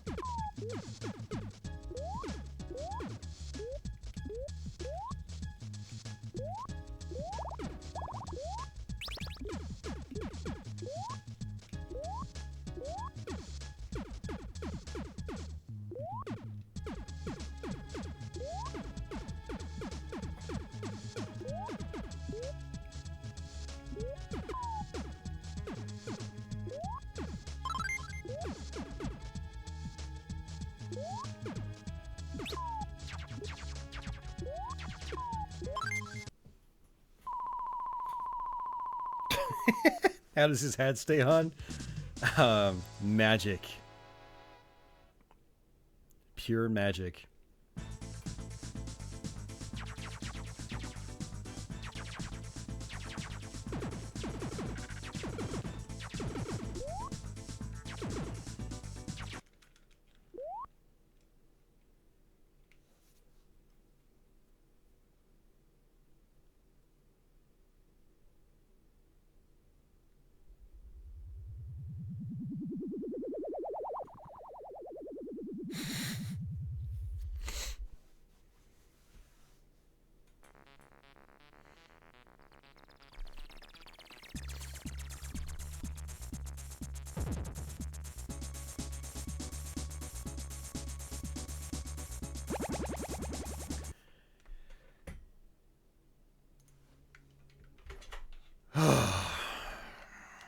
I hate that final boss. It's one of the worst out there.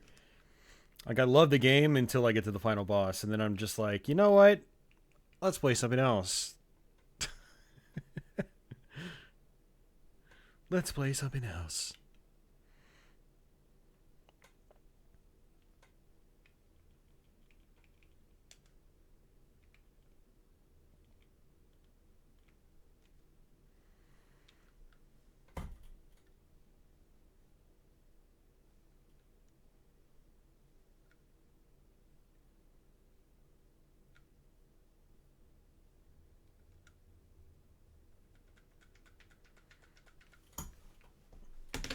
All right.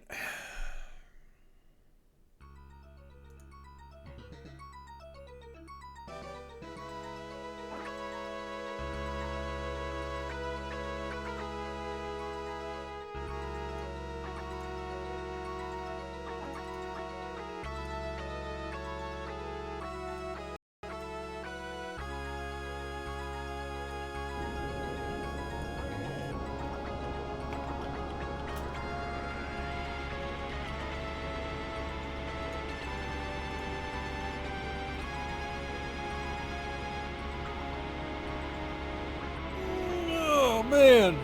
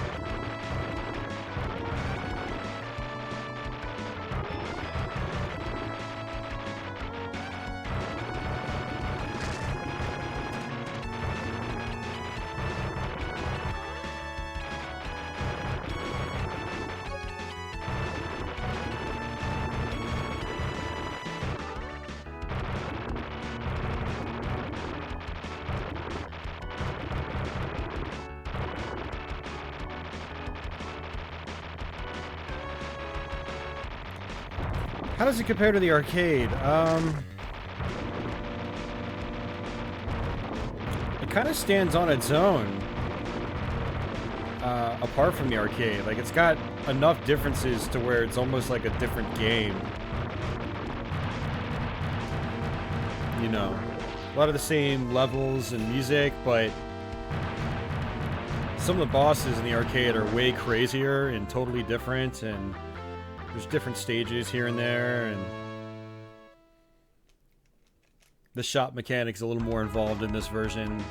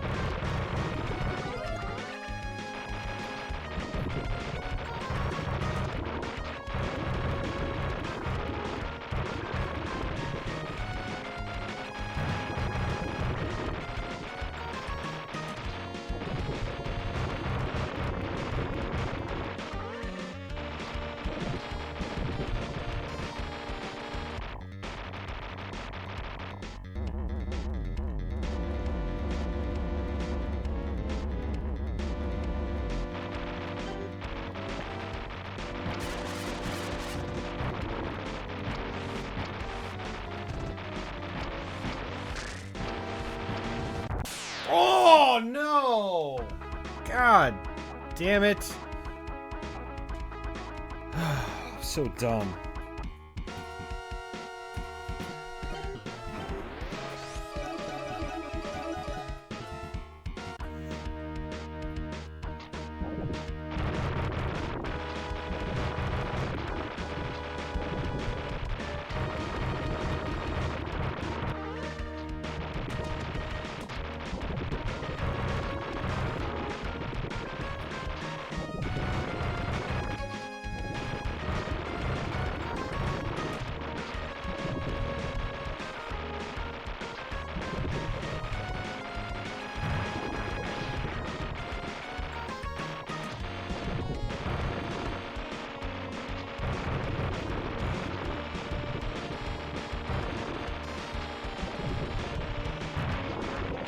Yeah, I mean, it's got enough similarities to the arcade game to where, like, if you're familiar with that version, like, you'll feel at home with this one.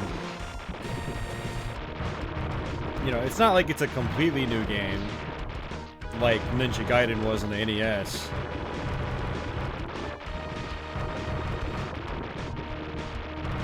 But it's definitely got enough differences and changes to kind of be its own thing as well.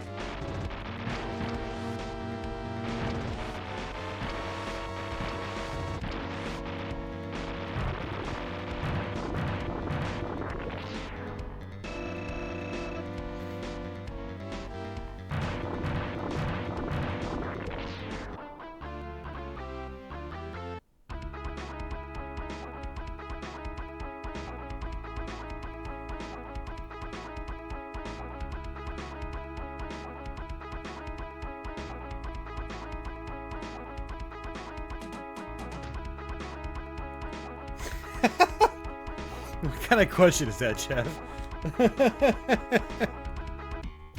I don't even know how to answer that one.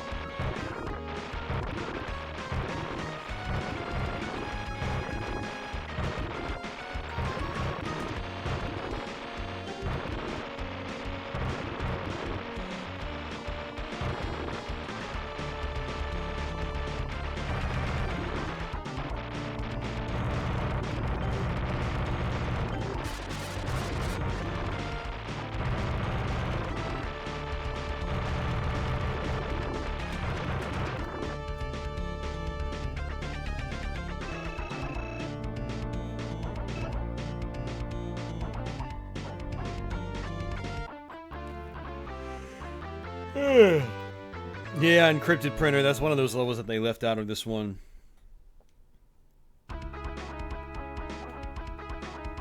Yep, 2-player co-op.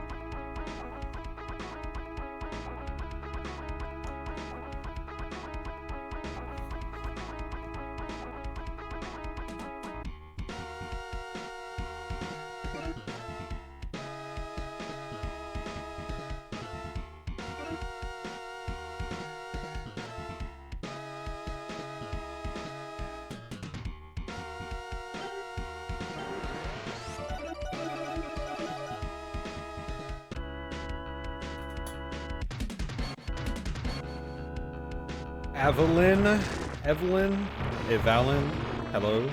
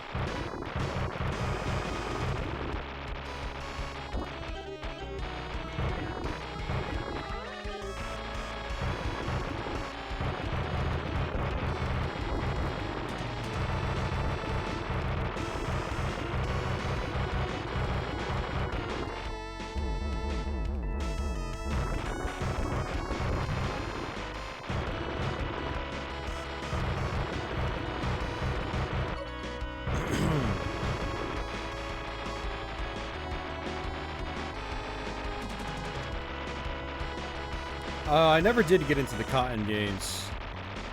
Mainly because I haven't really played them.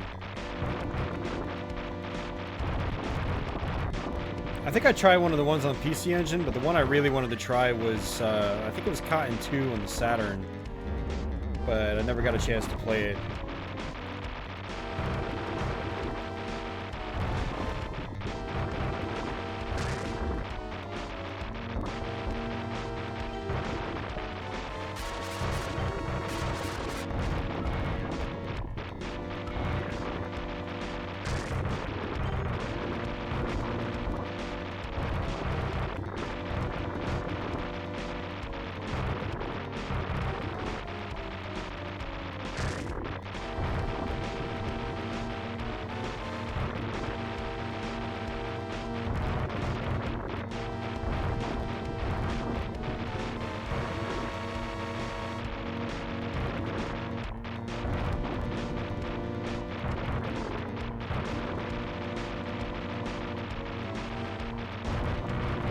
Ooh, lucky.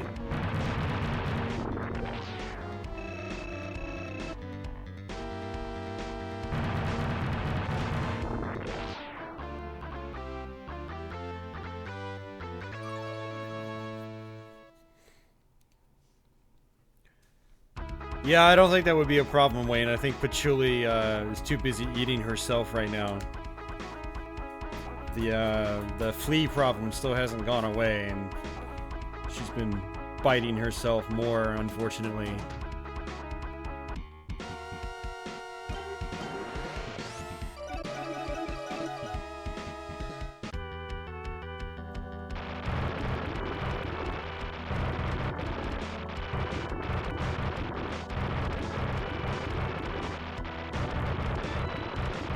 Yeah, Arioka, I'm not sure if it's Cotton 2 or Cotton Boomerang I was thinking of, but...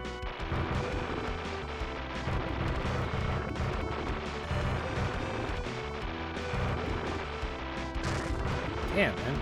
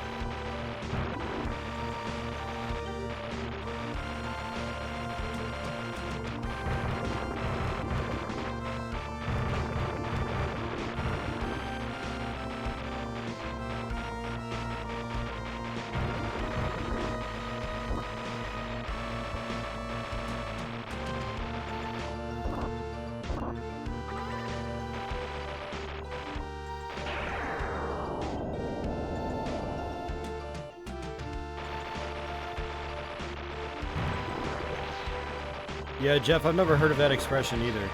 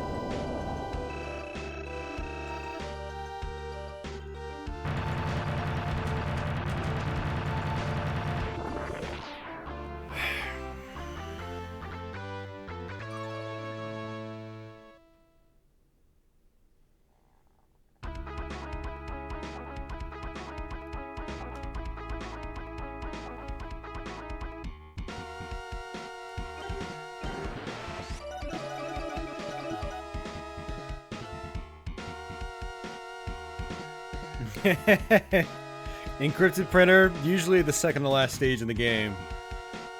And then I'll just buy the best plane pretty much outright.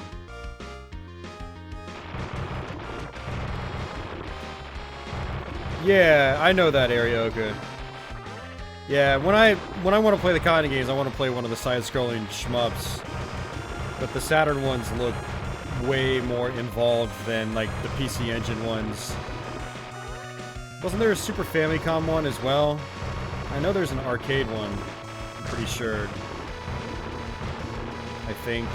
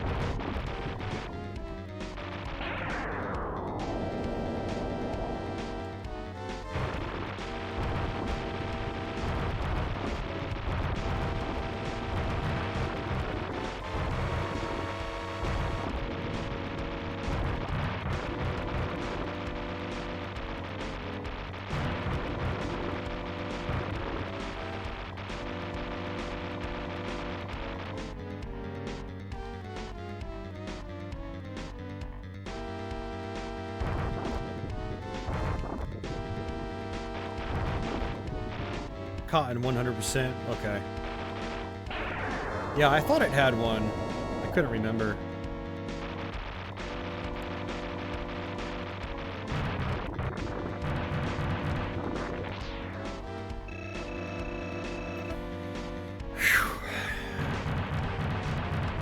250k, and then we've got the best ship in the game.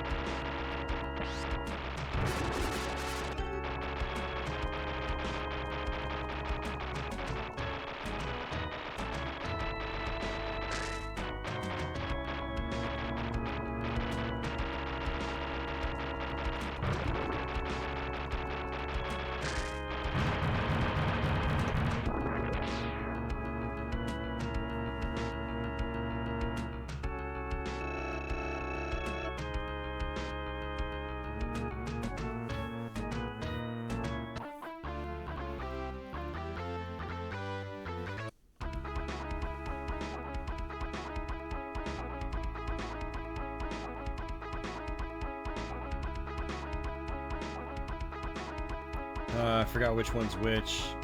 One of these levels is a major pain. I guess we're gonna find out which one it is.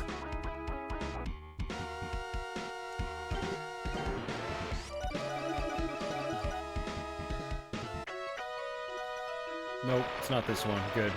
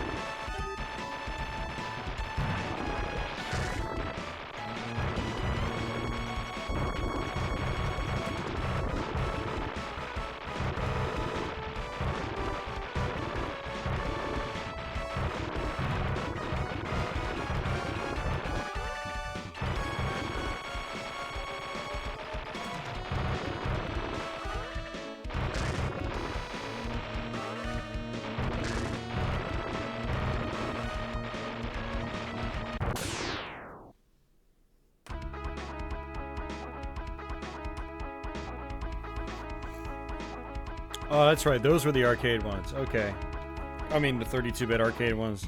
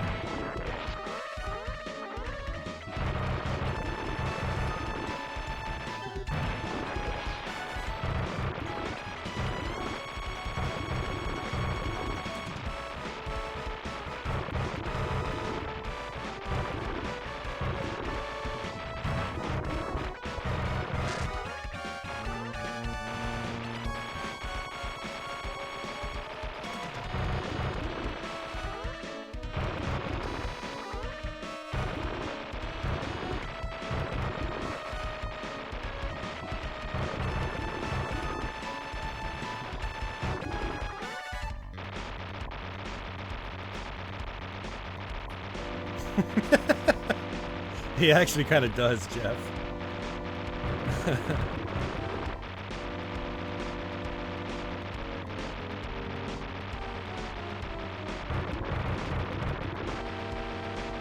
Greg, Mario's drunk brother.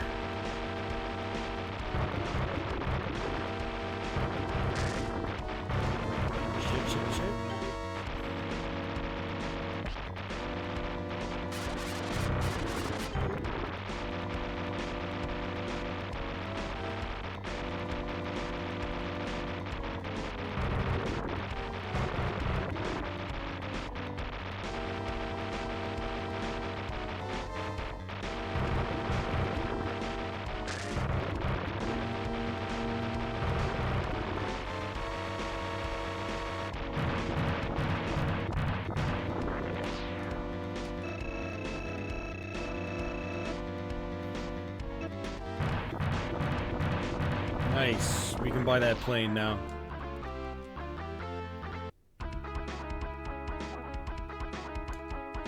Just in time for the worst level in the game.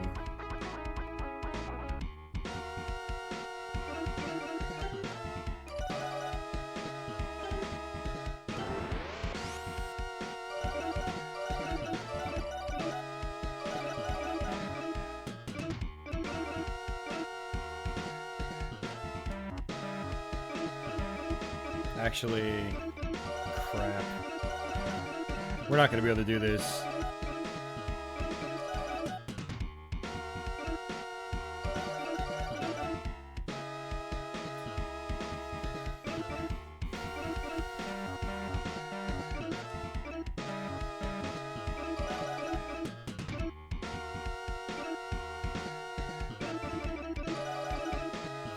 We're going to have to play those bonus stages in order to rack up some cash, because you need to come into this level with pretty much everything.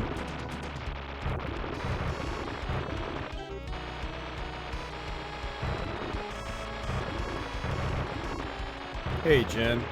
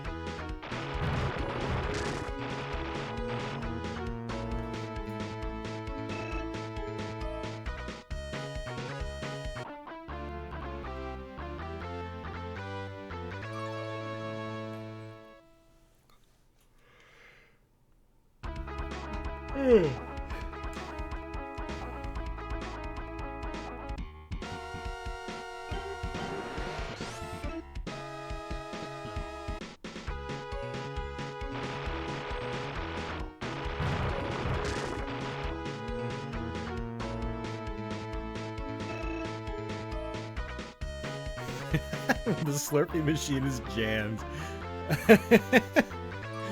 Oh, man. I'm loving the late night humor. Alright, see ya, Andy.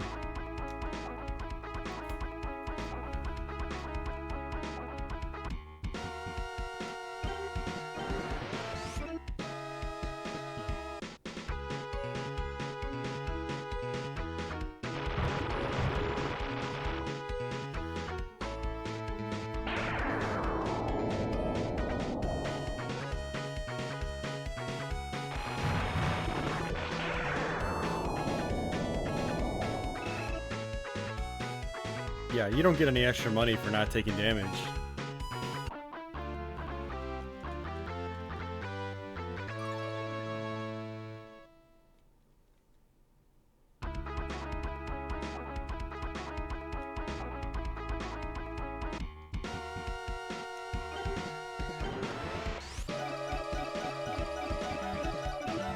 Yeah, I still need more money.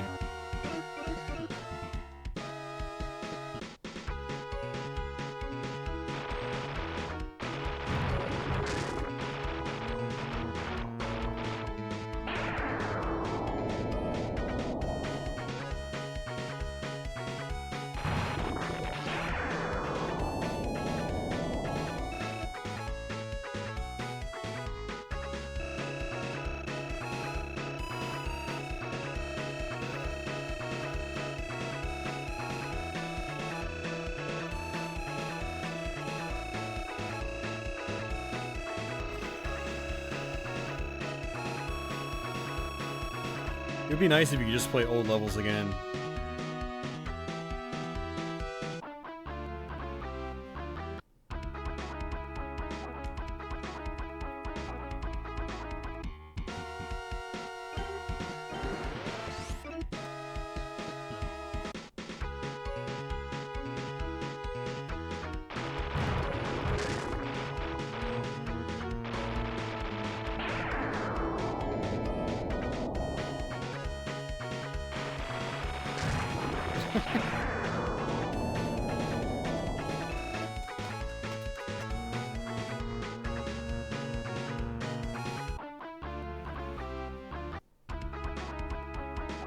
Alright, one last time to be safe.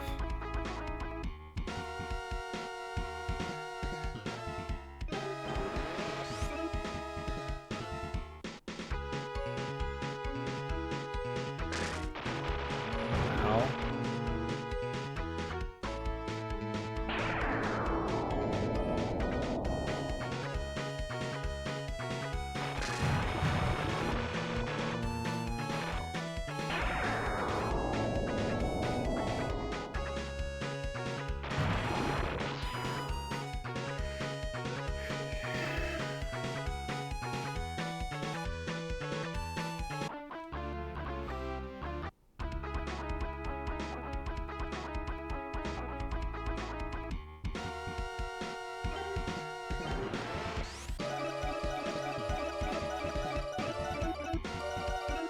Just enough.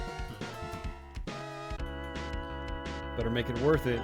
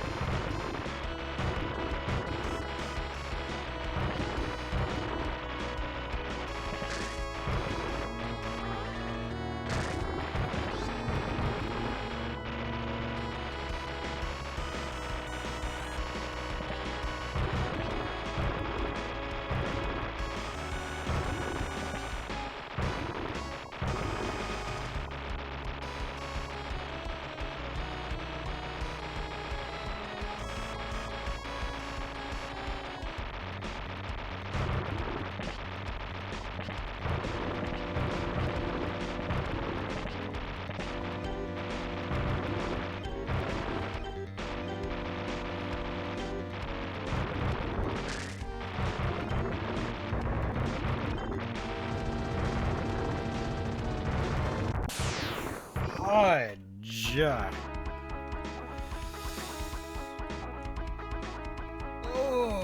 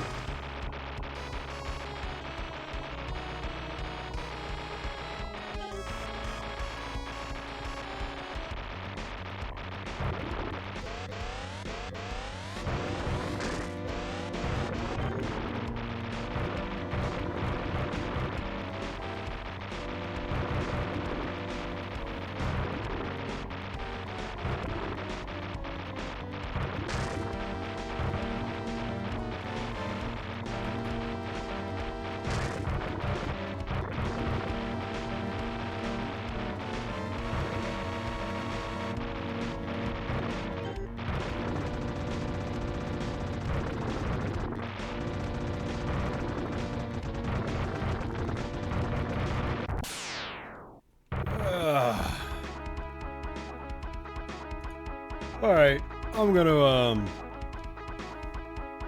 take a break. I'm gonna get a little more pizza, and then, we'll probably play one more game, and then I'll see how I feel. I'm pretty tired right now, but... Oh, I'll try to power through at least one more. Yeah, I don't feel like doing this level again, so...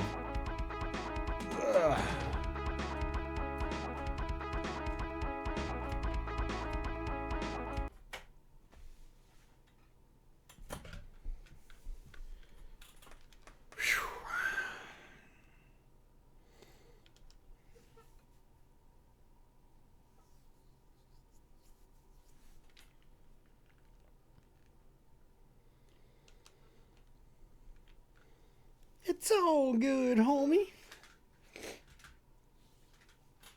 Thanks, Wayne.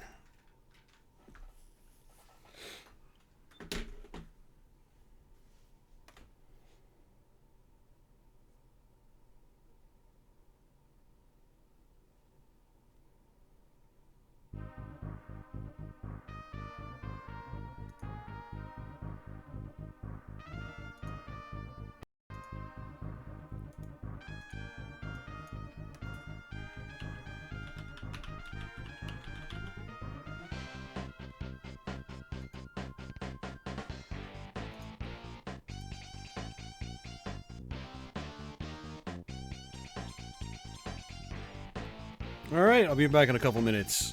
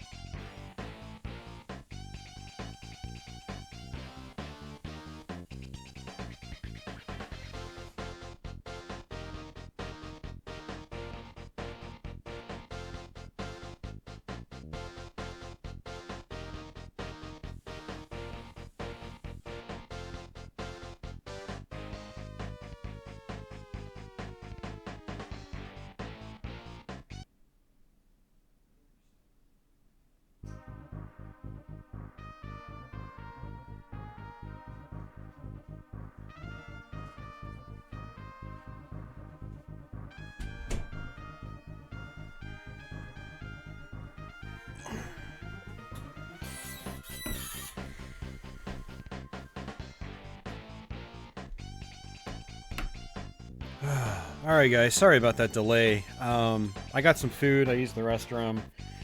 But as I mentioned earlier, my cat has fleas, and it's gotten kind of bad.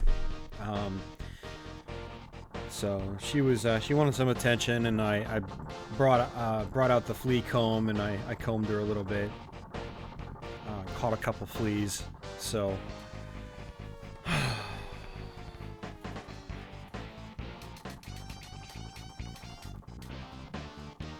She's scratching really badly, so when I see her scratching, I try to take the flea comb to her, to wherever she's like currently clawing at. I mean, I ended up brushing most of her body anyway, but definitely tried targeting specific areas that seem like that's really irritating her. Fleas are a pain in the ass. I've never had to deal with them before, so it's a totally new experience for me, and not a happy one.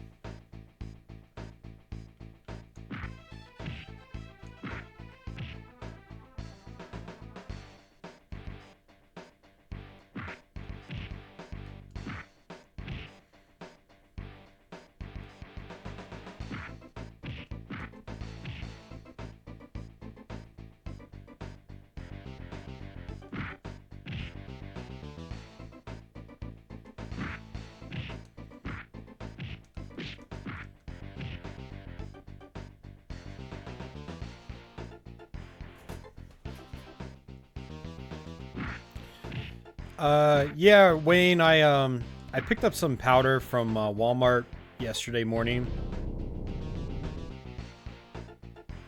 So I'm gonna try to do that. I also got some flea smoke bombs. You basically just like let them rip, and they fill the entire room with like some kind of gas, chemical. You let it sit for 2 hours in an enclosed room.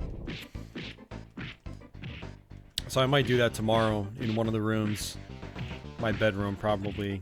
And then you go back in, you air it out. And I think they suggest you vacuum afterwards anyway.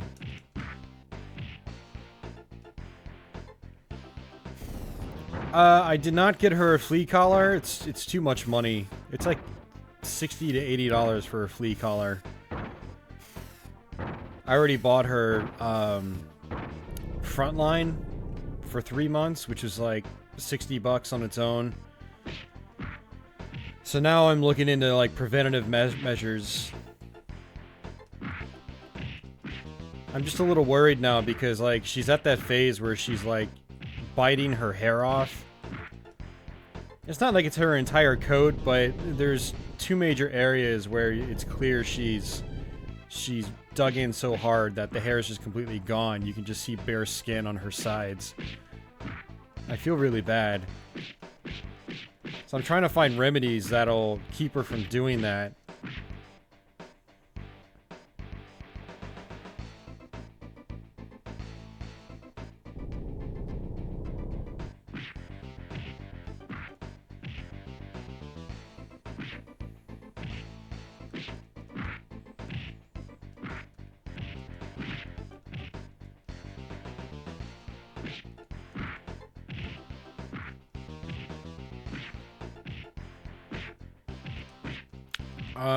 Not the flea collars I've seen, Jeff. The flea collars I've seen are expensive.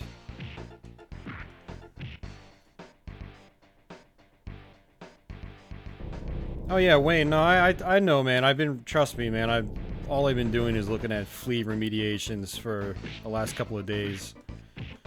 Now, you use it in a room, you take everything out that is important. You know, obviously, like the litter box, the food, the cat.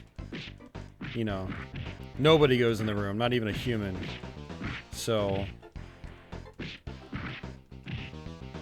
You let it run for 2 hours, and then you have to let it air out.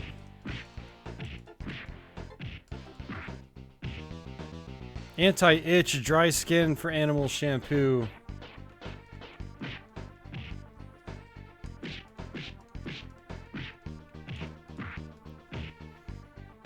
Yeah, I actually picked up a shampoo yesterday.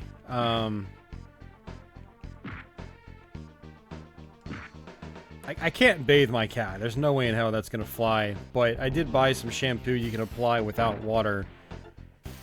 And I applied it yesterday, but it doesn't seem like it really helped at all.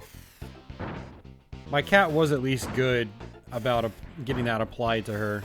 I had to bring her into the bathroom and shut the door, and she was going crazy for a minute, but then she let me do it.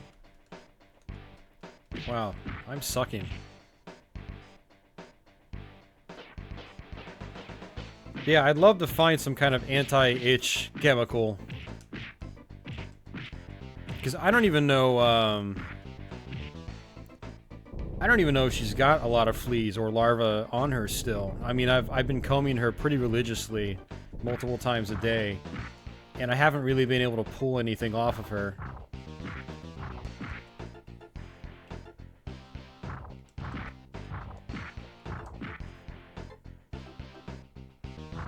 Which makes me think she's just, irritated still from when everything was on her.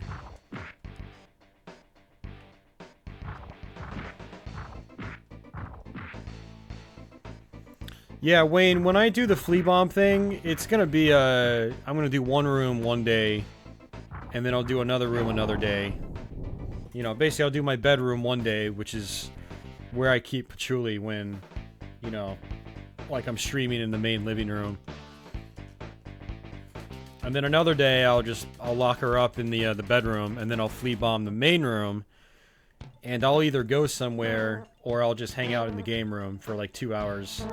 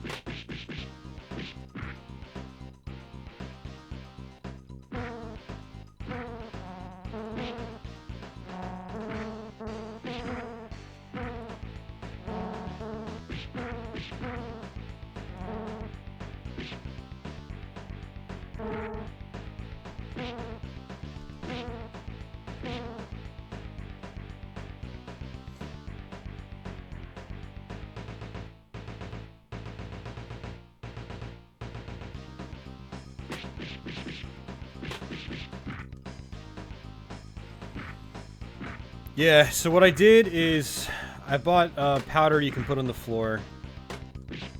It's something I might try just in the interim. I prefer to use this stuff called, I forgot what it's called.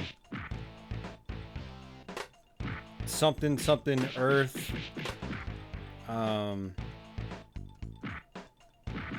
There's basically like a food version you can use to put on their food, and it's a good pest repellent in general. And it apparently has health benefits, but there's also a stronger, like, pesticide-oriented version you can put on your floors. Kind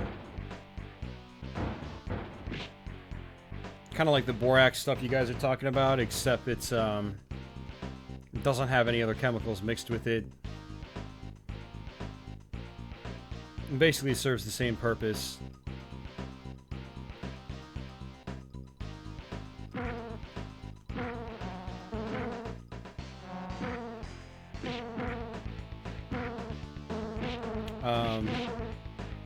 Yep, diatomaceous earth. Yep, that's it. Yeah, I was researching that yesterday, and it seems like that's the way to go if you're gonna put stuff on your floor. But the thing is, like, you have to order a bag of it online, and so I went ahead and just bought some powdered stuff from Walmart anyway, just for the meantime. Because I don't want to wait weeks to start tackling this. Because it's been a problem for months now. You know, I applied Frontline the first week of January, and then I applied the second dose earlier this week. It seemed like it helped at first, but then things just got progressively worse with my cat. I did pick up some spray. You can basically spray it on the floors and in like corners and things like that. It just dries on its own. You know, you give it about 30 minutes. And so I applied that in the bedroom today.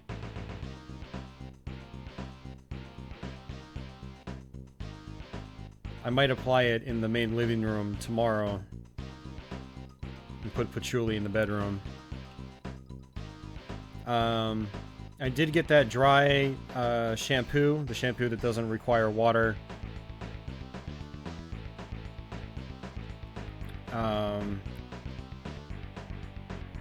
I bought the smoke bombs,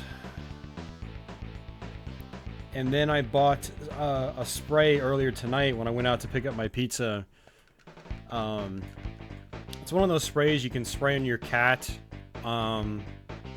It basically just like makes, you know, wherever you spray taste bad, so they'll hopefully stop licking it or biting. So I sprayed that on parts of my cat earlier tonight. It doesn't seem like it's done much.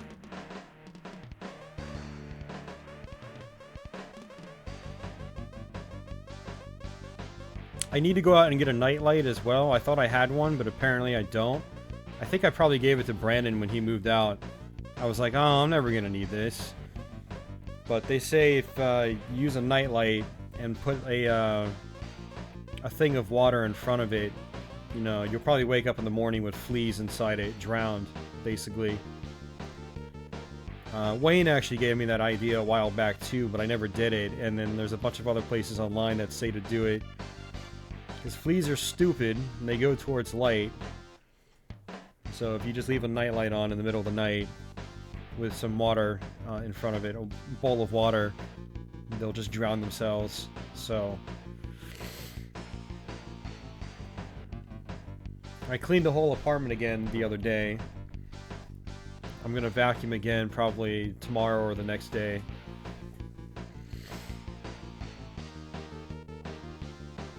Need to vacuum multiple times a week. They say to vacuum and throw out the vacuum bag. I don't think I can do that. Cause I don't think my vacuum bags are cheap, and I'm fucking broke right now, so that's the shitter about this right now, and pardon my French, it's just that I'm so poor right now. Even buying like vacuum bags is a problem.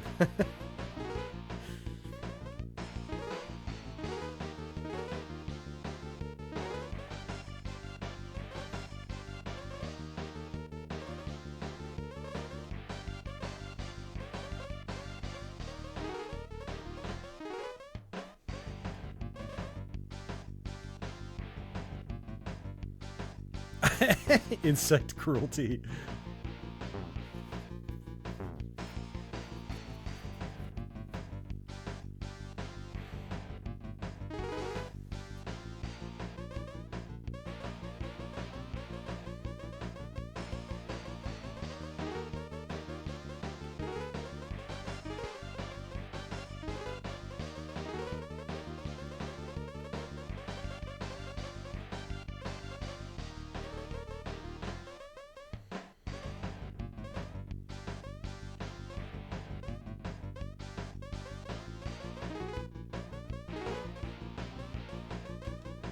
Parasite lives matter. Hashtag.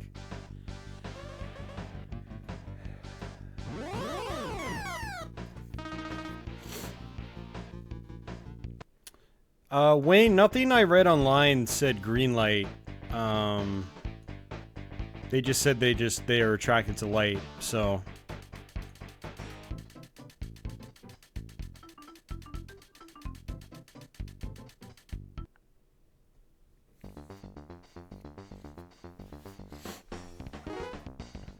That's fine, Jeff. I mean, what I'll do is I'll just get an incandescent bulb. I'll just make sure it's not, you know, like fluorescent or LED.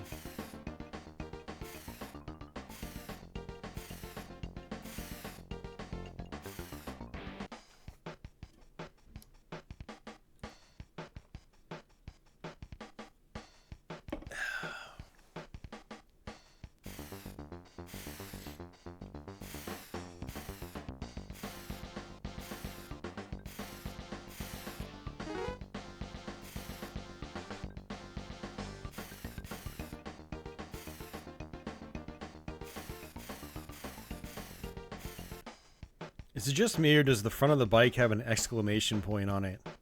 It looks like it.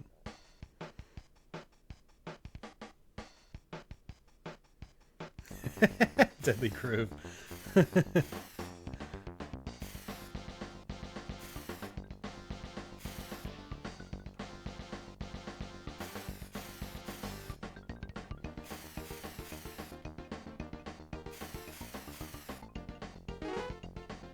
Hashtag Patchouli's life matters.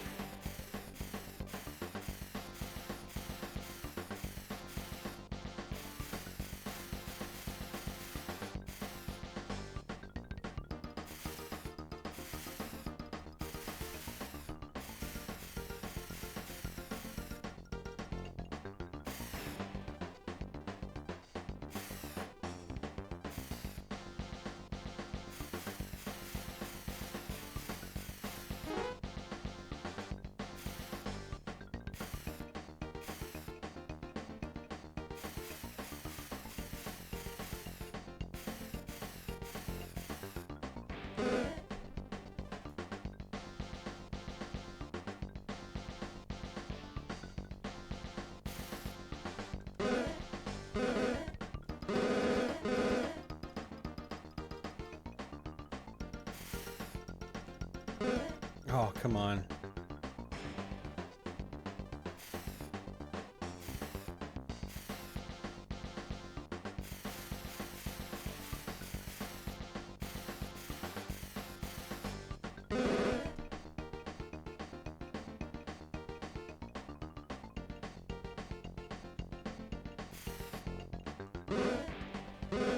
You know what gives me anxiety?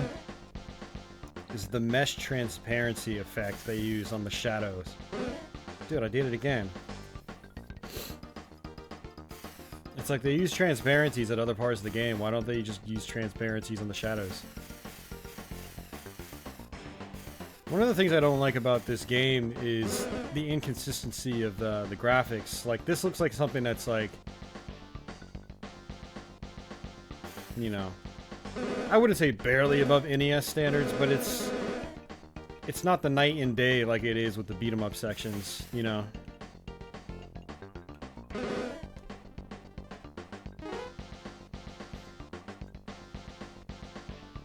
And there's another like rider types section later on in the game that has like a major downgrade in visuals. Like if we get to the next level, it'll look amazing compared to this.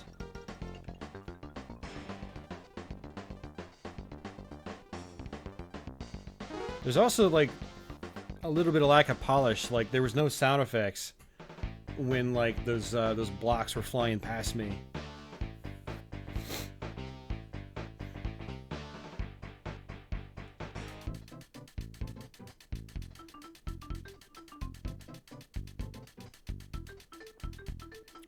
The speeder bike level on this version, no, it's new. The patterns are totally different.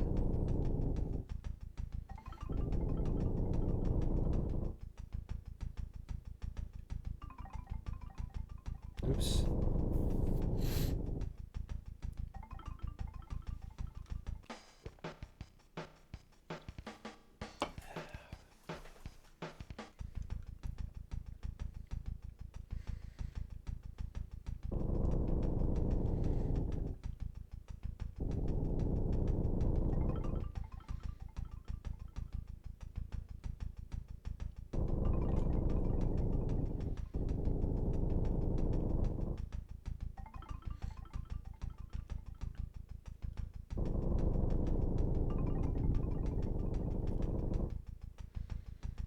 Yeah, I don't think Battle Maniacs is as good as the original, unfortunately.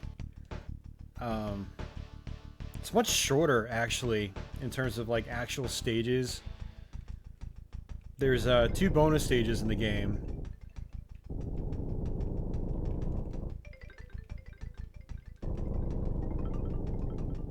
And so let me go back a step. There's less stages total, but then two of those stages are bonus levels that are basically just like palette swaps with some different patterns, which is kind of like a waste of a stage, in my opinion, or two stages technically.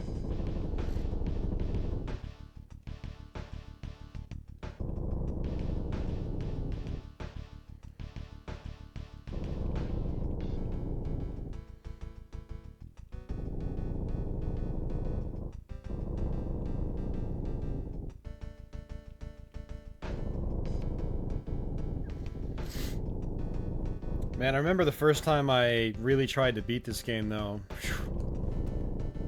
Deadly Gaming was there when I did it on Twitch. It was definitely frustrating. Definitely frustrating. But because I finished this game on Twitch, that motivated me to finally try to finish the original Battletoads for the first time, and I did. So might as well just get the game over. So it was really satisfying being able to complete this for the first time. But since I went and I finished the original Battletoads afterwards, I was able to see that the original game was a lot more fleshed out than this one. And some of the styles of stages, like the snake pit, much better suited to the NES with like the smaller sprites. Like the snake pit is not a good stage in this version. Like you can barely see where you're going. You know, everything's so large. And I love like the arcade style look, but the with everything being so large and basically zoomed in due to the huge sprites,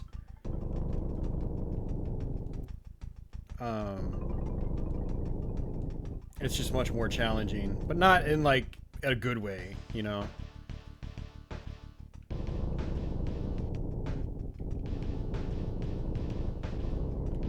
Oh, that's right. You were there when I beat the Genesis Battletoads for the first time. I totally forgot about that, man. Yeah, so I finished Battle Maniacs first. That got me to practice the original NES Battletoads.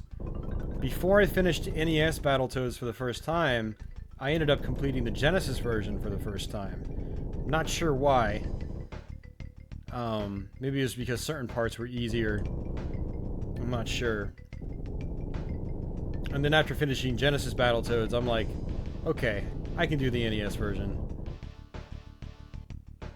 And I don't think it was too much longer after that that I finished the Nintendo version.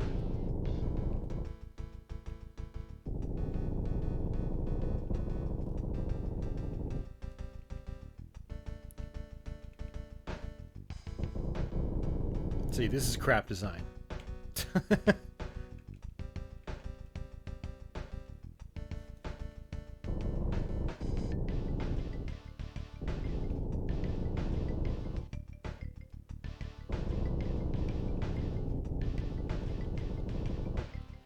Like, I love how the visuals look on this section, though. Like, the snakes moving and, like, turning and stuff like that.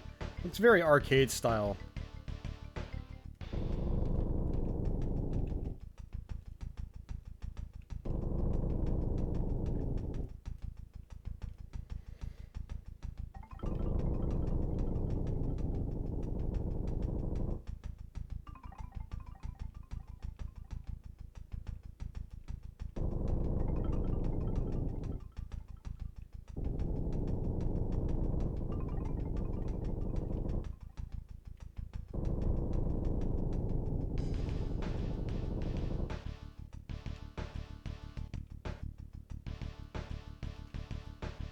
Got it.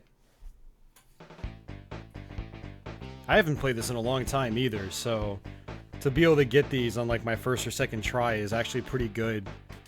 Because Battle Maniacs in particular is the kind of game where if I don't play it all the time, I totally forget the patterns and I have to relearn it. Yep, this is the one I was talking about. Another graphical downgrade.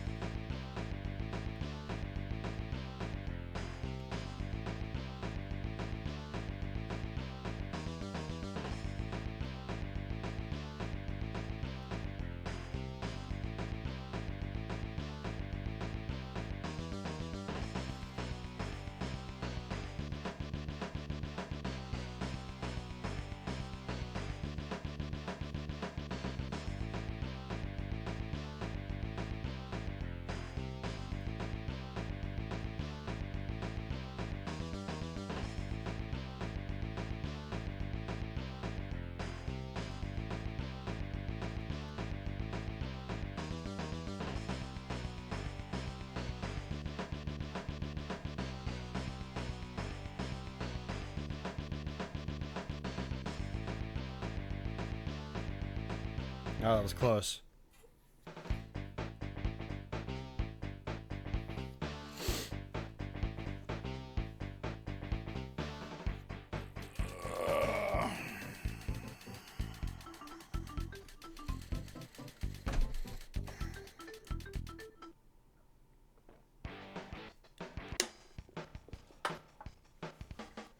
Yeah, so they basically give you another one of these bonus stages.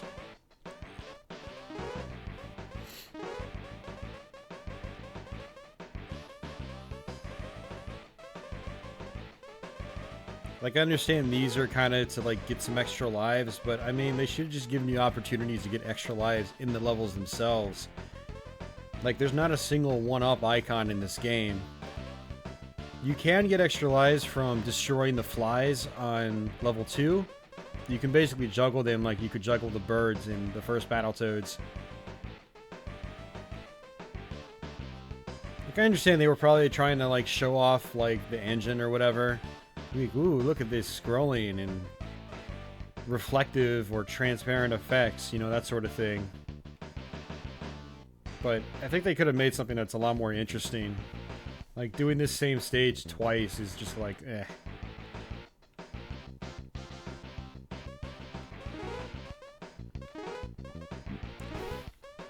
And then after this, it's the rat race, and then you're at the final boss. Like, that's it. There's one actual beat-em-up stage in the whole game.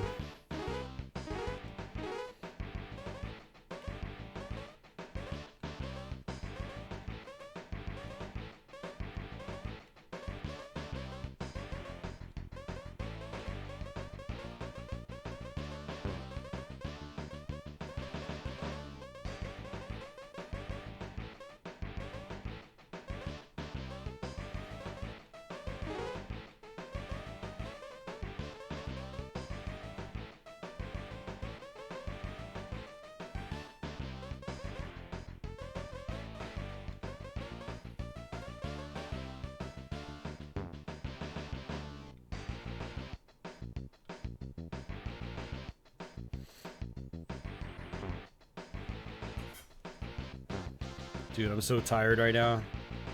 It's hard to avoid, like the easiest things to dodge. Joshua, I'm okay, man. Thanks for asking. Just really, really tired, that's all.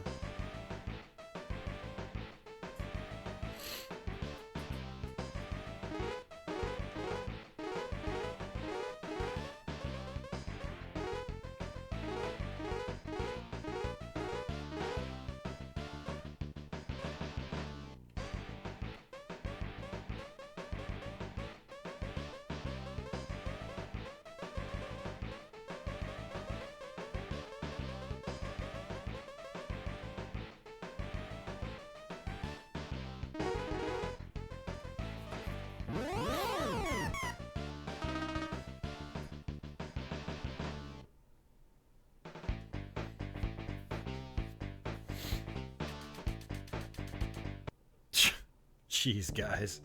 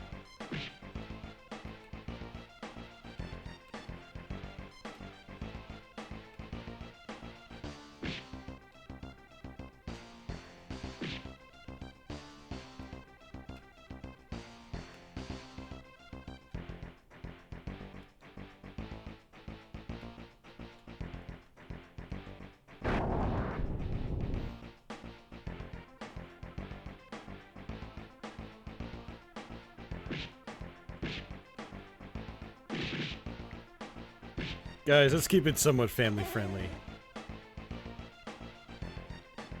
This isn't Twitch. Not to be a buzzkill.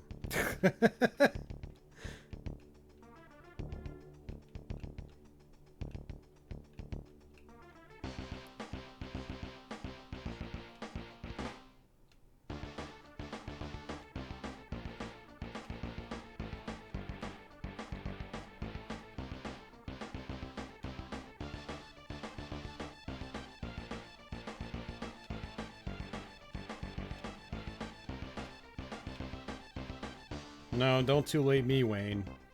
Just don't go there.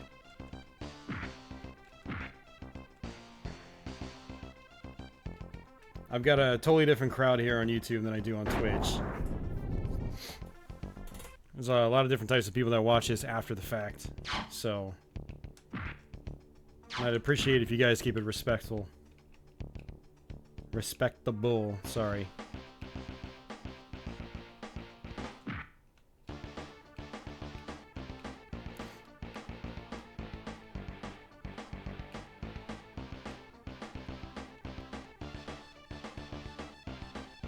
Because I know where this conversation's going, so I just want to stop it before it even starts.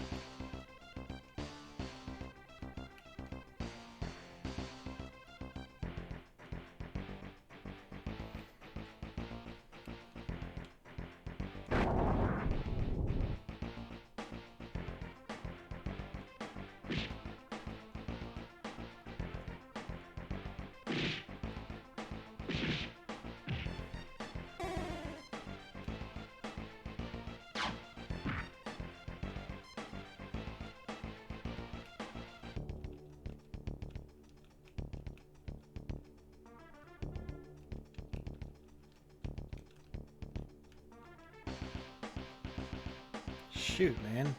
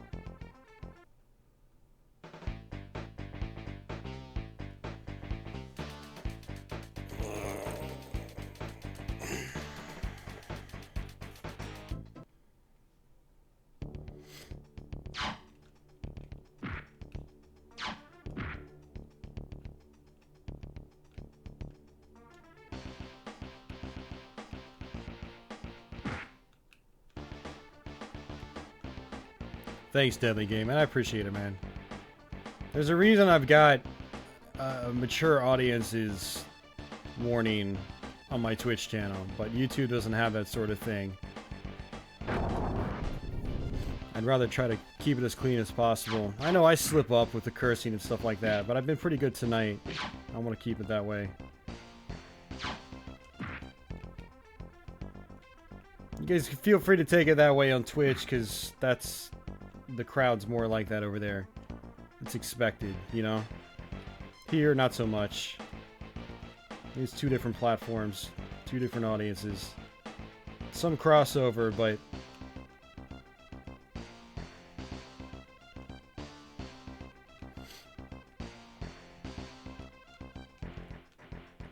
yeah, Matthew, I totally agree with you. I mean, I like this game. But after being able to finish the first Battletoads and finishing it a lot, it's definitely way more enjoyable than this is. This one actually feels kind of clunky in certain regards. Again, partially thanks to how like large the sprites are.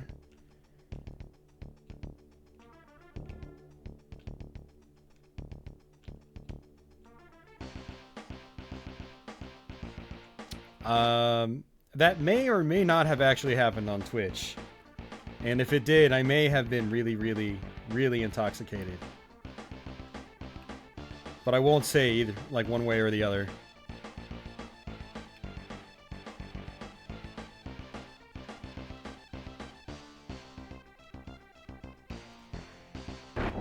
Alright, Rat, you know what?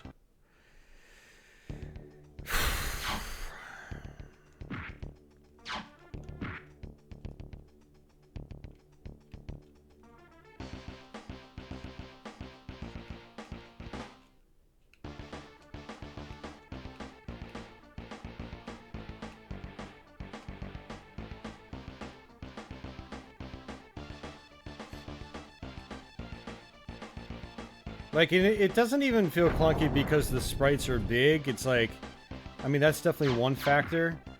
But, like, for levels like this, it's definitely a factor. But on, like, the first level in the game, your attacks feel so much slower in this game compared to the first Battletoads.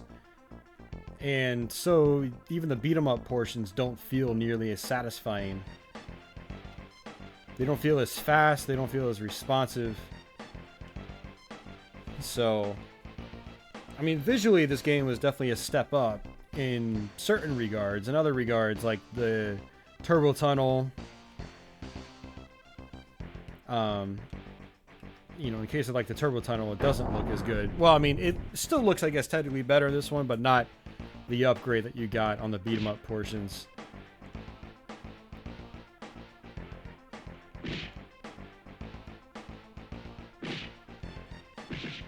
Alright, I'm freaking tired, man. I think I'm gonna switch games. I think I'm gonna switch games. This is the kind of level you've got to be awake on.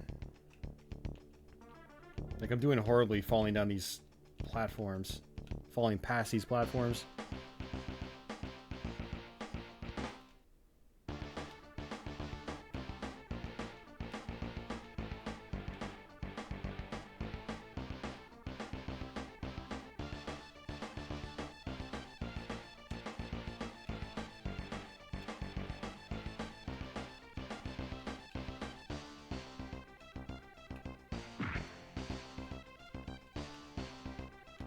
See, I'm being dumb trying to punch this guy. It's really unnecessary.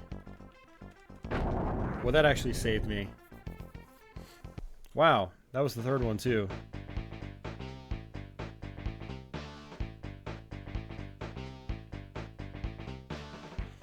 Yeah, as far as what's next, we're actually... Wow, we've actually played every game except 2, so I might go ahead and just play out the last 2 games.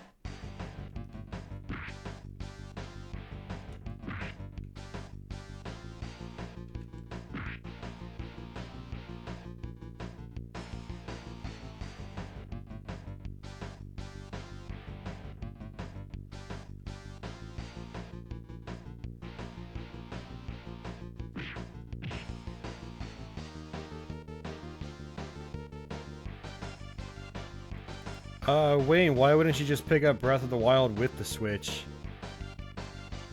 Wouldn't that be easier? Instead of having to track 2 separate orders?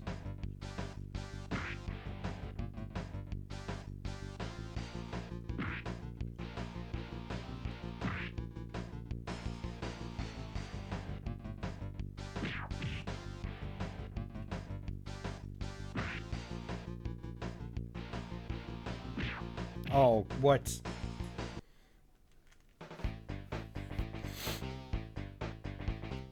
Oh, that's... I'm salty now.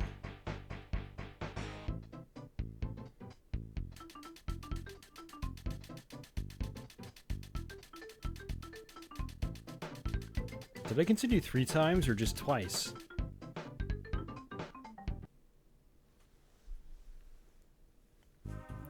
Yeah, it's a brand new Nintendo game, Wayne. I highly doubt it's gonna go lower than 60 bucks. I mean, I really, really, really doubt it.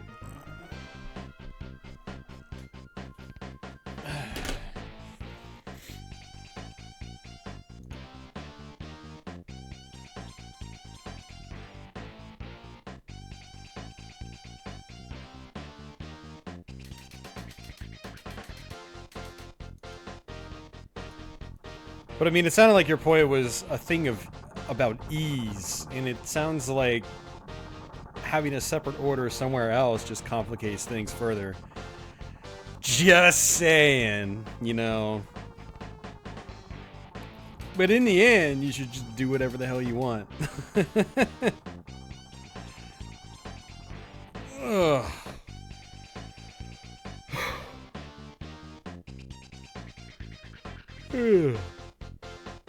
Alright, you guys can feel free to take a guess at what the next game is going to be. I'll be back in a minute. I'm going to grab another drink.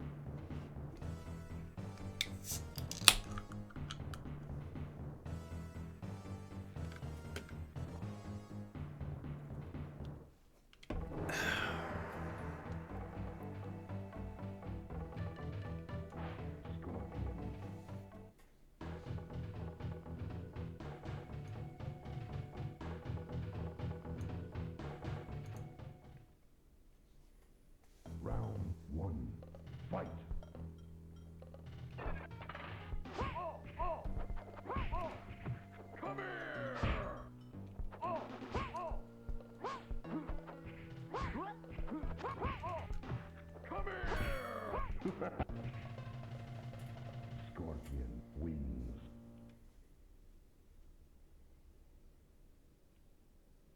Round 2, fight. Come here! Come here!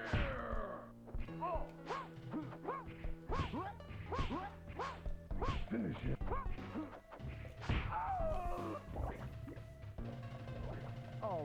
Scorpion wins. Flawless victory. Fatality.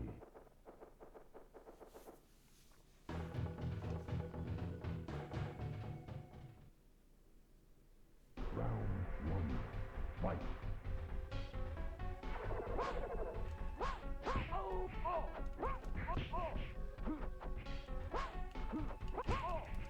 Hey, as uncool the Super Nintendo might have been back in the day, this was the version to play back in the day.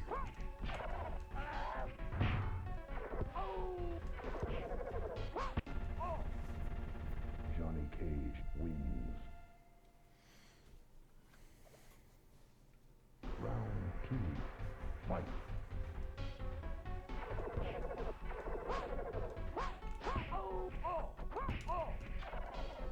I actually find it funny how there's actually more frames of animation in this version than there is in the 32X one.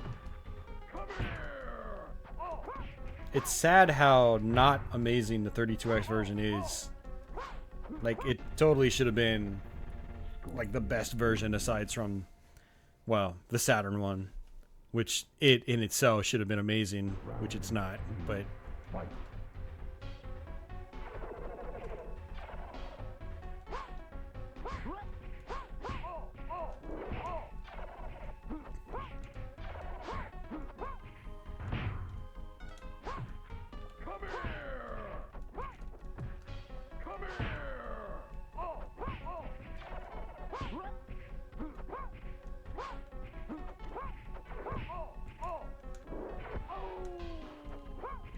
Finish it.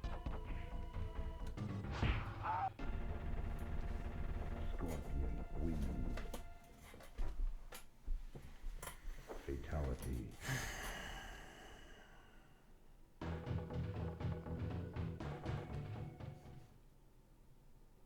Round 1, fight.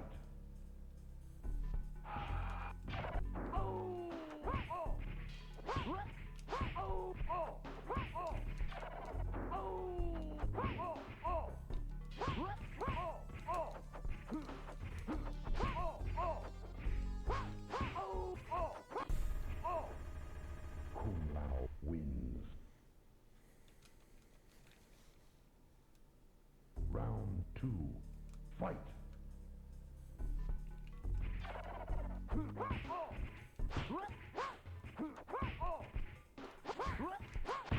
Superb.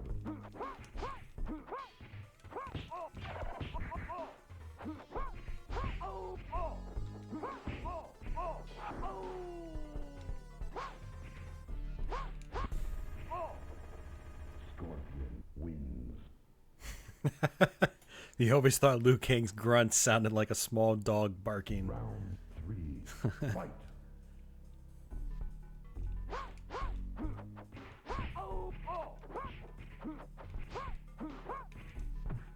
Come here! Come here! Finish him.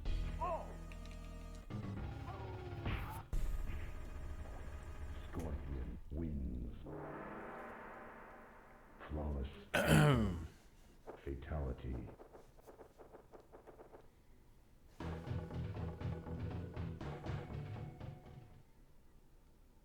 Round 1, fight.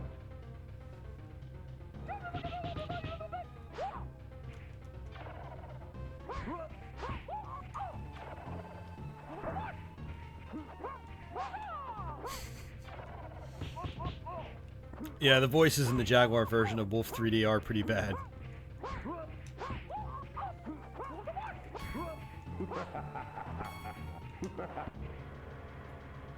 Scorpion wins.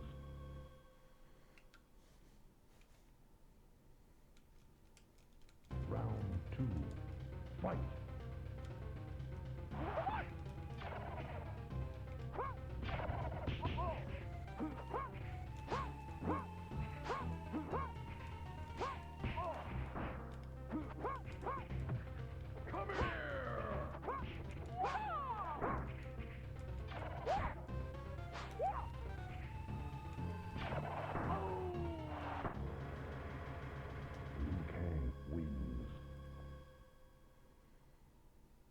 Oh yeah, it was a struggle, all right.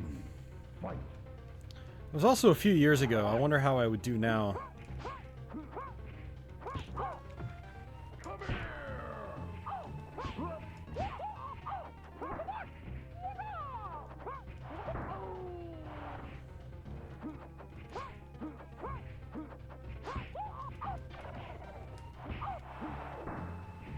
Finish him.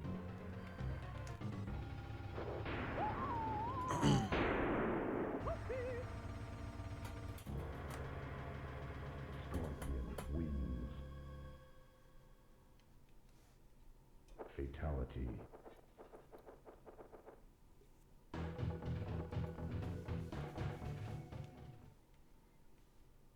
Round one. Fight.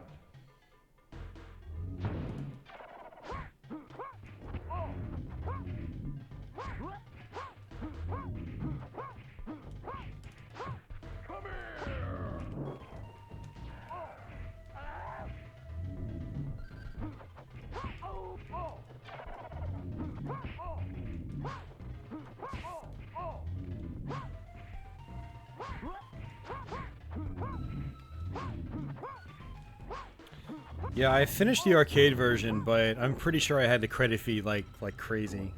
Wins.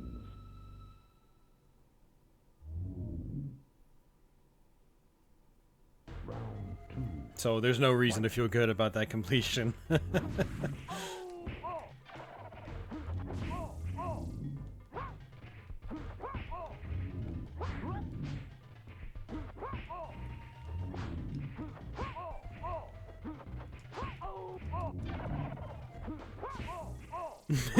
Reptile just sneezed. Finish him.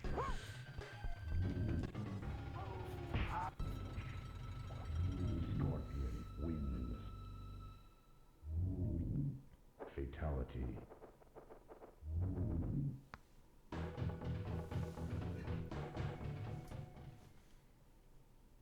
Round one. Fight.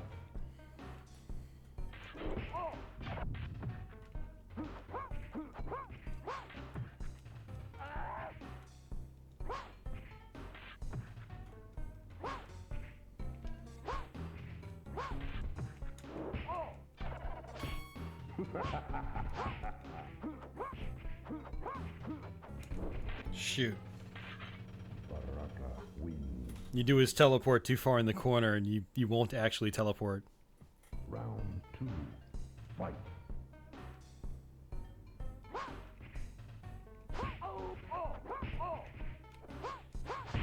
Superb. Barack Obama.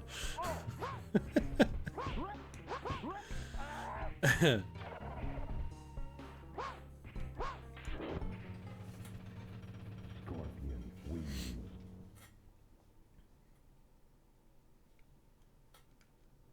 Round three. Fight.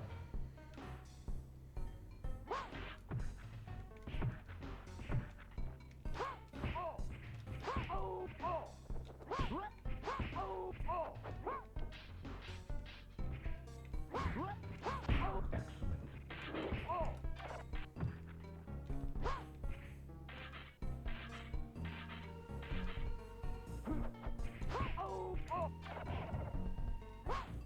Finish him. Damn. I'm so close. Baraka wins. Well, 5 in with Scorpion isn't too bad. It's a lot harder to fight with him.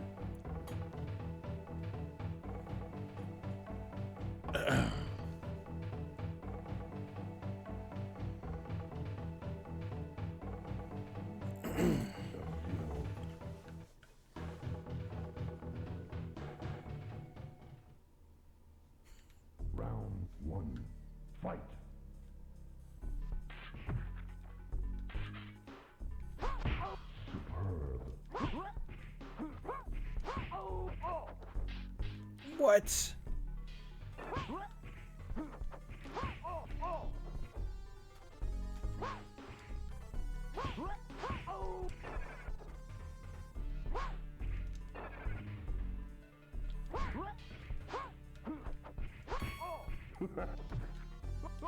Ooh, that was close. That was really close. I'm surprised he didn't do his, like, cheap computer sweep. Round 2. Fight.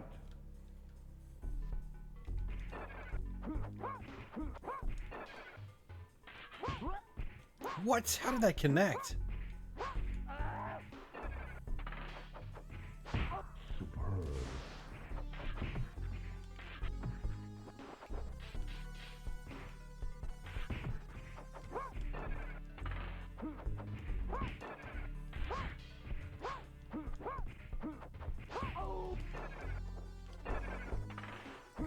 Thanks, Baraka.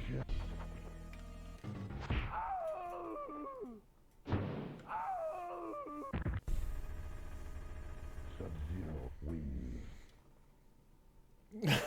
Whipping his hair around like Sindel.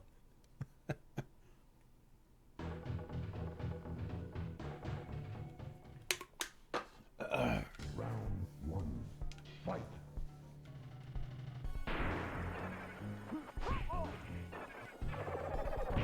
Superb.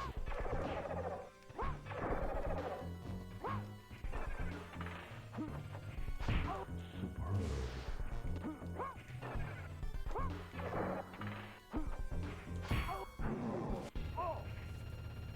Sub-Zero wins.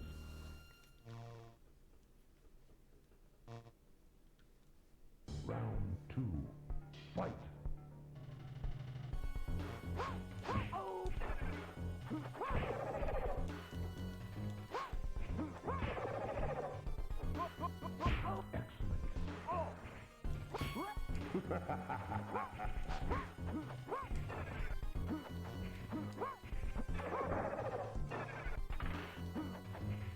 Finish him. Sub-Zero wins.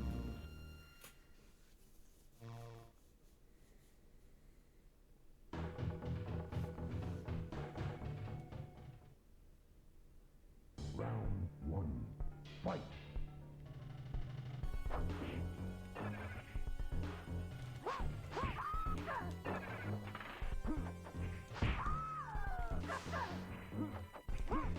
Oops.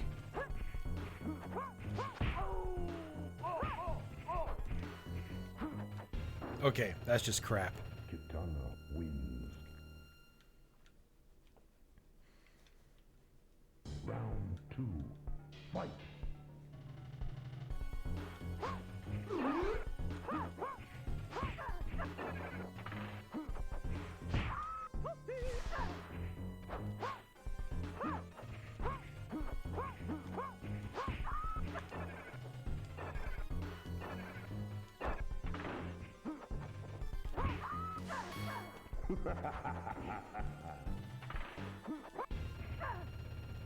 Sub-Zero wins. What would the Donald's 3 combat forms be? Fight. Oh, jeez.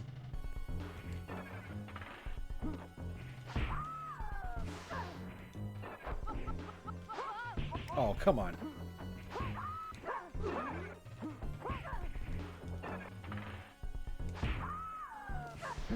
Katana, I'm actually glad you're going easy on me.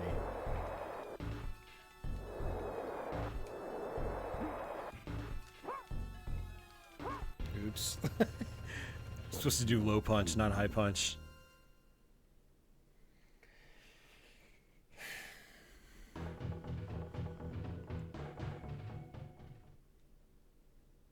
Round 1. Fight.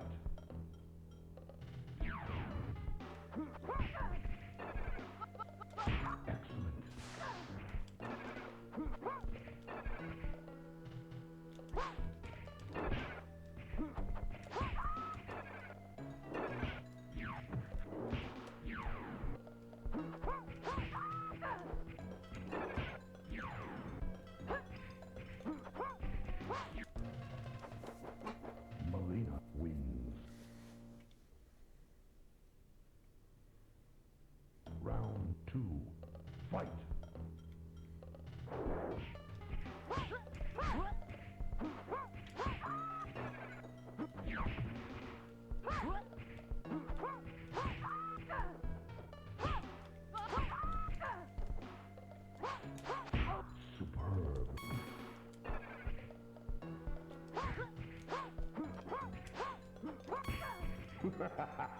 Wow, lucky.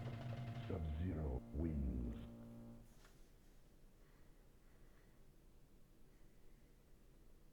Round 3. This is the default difficulty.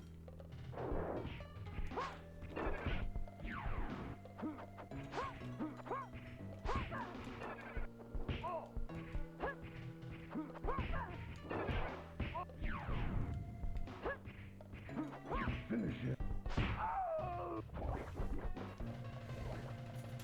Melina wins. Fatality.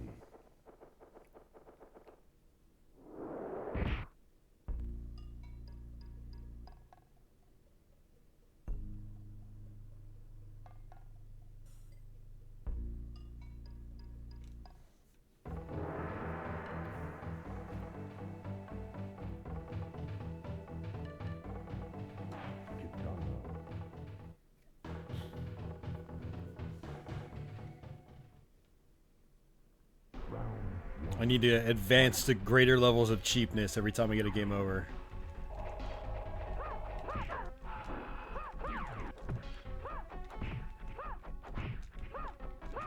Okay, you know what, Melina?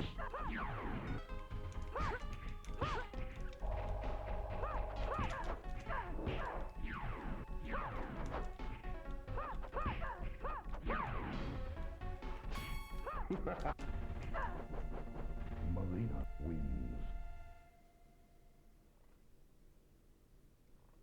Round 2. Fight.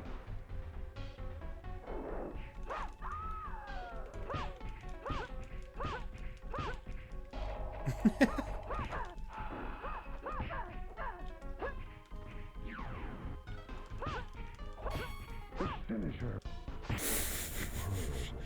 Melina wins. Alright, so much for that. I have one more card up my sleeve.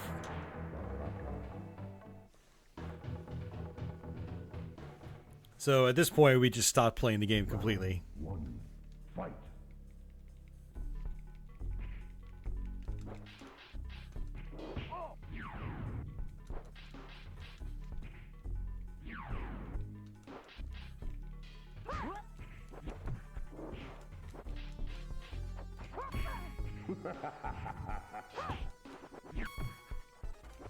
Are you freaking kidding me, man?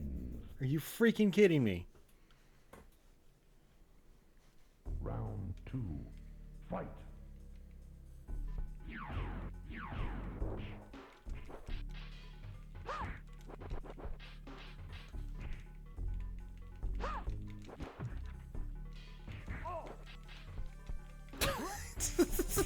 Oh my god. I give up. I give up. If I can't win with Baraka, I'm screwed.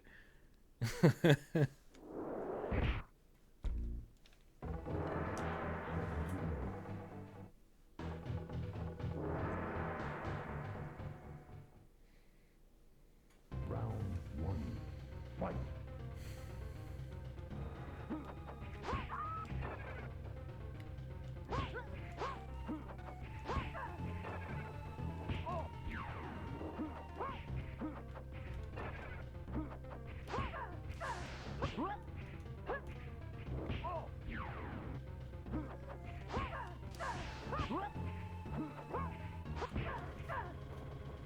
Sub-Zero wins. Melina's always been cheap. She's one of the cheapest characters.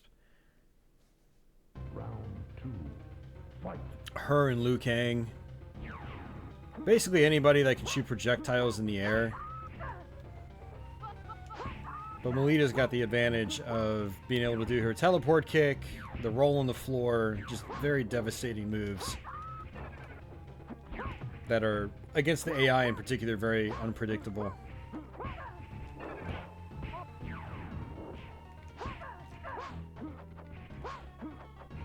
Finish her. Alright.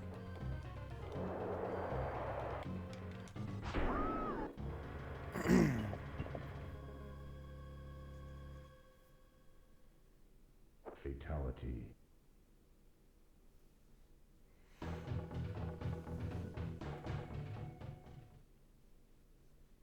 Round 1. Fight. Fight.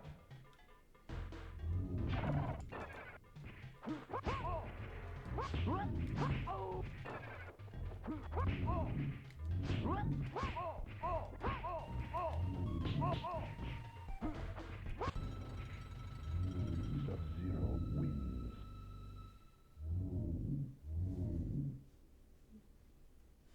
Round 2. Fight.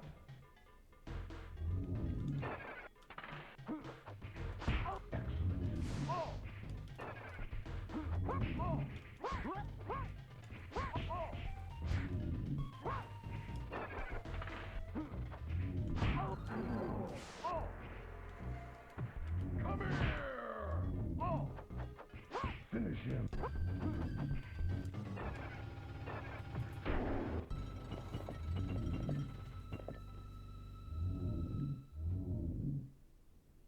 Fatality.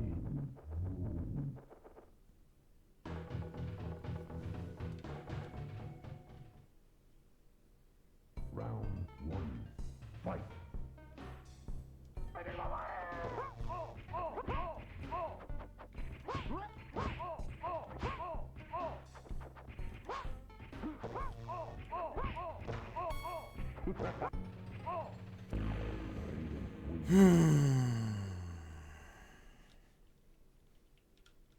Round 2. Fight.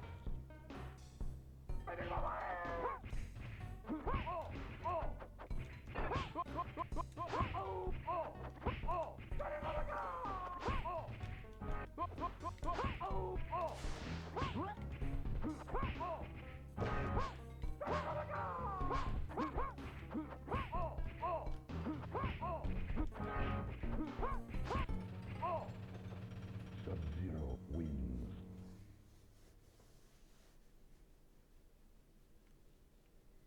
Round 3. Fight.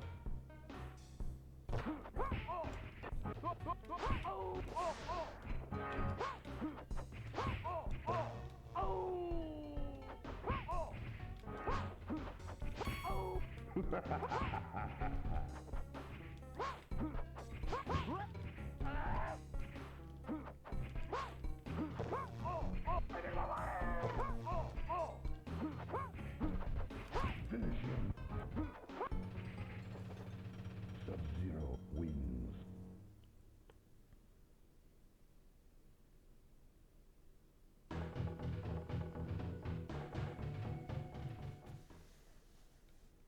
Round 1. Fight.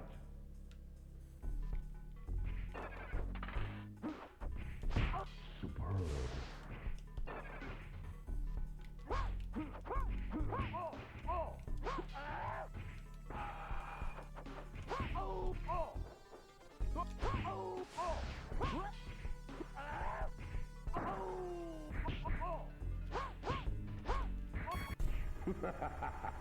Shang Tsung wins.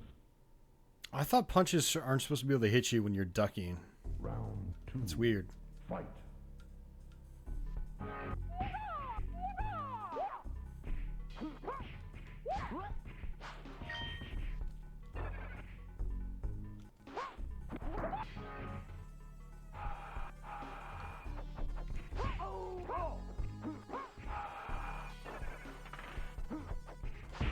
Superb. Finish him. Dope. That's game over. Shang Tsung wins.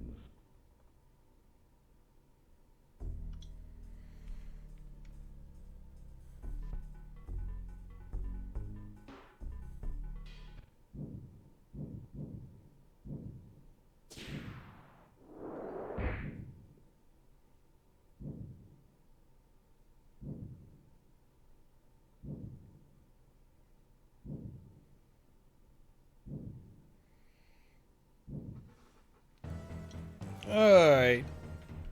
Let's move on to our last game. I actually went longer than I thought I was going to. I'm really freaking tired right now, but we'll press on.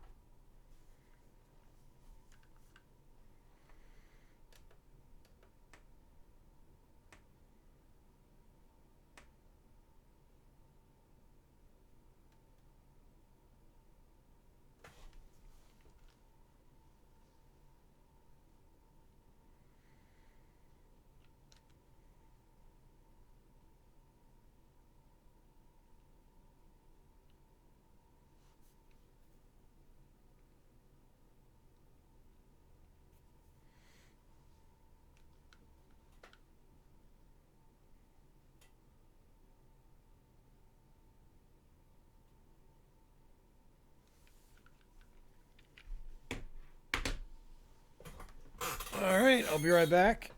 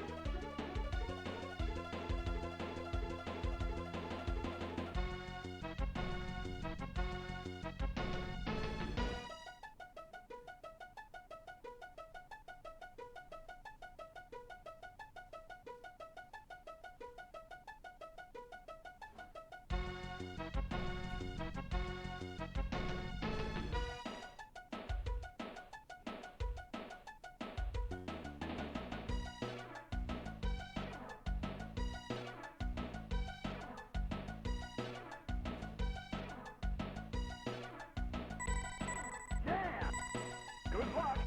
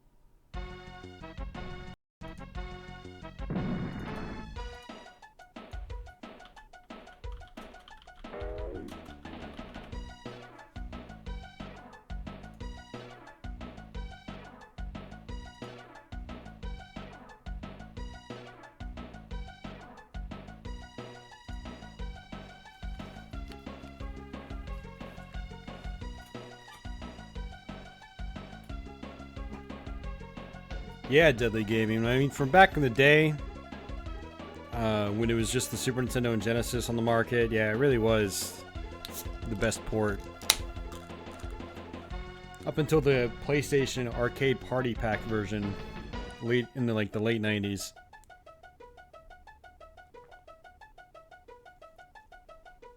All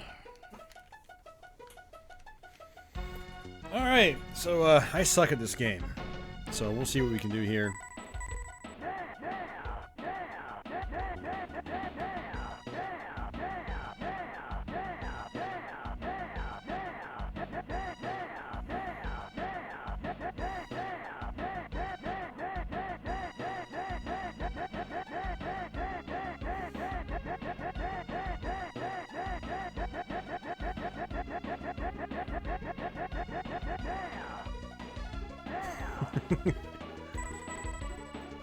Good luck!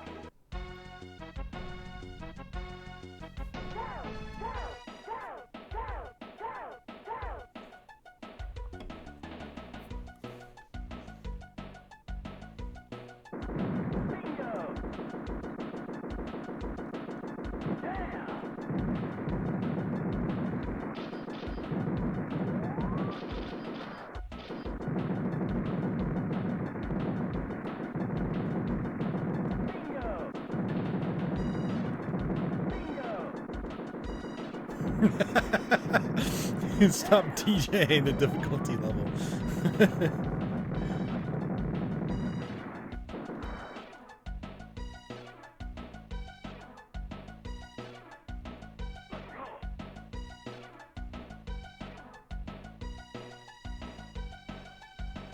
Good luck.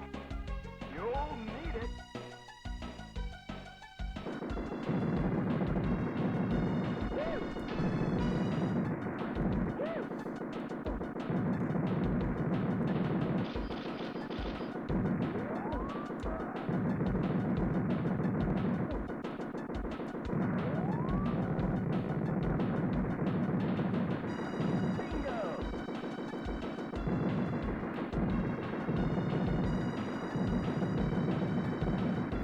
Matthew, I haven't played much of it, no. And yeah, Deadly Groove. So many systems back in the day got subpar versions of this game. It's funny how like the best home versions from the time were on Nintendo platforms. The NES and Super NES.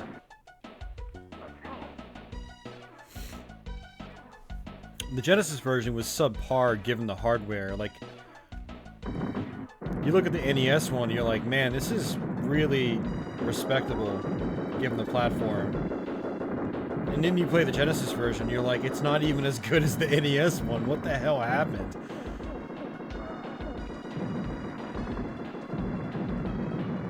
Which is just sad. Because the Genesis is great for these types of games in particular, you know? Lots of sprites on screen. Somehow they pulled it off in the Super Nintendo. A system that's notorious for lots of slowdown when you got a lot of things moving on screen.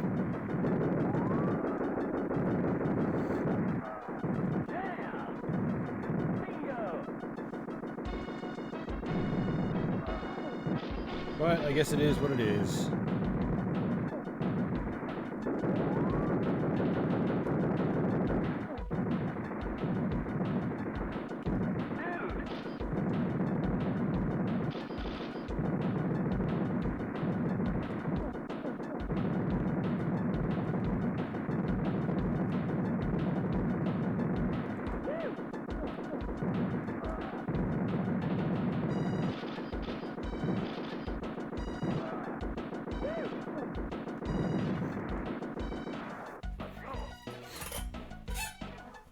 I have not played The Immortal, no.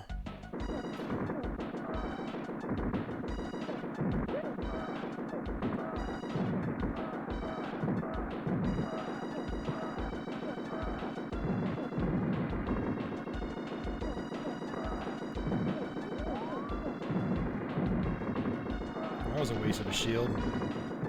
Oh, there it is. It's back again. Not a shield, but I guess an option? Not sure what to call it. A little floaty pod around me that doubles my firepower. Ooh, that was close. Big money, big prizes. I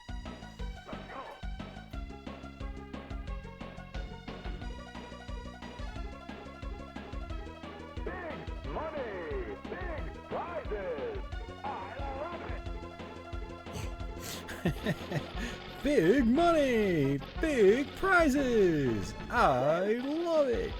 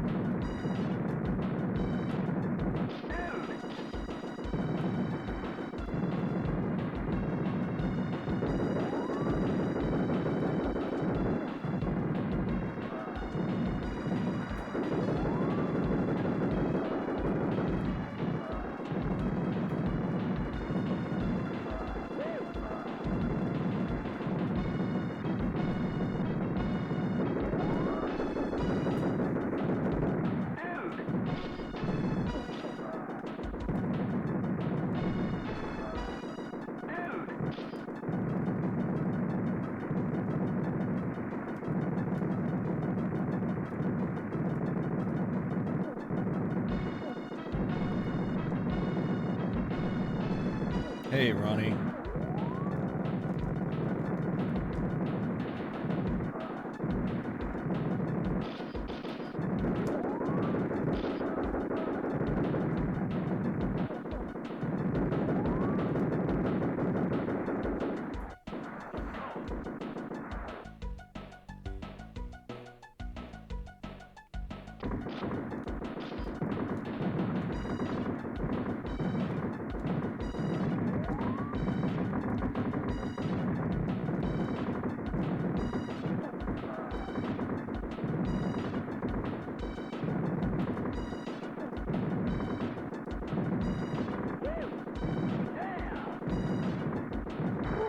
Oops.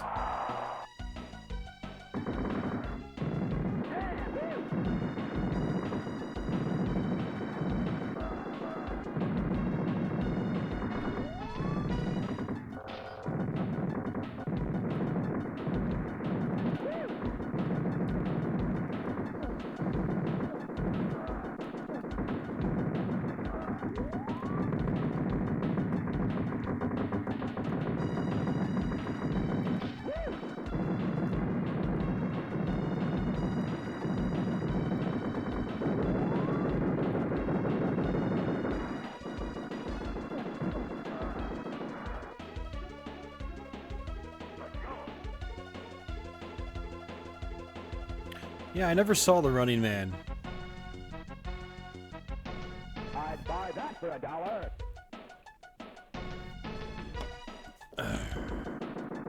You too, huh? You're cheap.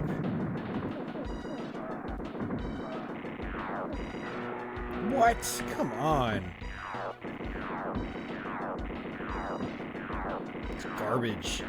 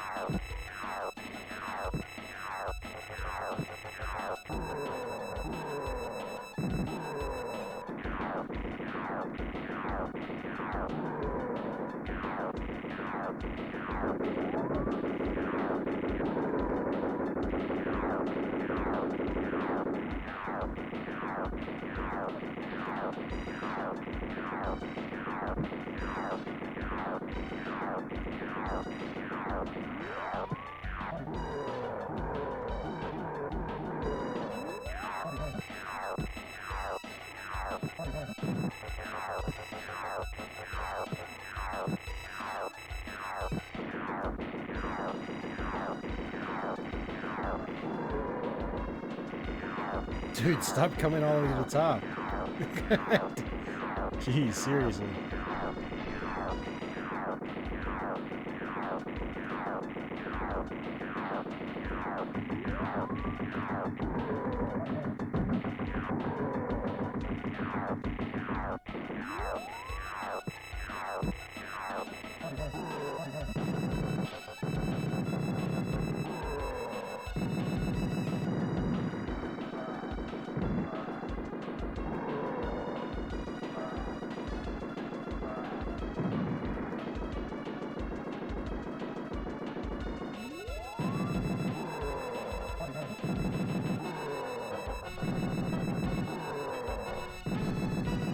I didn't realize these ricocheted off the walls. That's pretty cool.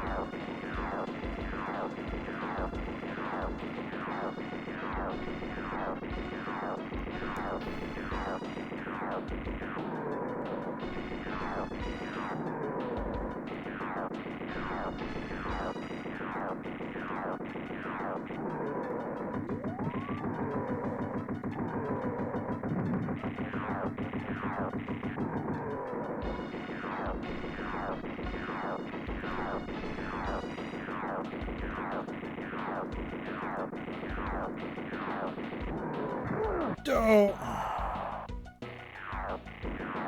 I didn't know he could move that quickly sideways.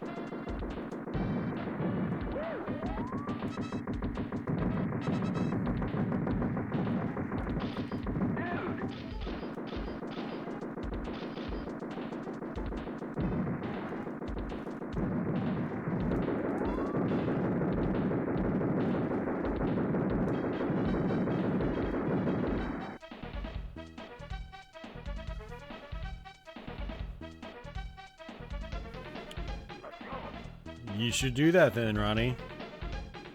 Why not? Make it happen.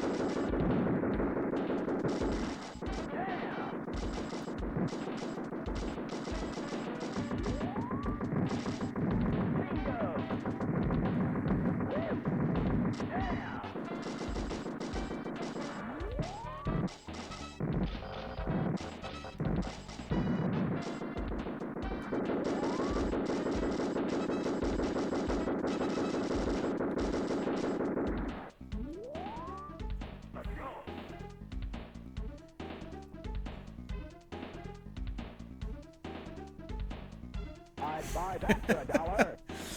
Oh, Jeff.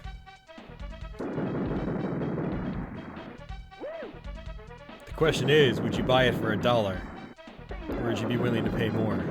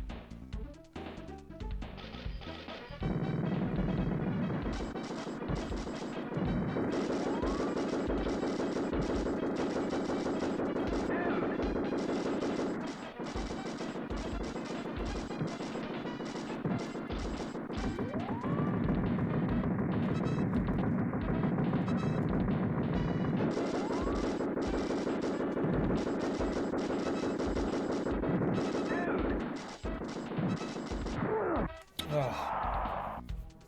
Get an extra life, lose an extra life.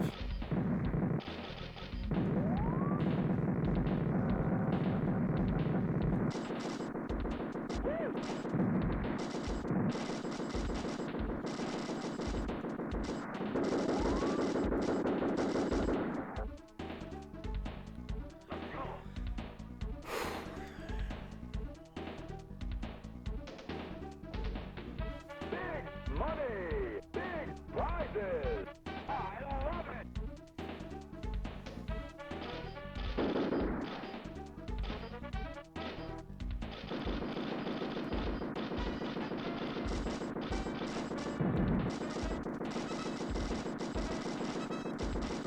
Bingo!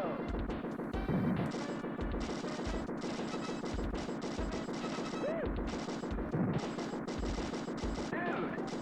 Yeah!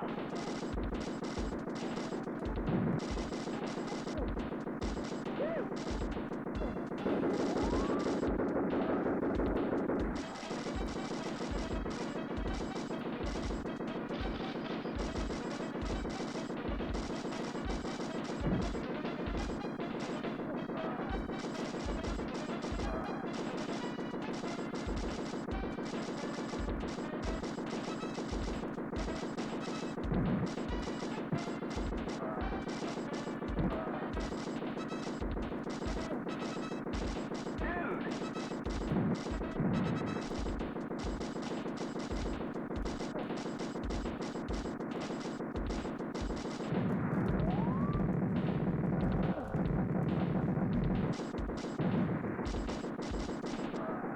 Oh. Good fight, though. Good fight.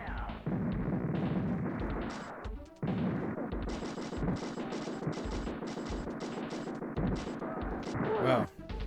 Never mind. So it looks like your lives can't go past 9 either.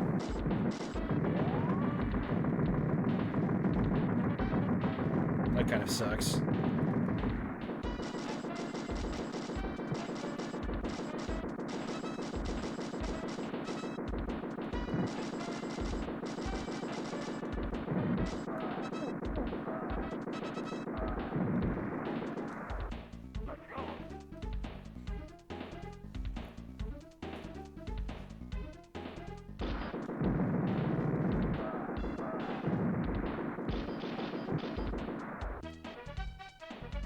Bingo!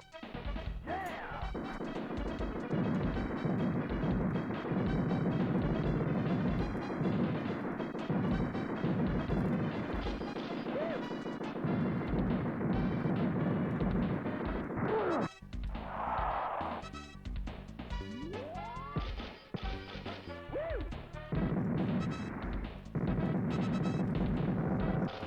Bingo!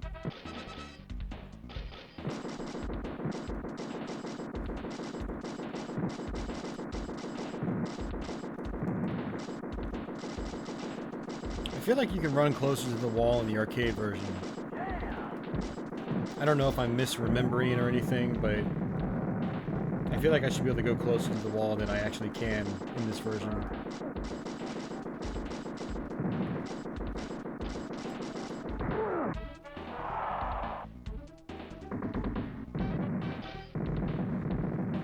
Jeff, I did. It's called Total Carnage. It's all right. I don't think it has the charm of Smash TV.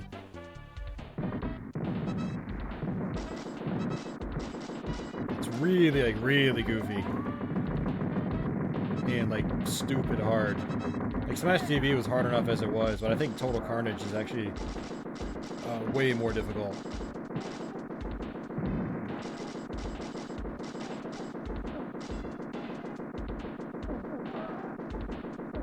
Like, I'd be curious to know if anybody's ever actually one credit cleared that game.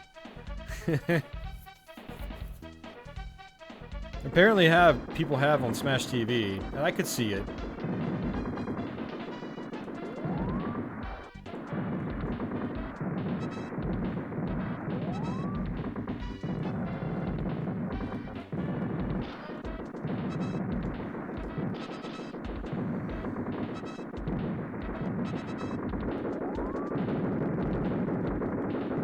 Carnage asada burrito.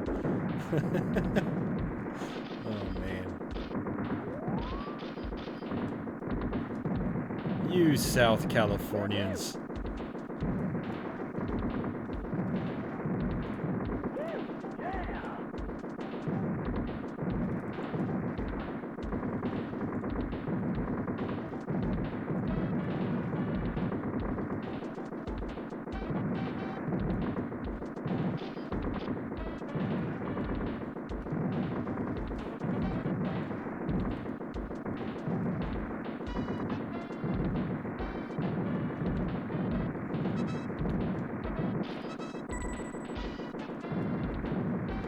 I remember the keys being very, very important in Total Carnage. Like, you couldn't actually beat the game if you didn't get, like, the right amount.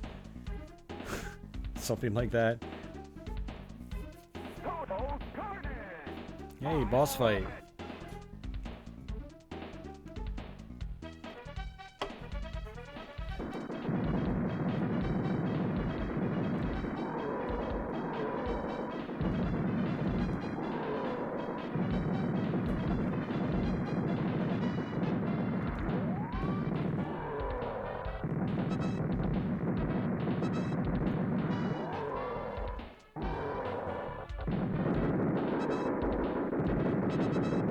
Hey, Beef.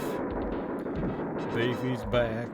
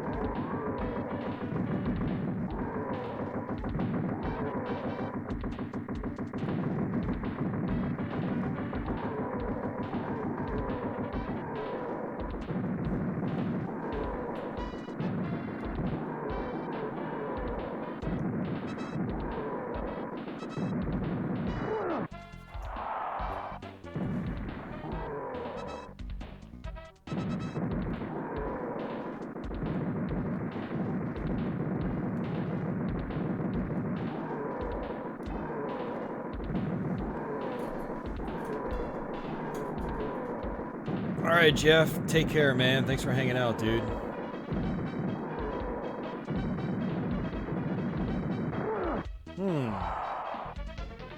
He completely cornered me.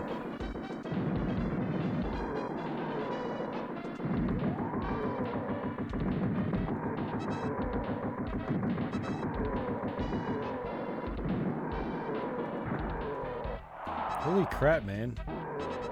I don't remember him being like this in the arcade, where he just corners you. Hulk smash you into wall. He actually has a striking resemblance to Hulk.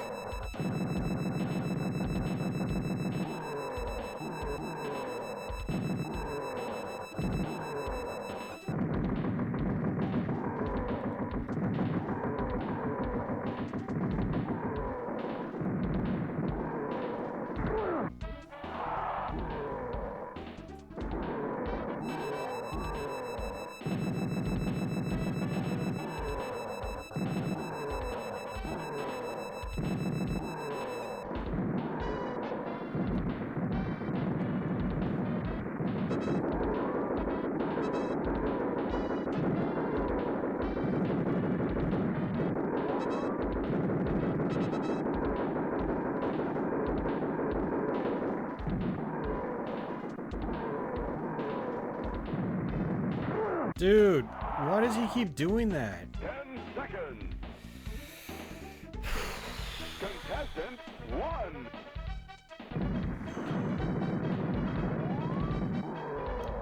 1. Yeah, I have played Blood Omen. I like it. I never finished it, but I got, I think I got pretty far in it back in the day. Dude, this is BS. He doesn't do this in the arcade version.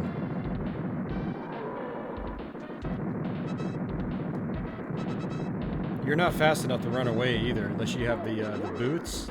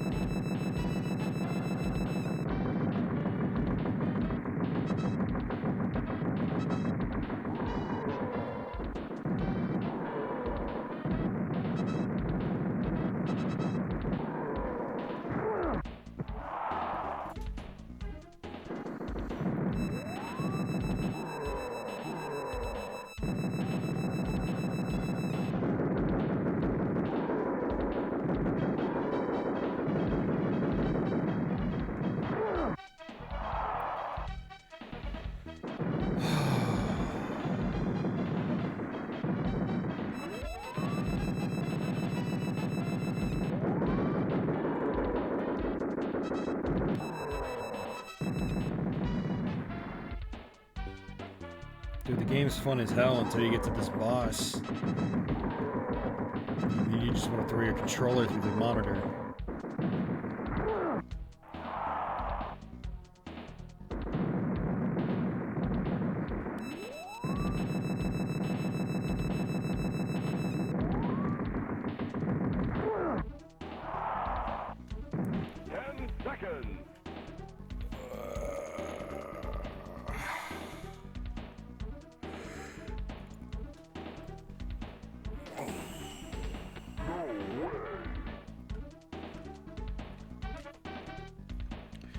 Yeah, I love a good story in a game, but not if it's at the sacrifice of the gameplay.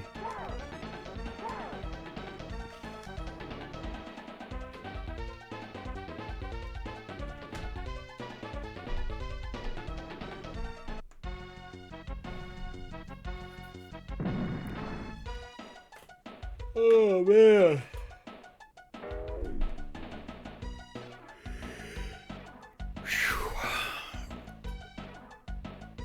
Oh. Well, I think that's gonna do it, guys.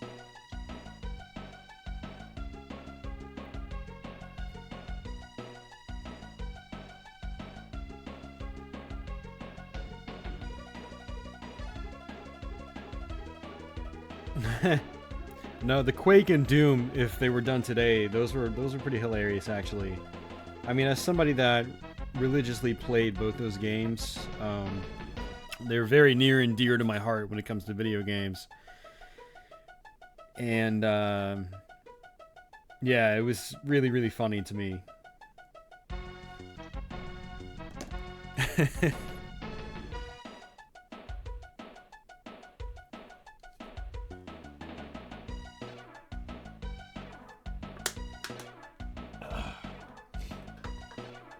Wayne, I think that's what's so great about the new Doom, is that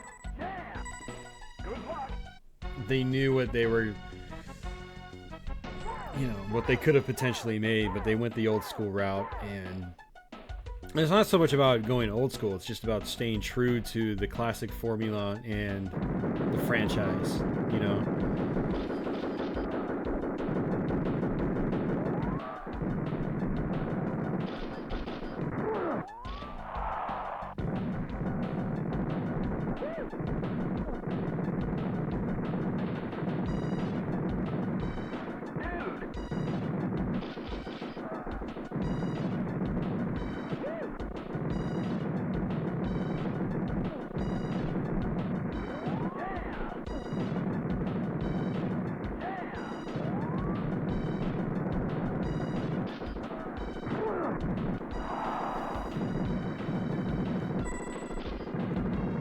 Alright guys, well,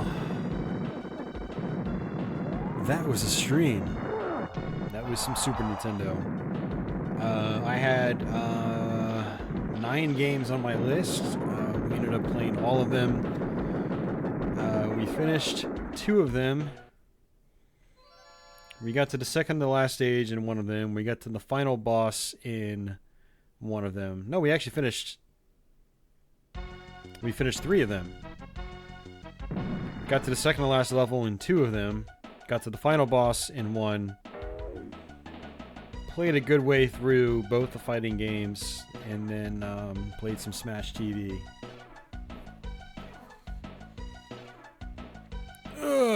So, if you guys just stopped in, feel free to check out the beginning of the stream once I've got it published, after it's processed and everything. And I gotta make sure I didn't get any copyright claims on it, because if I did, I have to download the stream, chop out the copywritten stuff, and then re-upload it. But we'll see. So the video is not going to be public right away. If you have access to my Google Plus page, you should be able to see the link to it there, and you can still watch the unlisted version. Yeah.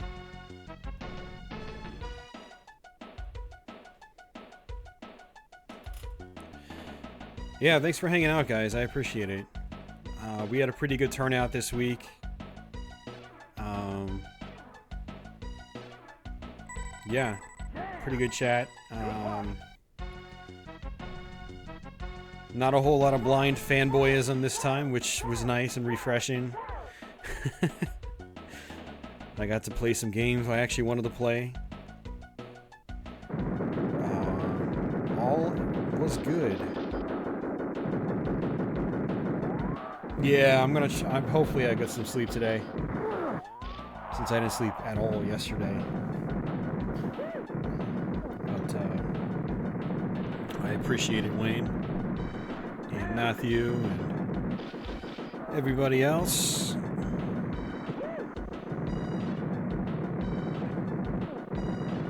Yeah, I don't really know what else to say, so I guess I'm gonna go ahead and just stop the stream. Thanks again for hanging out. I'll try to do full Let's Plays of some of these games, like Killer Instincts, King of Dragons. I'll definitely try to do some Let's Plays of those sometime. So hopefully you'll get another full completion, 60 frames a second, and all that good stuff, and more dedicated commentary.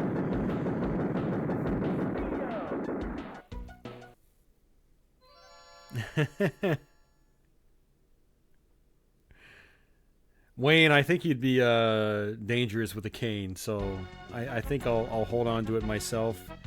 I don't think you need one.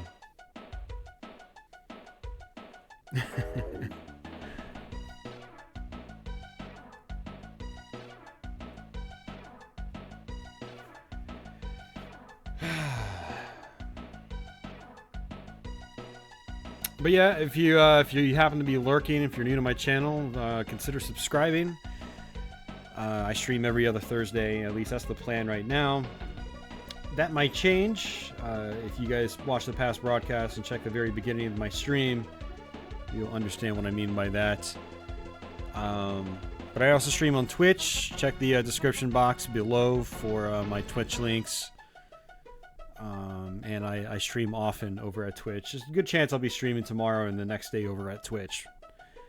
I guess we'll see. So...